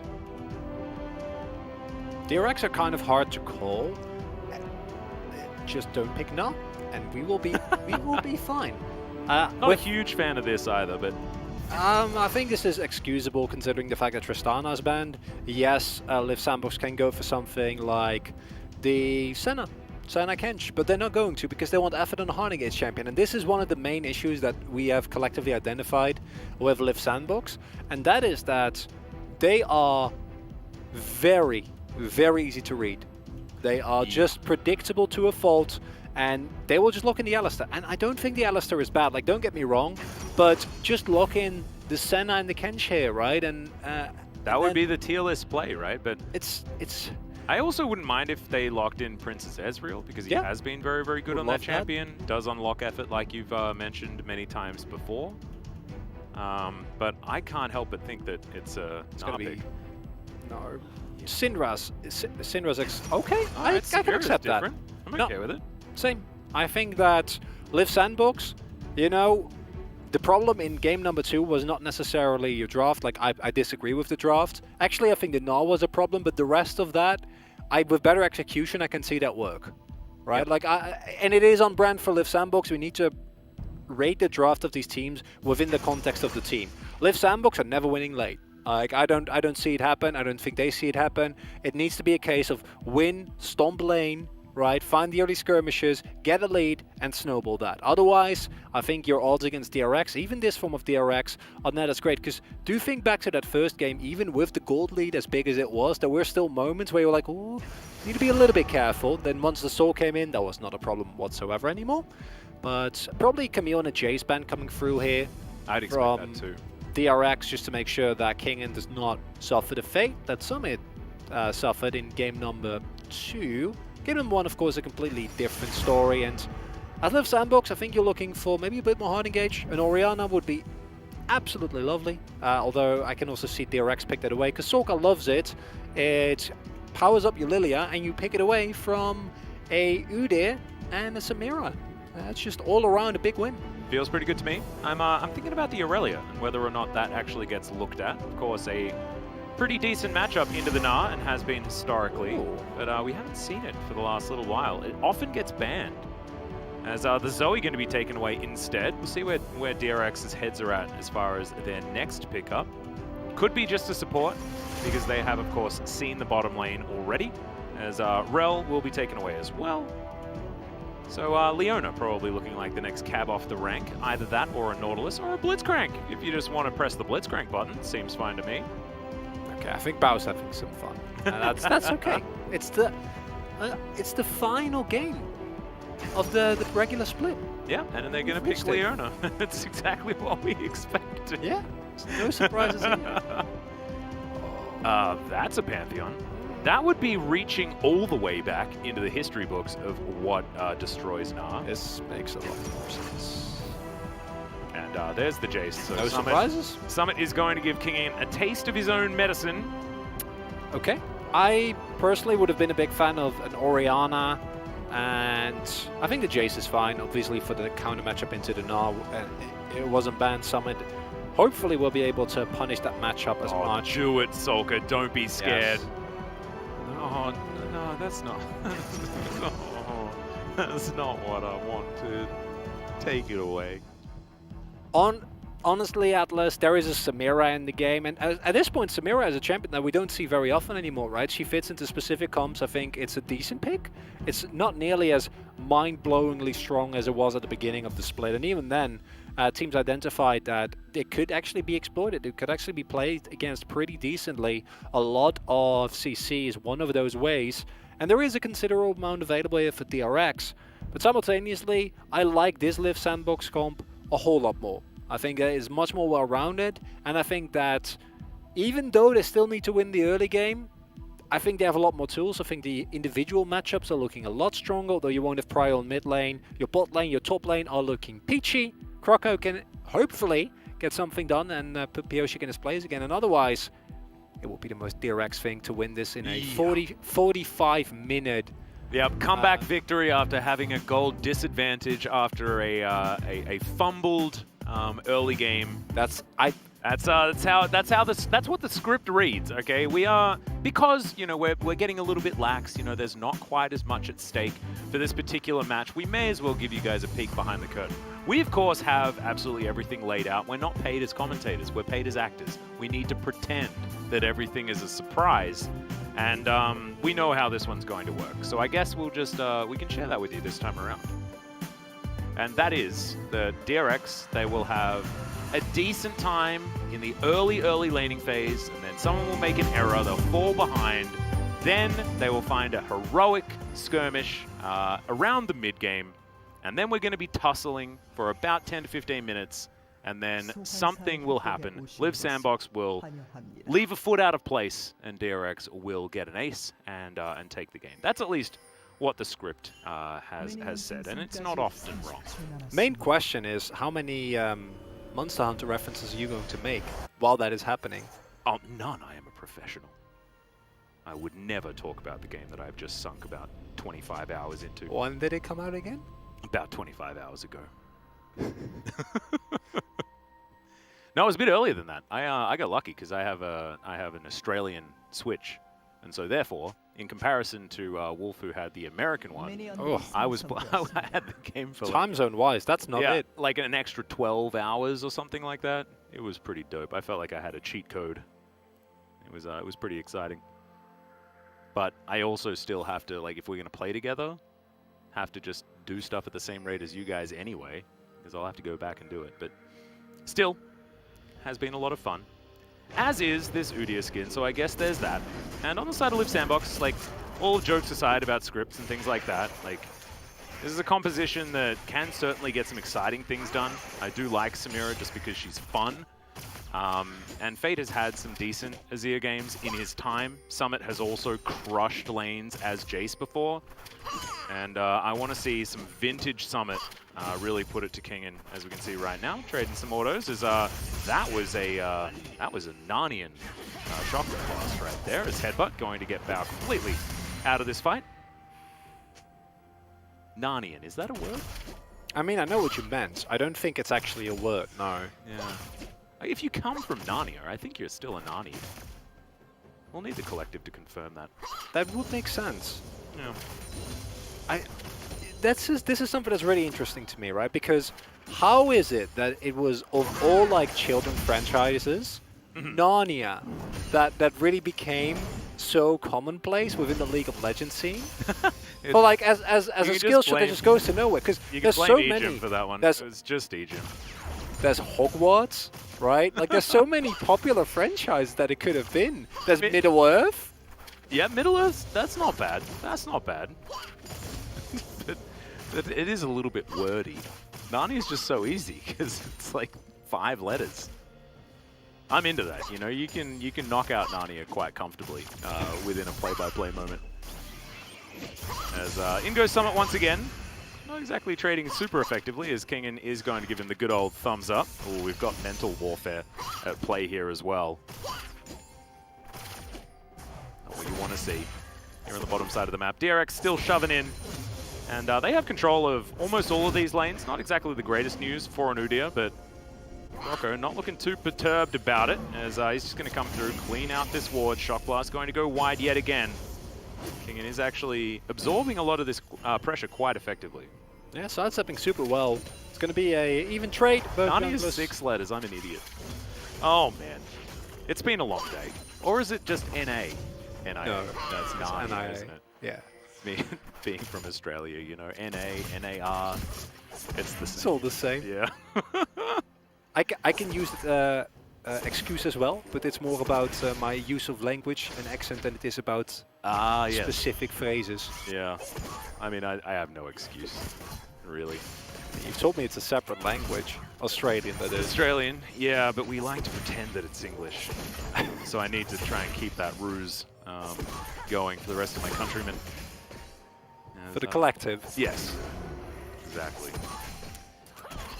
Well, let's not a whole lot of action in this early stage of the game as Kingen will land the wallop there onto Summit. There's the flash forward from Kyoshik, lands the bowling ball as well, and watch out, Eep, you are dead. First blood over to DRX's jungler once again. He's going for that 1100 POG point. You want to make it worse? That's after Summit teleported. That is that entire wave is going to get shoved into his turret, right? Like, oh, That is just painful, and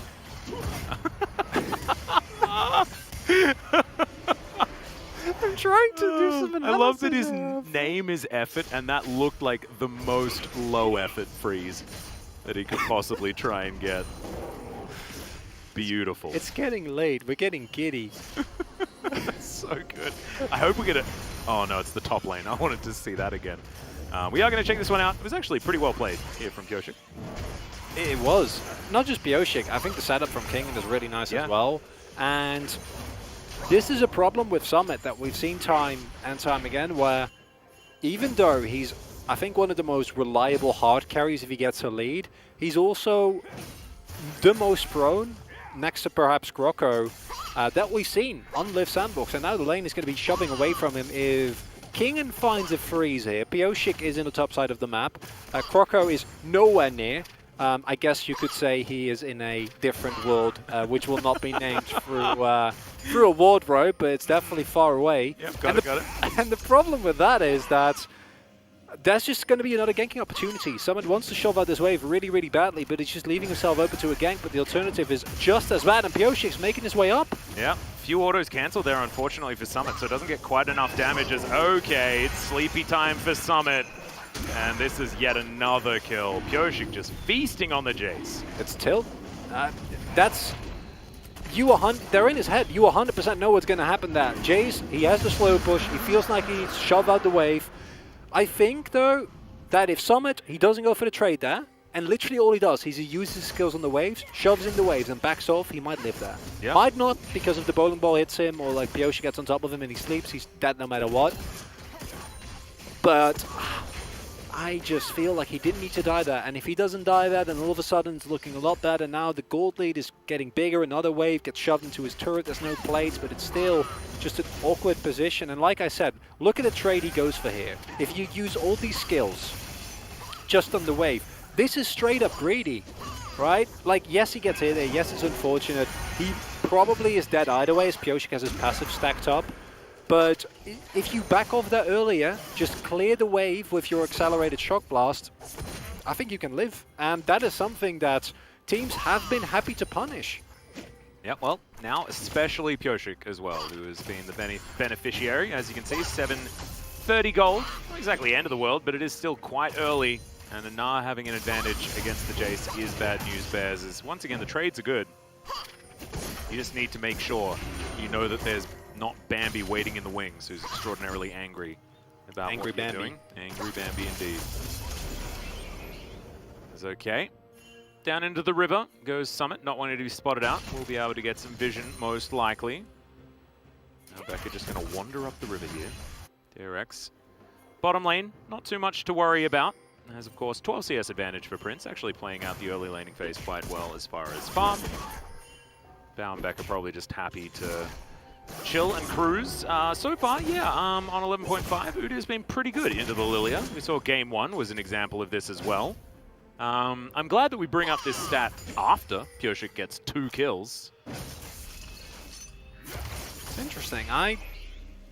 It would make sense to me that the Lilia has less room for mistakes, because if you overstep a little bit, Udyr is just, it's so straightforward, right? You run in, you kill them. Or fade. Oh, this is actually very cute. The bait does come through. Pioshik, though, very strong. And Solka, they're not going to be able to commit to the kill. Flash available for the Udyr if he wants to. Fate as well, so not really too much gained, but not too much lost either. If the bowling ball doesn't hit Fate, Solka's dead. Or at the very least he has to flash. But what happens instead is, because of the threat of a big sleep play, Fate can't go in. And that's actually, that's literally what kind of breaks that play and provides a window of opportunity for DRX to find a counterplay. This is greedy. They're going to try and go for this Herald. Will be a 4 versus 4 if it does come to a fight. Priority is found, however, though, for Kingen, and I'm pretty happy that they give this up. I don't think they can do this. Yep, Crocco immediately going to run away back into his jungle. Becca's going to turn up as well. DRX knew that they had ample manpower available here towards the top side, but Shelly is going to get a little bit tired of being harassed. We'll just head back home.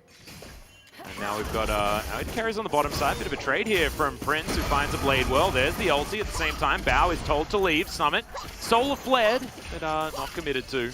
close enough to his turret to keep himself alive. Prince actually pretty aggressive, actually leaning very nicely towards the bottom side.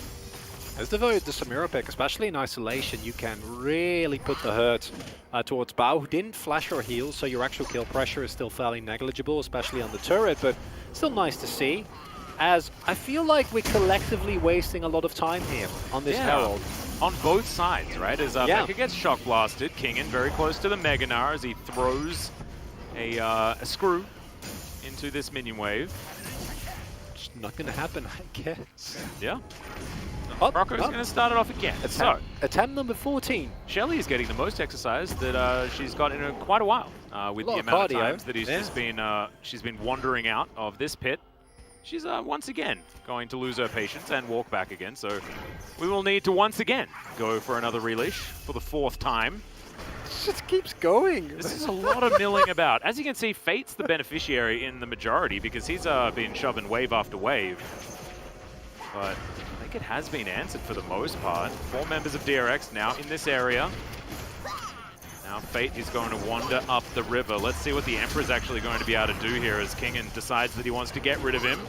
Purshik should be able to get the smite at Summit, not going to land it onto Shelly there, and does eventually mean that Purshik grabs that Herald. The Jace also going to fall down. Effort gets a pulverize, but it's just not quite enough as now Becca, he's the one that told Croco that he wasn't allowed in this battle, and goodbye Fate, you are dead as well.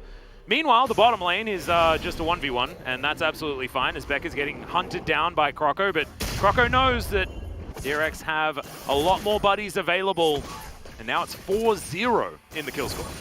And after an insanely well-played first game, Liv Sandbox, we see the tilt. How Summit played out that skirmish was just disrespectful, right? He goes in so aggressively into a Gnar that is about to hit ultimate.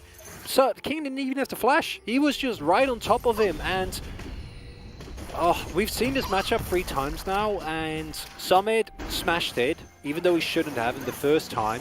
But Kingen then not only smashes him in the second try, which is tilting in of itself, but then also flips it around and does what you did in the first game. Yeah. That's just painful. Yeah, you mentioned it being pretty tilting, and I agree with you.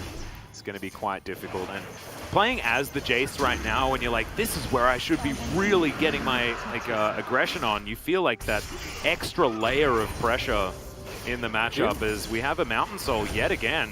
This time it could have been Cloud, and we hadn't even discussed it, but it is going to be the Mountain, so I've partially redeemed myself as Kingen's sidestep was actually beautiful here as well.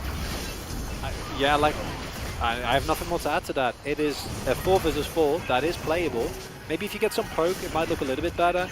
But even in a straight-up 5v5, you could be fine. However, Becca zoning is impeccable. Yeah. And then you have Kingen who just... Or sorry, Summit. It's pretty confusing with all the Jace and Nars and back and forth that we've had. Just doesn't do anything. And this is starting to feel like a repeat of game number 1, but now from the point of view of DRX. Yeah, it's sort of just on the other side. I do want to point out that Purshik's flash of the Emperor's Divide was absolutely beautiful. Not sure how entirely necessary it was. I think that they probably would have still been able to win themselves the fight, but did look really, really cool. And he is 100% kill contribution.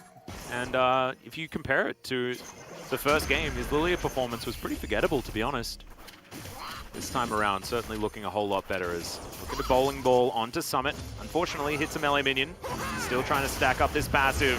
He's just following along. The wallop going to be avoided, but it's Betty Buy's time for Summit, and he is going to go back to the Death Chamber.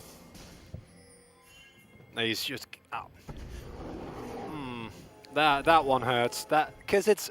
You know that you're going to be the source of attention because DRX have identified you as a weak spot, but that doesn't make it any less frustrating. And the real issue here is that you're Jace. You need to play aggressive. If you just sit on the turret and farm, you don't do anything.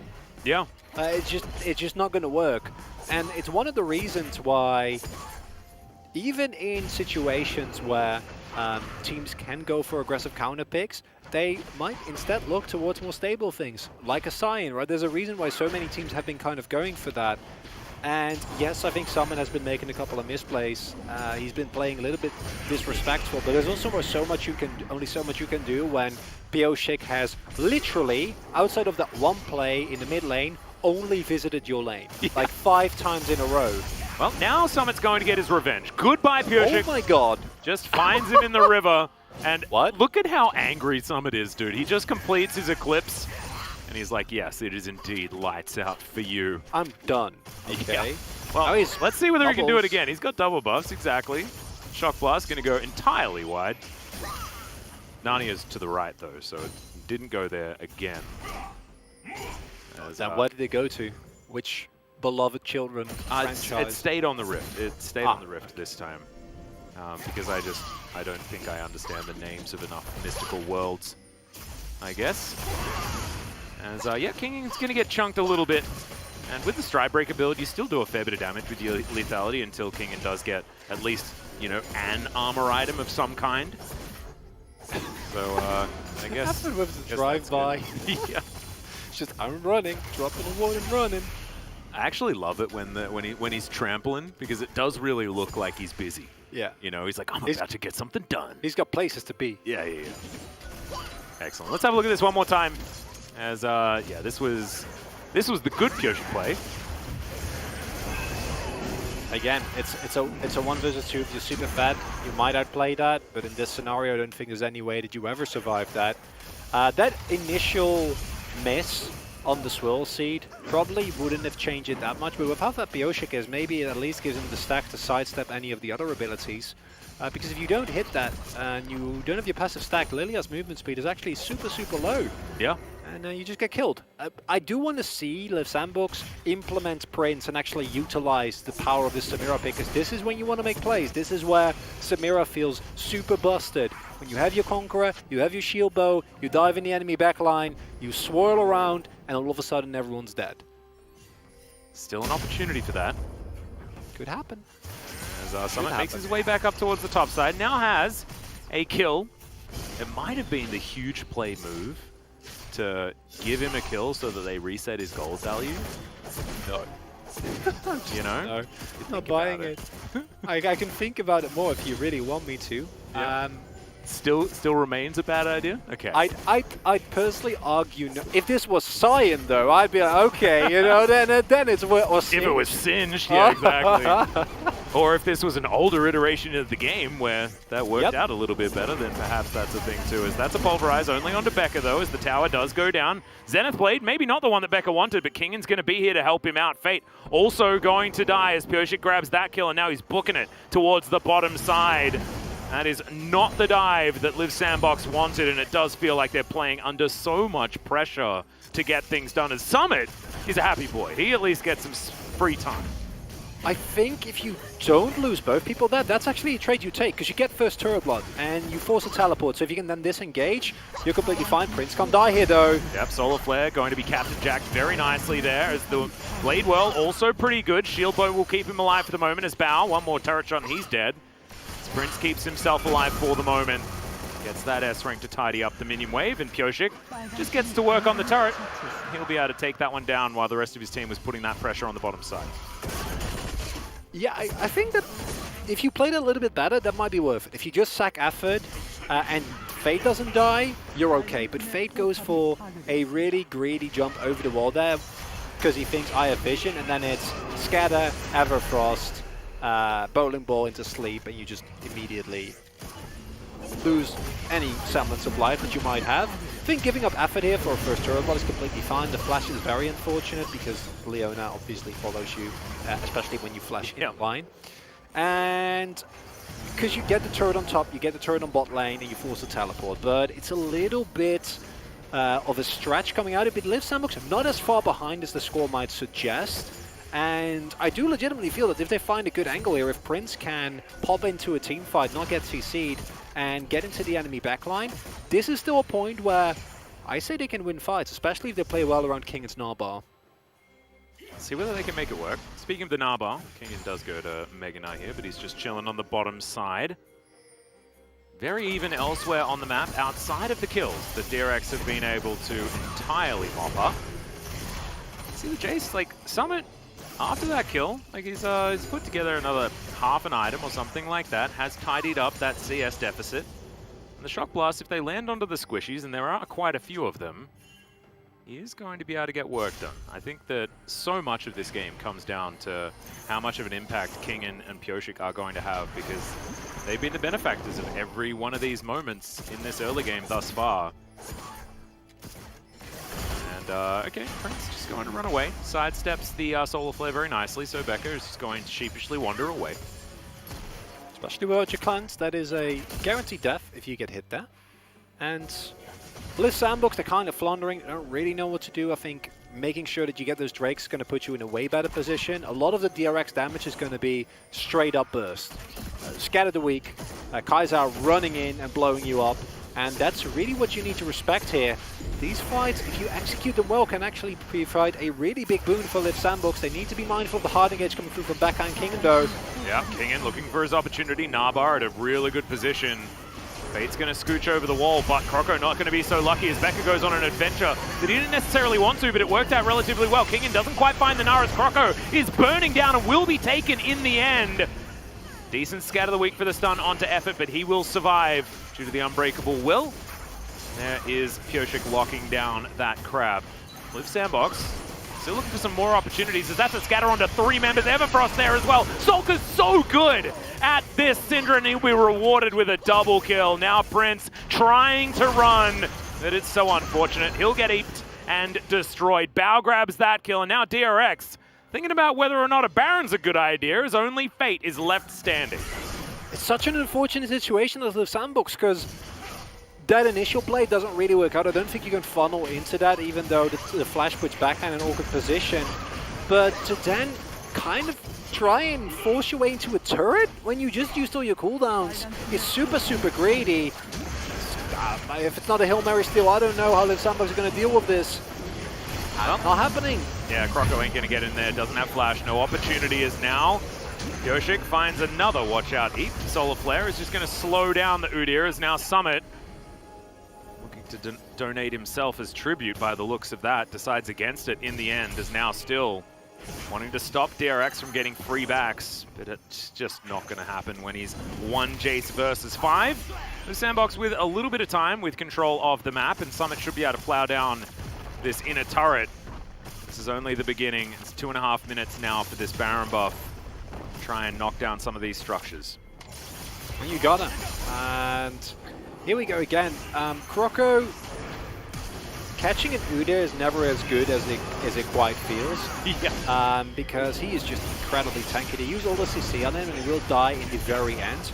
The main thing though is with the position, fighting position there is that Liv Sandbox can't actually engage. This movement though, I don't agree with. Look at the cooldowns already used. Yes, this scatter and Everfrost from Solka is insane. It's super well played and I love that he goes for those proactive plays. But that should have never been an option, ever. Yeah, I agree. Definitely good that he did take the chance. Oh yeah? But shouldn't have, like you say, even had it. As here in the mid lane, Baron is going to help them shove down this outer turret. 2 seconds on that Mountain Drake. DRX looking for Soul Point. They will be able to find it. No way that Liv Sandbox can actually answer as Summit. He goes home, managed to shove out the bottom side. That's going to put a little bit of a dampener into DRX's power play. Regardless, anything that Liv Sandbox does here is just kind of running out the clock, because I feel like their comp has missed its natural spike, right? You're looking for the 1-2 items on your Samira and on Summit, and then you go from there. Sure, you have an Azir, but just an Azir is not going to do it. Yeah, Pyosik is going to put people to sleep. Gets a flash already as there's the Killer Instinct to answer. Cal falls down, Summit also in trouble, and they'll grab themselves a red buff as well. DRX feels like they're having their cake and eating it too. It's feeling pretty nice for them here in game number 3. A game that they flourish in. DRX have the most practice in game 3s out of anybody else in the LCK for spring 2021 by a large margin. Atlas, does that mean that best of 5 power? Yeah, that they scale exponentially, so when they get to 5 games, it's even more insane? Yeah, Kingen actually bouncing out here as he spends some time underneath the turret. Solka going to teleport in, give him some support. We had a look at that gold graph. It did stagnate a little bit, but you can see, based on the kills alone, it looks like this is an absolute shellacking as Bao looking for some extra damage. Becca not going to be as lucky, and Prince is going to be able to lock down that kill. Inner turret on the bottom side is going to fall, but now 4 versus 5, DRX do have to back away. And I'm looking for the win conditions here for Liv Sandbox. It's the final game of the LCK and or for the regular season at least. Liv Sandbox, they've drafted the most Liv Sandbox comp that you could possibly see with a Samira, with a Jace. If you then miss your moments, it's like you want to go and catch the train, right? In this case, the hype train. And then, you know, oh, actually, I missed the train. Can I still go? And then people are like, no, because you missed the train. Like, there's not actually an opportunity for you to go anymore. And then leads to situations like this where, yeah, that went very haywire very quickly, and DRX can just move into the enemy jungle repeatedly, do whatever they well please, and go from there. Sure, Becca gets taken down. This is a free kill giving over to Prince, which is not something that should happen. Yeah, it was a misposition of Becca. He just walked a little bit too far into enemy territory. But does it matter? No, in 3 minutes you're going to get your Drake, and I talked about how good it would be for Liv Sandbox because the DRX has a lot of burst. Guess what Liv Sandbox have in terms of consistent damage at this point, outside of Fate? I mean, it's an Azir wall, I guess, and a Dream. It's Azir, yeah, and that's it, basically. Prince can get some work done, but the amount of CC available by DRX makes me believe that he won't actually get the opportunity for a big pop-off. And if he or Azir doesn't pop off, Summit at this point just doesn't have the raw damage available. It's not where the Jace excels. And I wasn't joking about missing the train. That's legitimately how it feels now to play like a 1-in-5 Jace 26 minutes into the game, knowing that your opponent is going to get more and more resistances. None of your accelerated shock blasts are actually going to have the impact that you want them to have. He's still farming pretty effectively, and he will be able to take down turrets if he's left unattended, but that's all just if DRX hangs up their macro game entirely and allows him to spend time with inhibitor turrets and nexus turrets. I mean, Fate is also going to be there to provide consistent damage alongside Prince, I guess, in some theoretical fights, but it just feels like DRX are way too far ahead right now. It's just not enough. Because I agree, like, that's what you're looking for, but is that going to be it? Personally, I'm afraid that it's not going to be nearly enough. And yeah, Kershik's a higher level than Fate, yeah, which is crazy. That's Passive one. Really starting to hurt too. Just one. It's 2 masks already. Zonya's on the way, and then Pioshik is the happiest little deer that ever wandered around the forest. Should be getting that relatively soon. Basically has it because the stopwatch is unbroken for now. As Liv Sandbox, 1 minute until they are going to be forced to try and find that miracle team fight. Mountain Soul going to be so difficult for them to get over. Damage dealt. Most damage actually by Summit, but second is Pioshik. This Lilia has been doing a lot of work for DRX. And Jace, of course, just loves throwing shock blasts, so it's understandable. And this is just tidying up the lanes, try and make sure that DRX do have a way towards this Drake, or it's win a team fight. Prince is going to have to flash already. Solka finds an attempted stun onto Effort, but Unbreakable Will's going to be there. Kingen, no Naba, but does have flank position. 25 seconds now on the Drake. As Prince, he might need to go for an attempted reset, but now he's out of time. It's not going to happen. No. They can't contest. Both Effort and Prince need to back here, but they can't back. They need to be at the Drake. And as DRX, you're super happy. You don't even have to engage her anymore. Kingen, yeah, actually just diving forward into 3 people. Summit to the skies. Shock Blast going to find the gap between all of the people. Effort going to get bowling balled as now Fate makes its way back. Solar Flare just says goodbye to Summit. 1 and 6 now on the Jace. And Pioshik, he's just going to solo out this Mountain Drake. And it's not something that Liv Sandbox have any right to contest, especially not without their Jace that was pivotal in any sort of siege or face-off scenario, right? Shock Blasts were going to be necessary for that. As yeah, Pioshik secures the Mountain Soul, and he's come alive, right? He was really struggling in game number 1. Pioshik gets a pentakill in game 2, and maybe, just maybe, it's that mojo coming back. It's the mentality slowly but surely getting repaired here for DRX.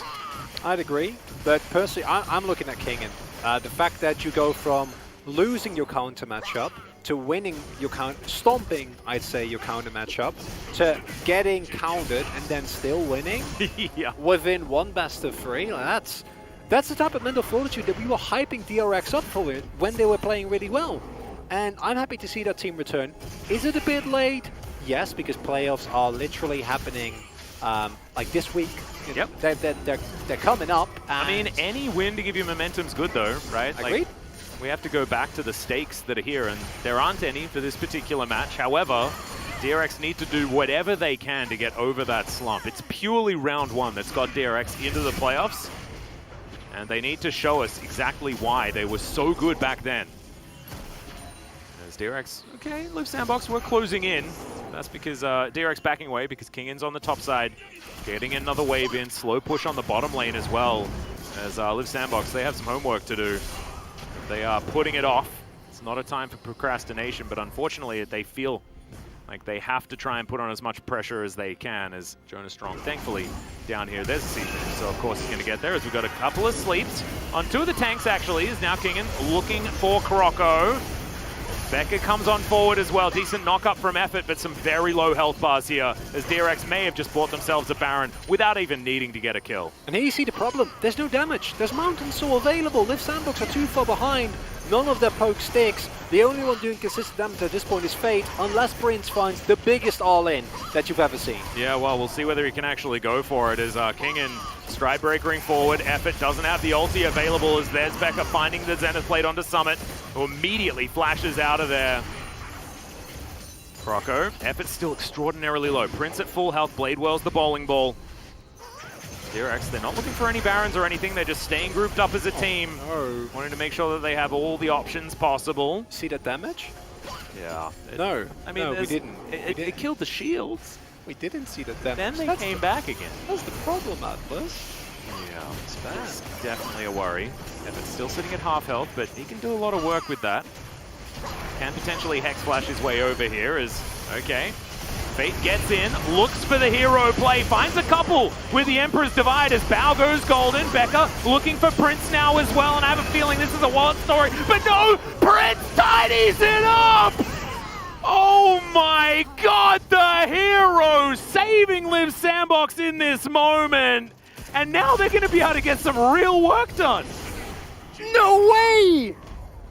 I say, What? listen, I'm telling you, I'm listening, don't worry, this time I'm listening. I need you to listen to me. I'm telling you, the biggest all-in that you've ever seen, and the words haven't left my mouth. Or he finds the biggest all-in that I've ever seen. Are they just going to win the game? There's 20 seconds on Pyoshik, there's 12 on Bao. Prince still alive, he can wipe these turrets out. Fate there as well, they'll take the first one. No! They're looking for the second. Becca's going to turn up. Prince will be stunned for a little bit, but now the Nexus is exposed. 2 seconds on Solka, 3 on Pyoshik, but the Nexus is dead, and Live Sandbox say goodnight to the Spring Split and go out with a bang.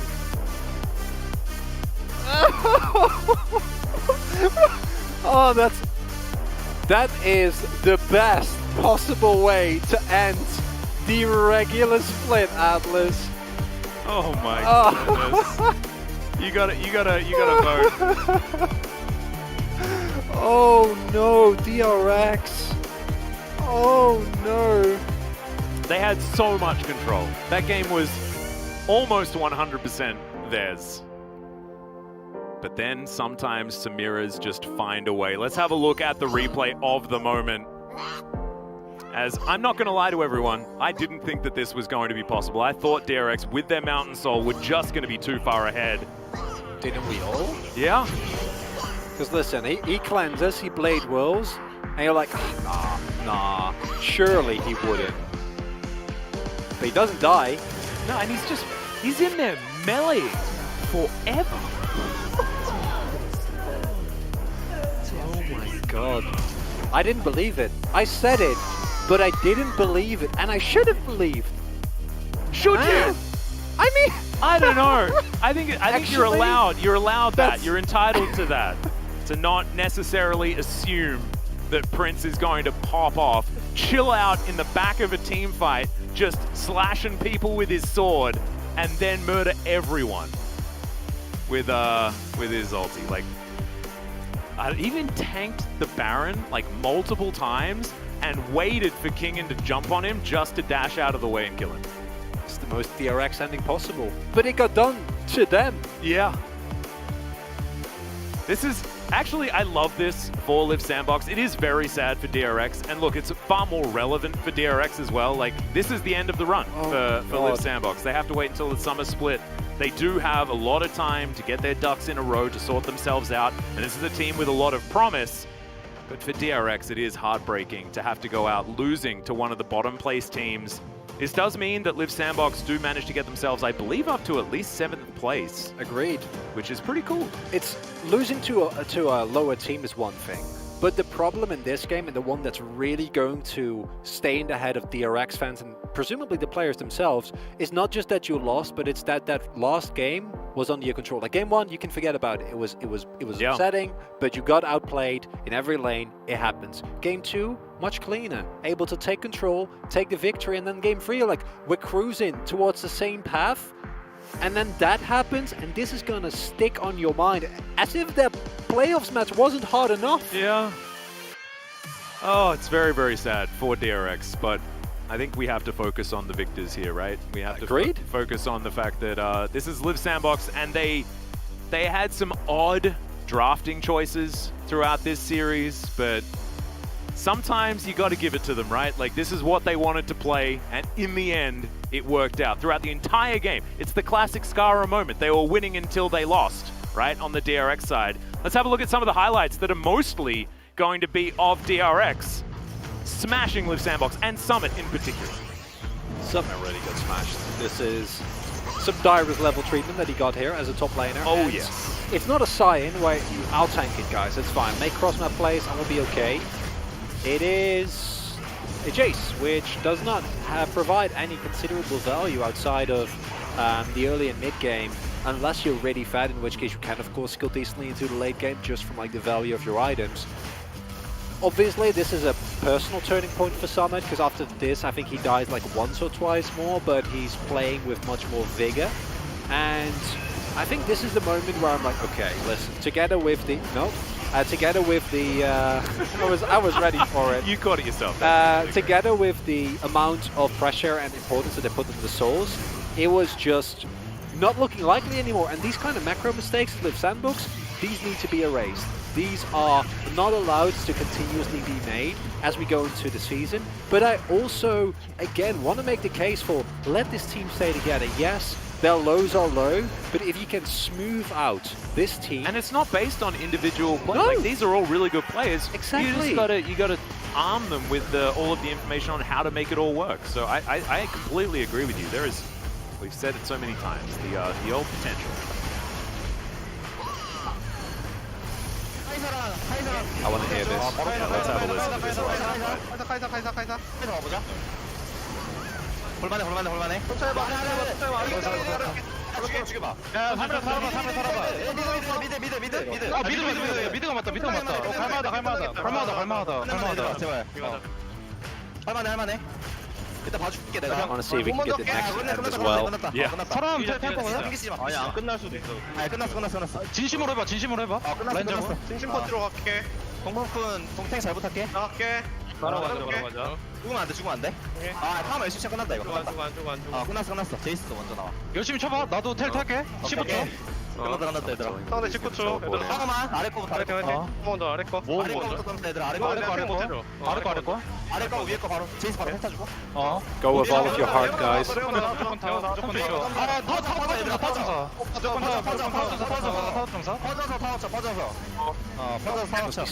Wrecking as well. Oh yeah. I actually love that at the end, Summit being on Jace is actually hyper relevant, because that's the fastest you can kill a Nexus. Yeah. Because you pop your W and you get right through it very, very quickly. Don't look at these damage shots. Irrelevant. Yeah, I mean, 100%. And also DRX lost with a 2,000 gold lead in Mountain Soul. This, I mean, you can say throw. I think that Prince honestly stole it. Still, certainly not a great way to head towards playoffs if you are DRX. Croco as well with his sick 3.1k damage. Not exactly able to get too much done there. But Pyosik tried his heart out. And unfortunately, last team fight, sometimes you just forget that Samira can wipe out your entire team with impunity.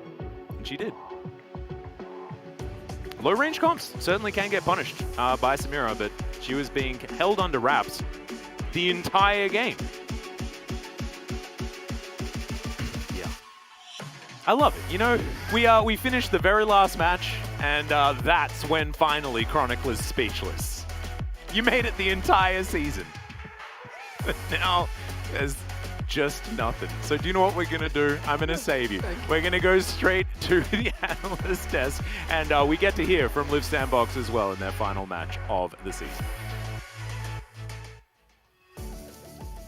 Thank you very much, guys. And we didn't know what to come at the end, and DRX was so close to winning the final match, but Live Sandbox was able to turn it around with a banger at the end. We had another Nar versus Jace matchup on a different team this time around, and another Kai'Sa versus Samira matchup. Very common pick back in the beginning of the split. And we had Lilia, a mage champion for Pusic, and Lilia was able to exert so many dominance on the top side of the map, so Jace was not able to come online, but you know, Samira was too OP, especially during team fights, and we were able to see how destructive she is at the end of this game. I think this was not the best game for Samira to pop off because Leona was there, Syndra was there in order to interrupt her ultimate. So we wanna break down how Samira was able to dance around the opponents in the very last team fight later in the analyst desk part 2 section. But first, we also wanna take a look at the picks on the side of Live Sandbox because they did have a very decent comp, and even though they were falling super behind, and even though DRX had the DRXㅣ, they were still hanging in there, and they found the power spike. And we had a very fierce matchup on the top side of the map. And this time around, Nar was the one to fall first.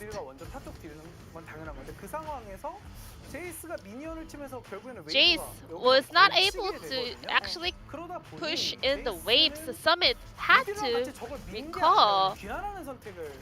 Maybe he could have just called Croco to push the wave, but Kingen was able to easily interrupt that back. So Jace was in a very awkward position. He was not able to reset with the best minion wave manipulated up there. So he had to just recall and then TP'd back onto the top lane.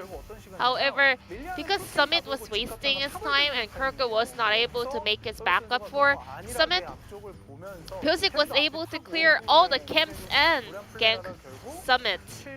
And it was a very easy kill picked up by Kingen and Pusic. If Udyr actually went in for any kind of an action after he cleared out that ward, this could have been a very different storyline for the top lane matchup. But in the end, Summit was able to come out victoriously, but still he had a lot of hard time throughout the game.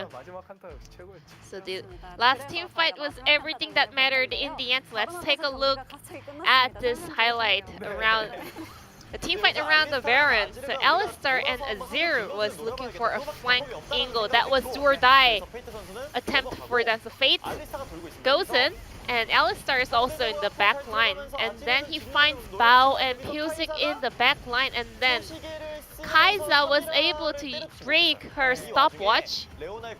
And then Leona, her ultimate goes to Narnia, and then even though she stuns Samira, she had no backup damage from Kai'Sa because she was using her stopwatch.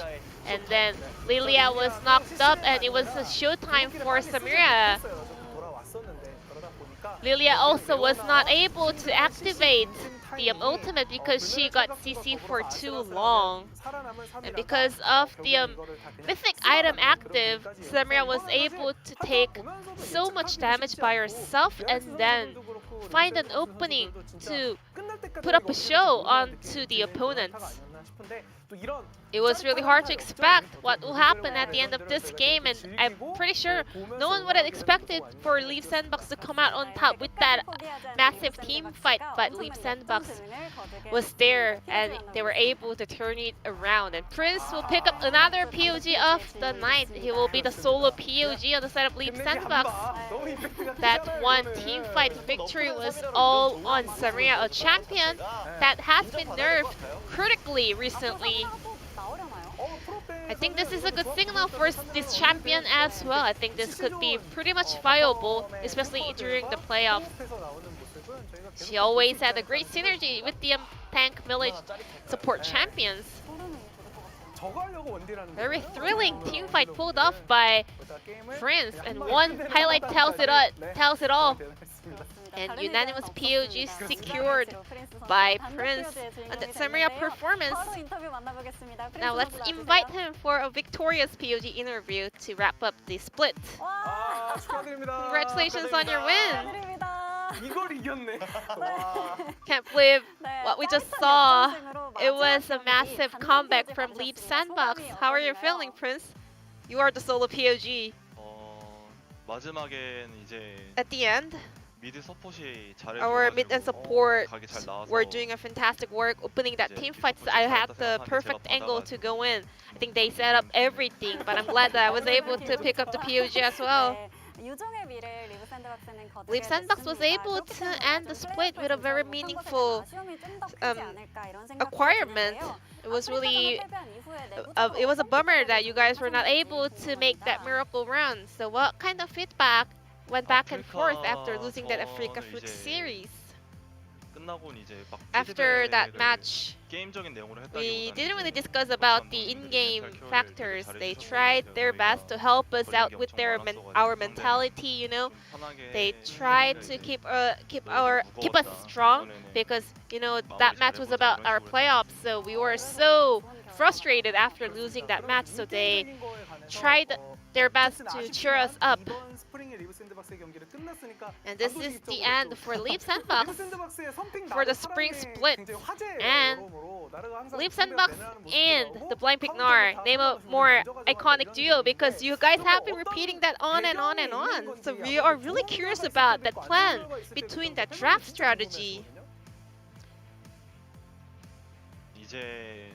Well, of course, our coaching staff and the players are always working really hard to come up with the best draft. And that was the best option available for us. It was just about the result or the way we maneuvered it. That's all I can say about it. That was the most ideal option that we had in our hands. Speaking of the draft, Ezreal, a game you were able to pop off was led through in Game 3 as well, but you actually decided to go for Samaria, a champion that got nerfed a lot. I wanted to play Ezreal, but our coach told me you have to do this because this is the perfect situation for Samira, but I haven't really prepared and practiced Samira recently, so I was like, really? You sure? Should I? And he was like, yes, like, you must. He was so, you know, he was so confident about that decision. Who was it?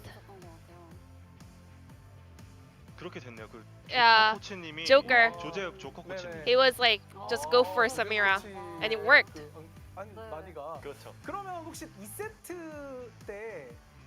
In Game 2, when Nar got locked in, we could see Summit laughing and the coaching staff were telling him something.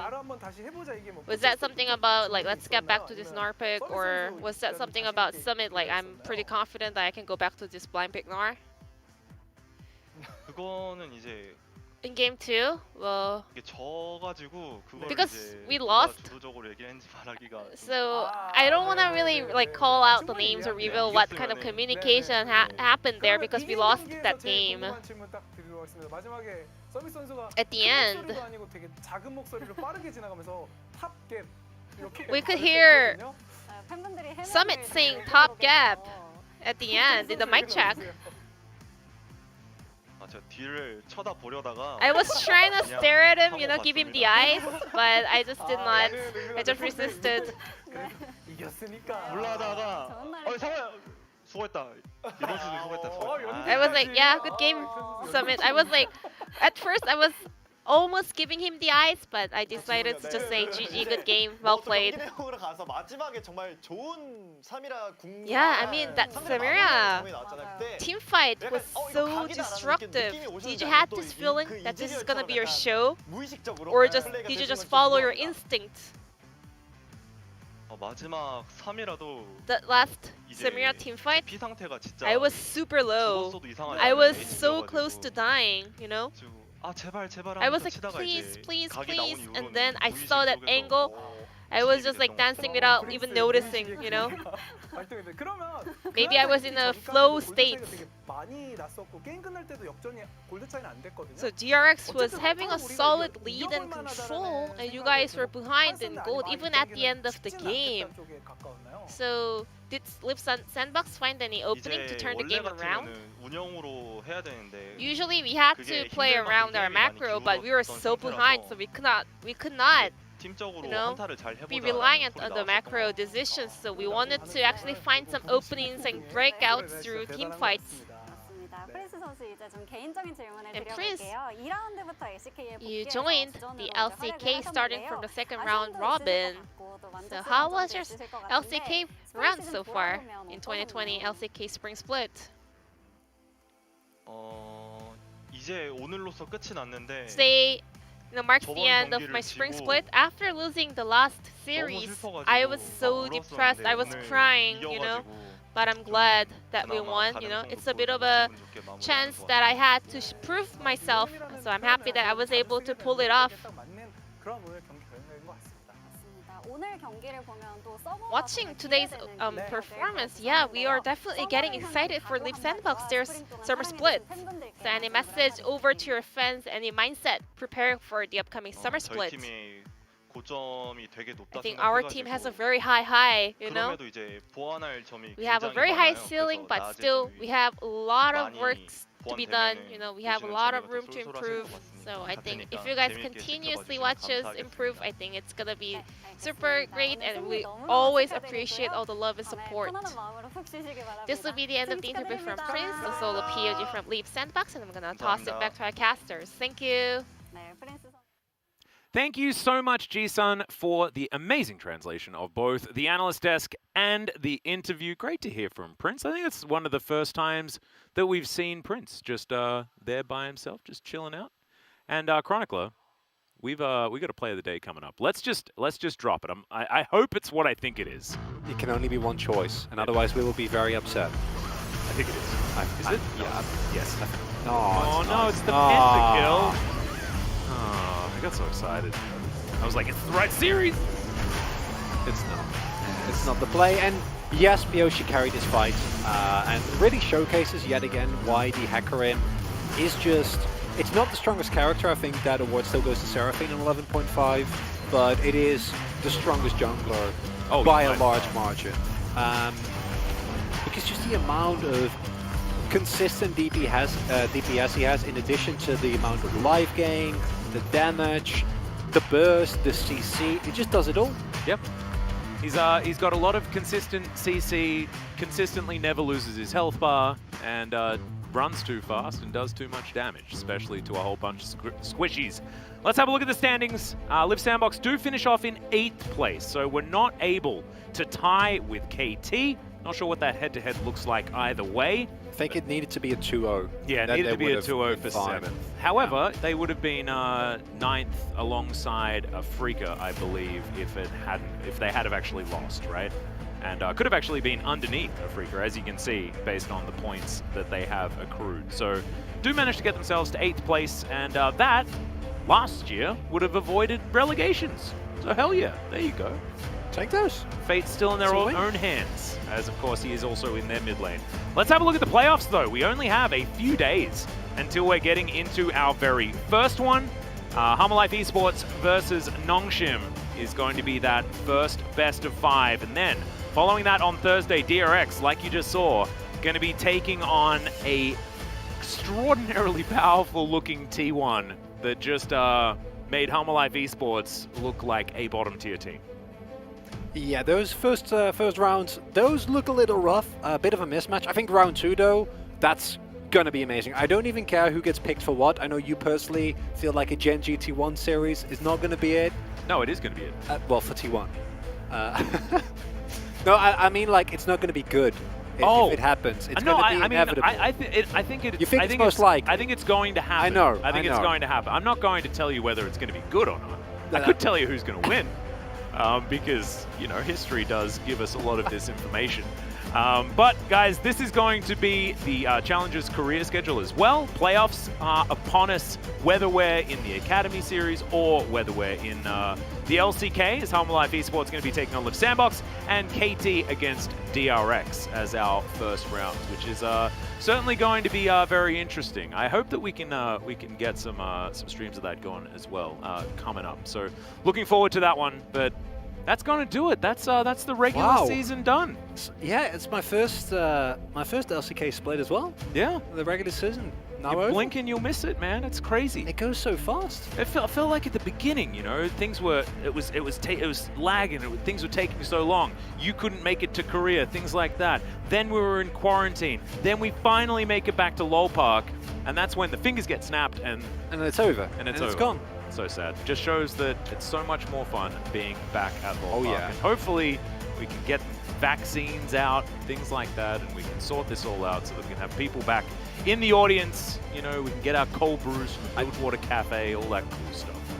I've never been in the area, of course, with more people there, but I can't wait. I hope that it's sooner rather than later. Yep, I promise it is an amazing experience. But ladies and gentlemen, that is going to do us for the regular season of LCK Spring 2021. The playoffs start on Wednesday. Mark your calendars. It is going to be huge. I cannot wait to see who's going to be able to take the title. Is it going to be Damwon Kia as everyone expects? Well, we'll have to find out in the conclusion of the playoffs. But for now, good night.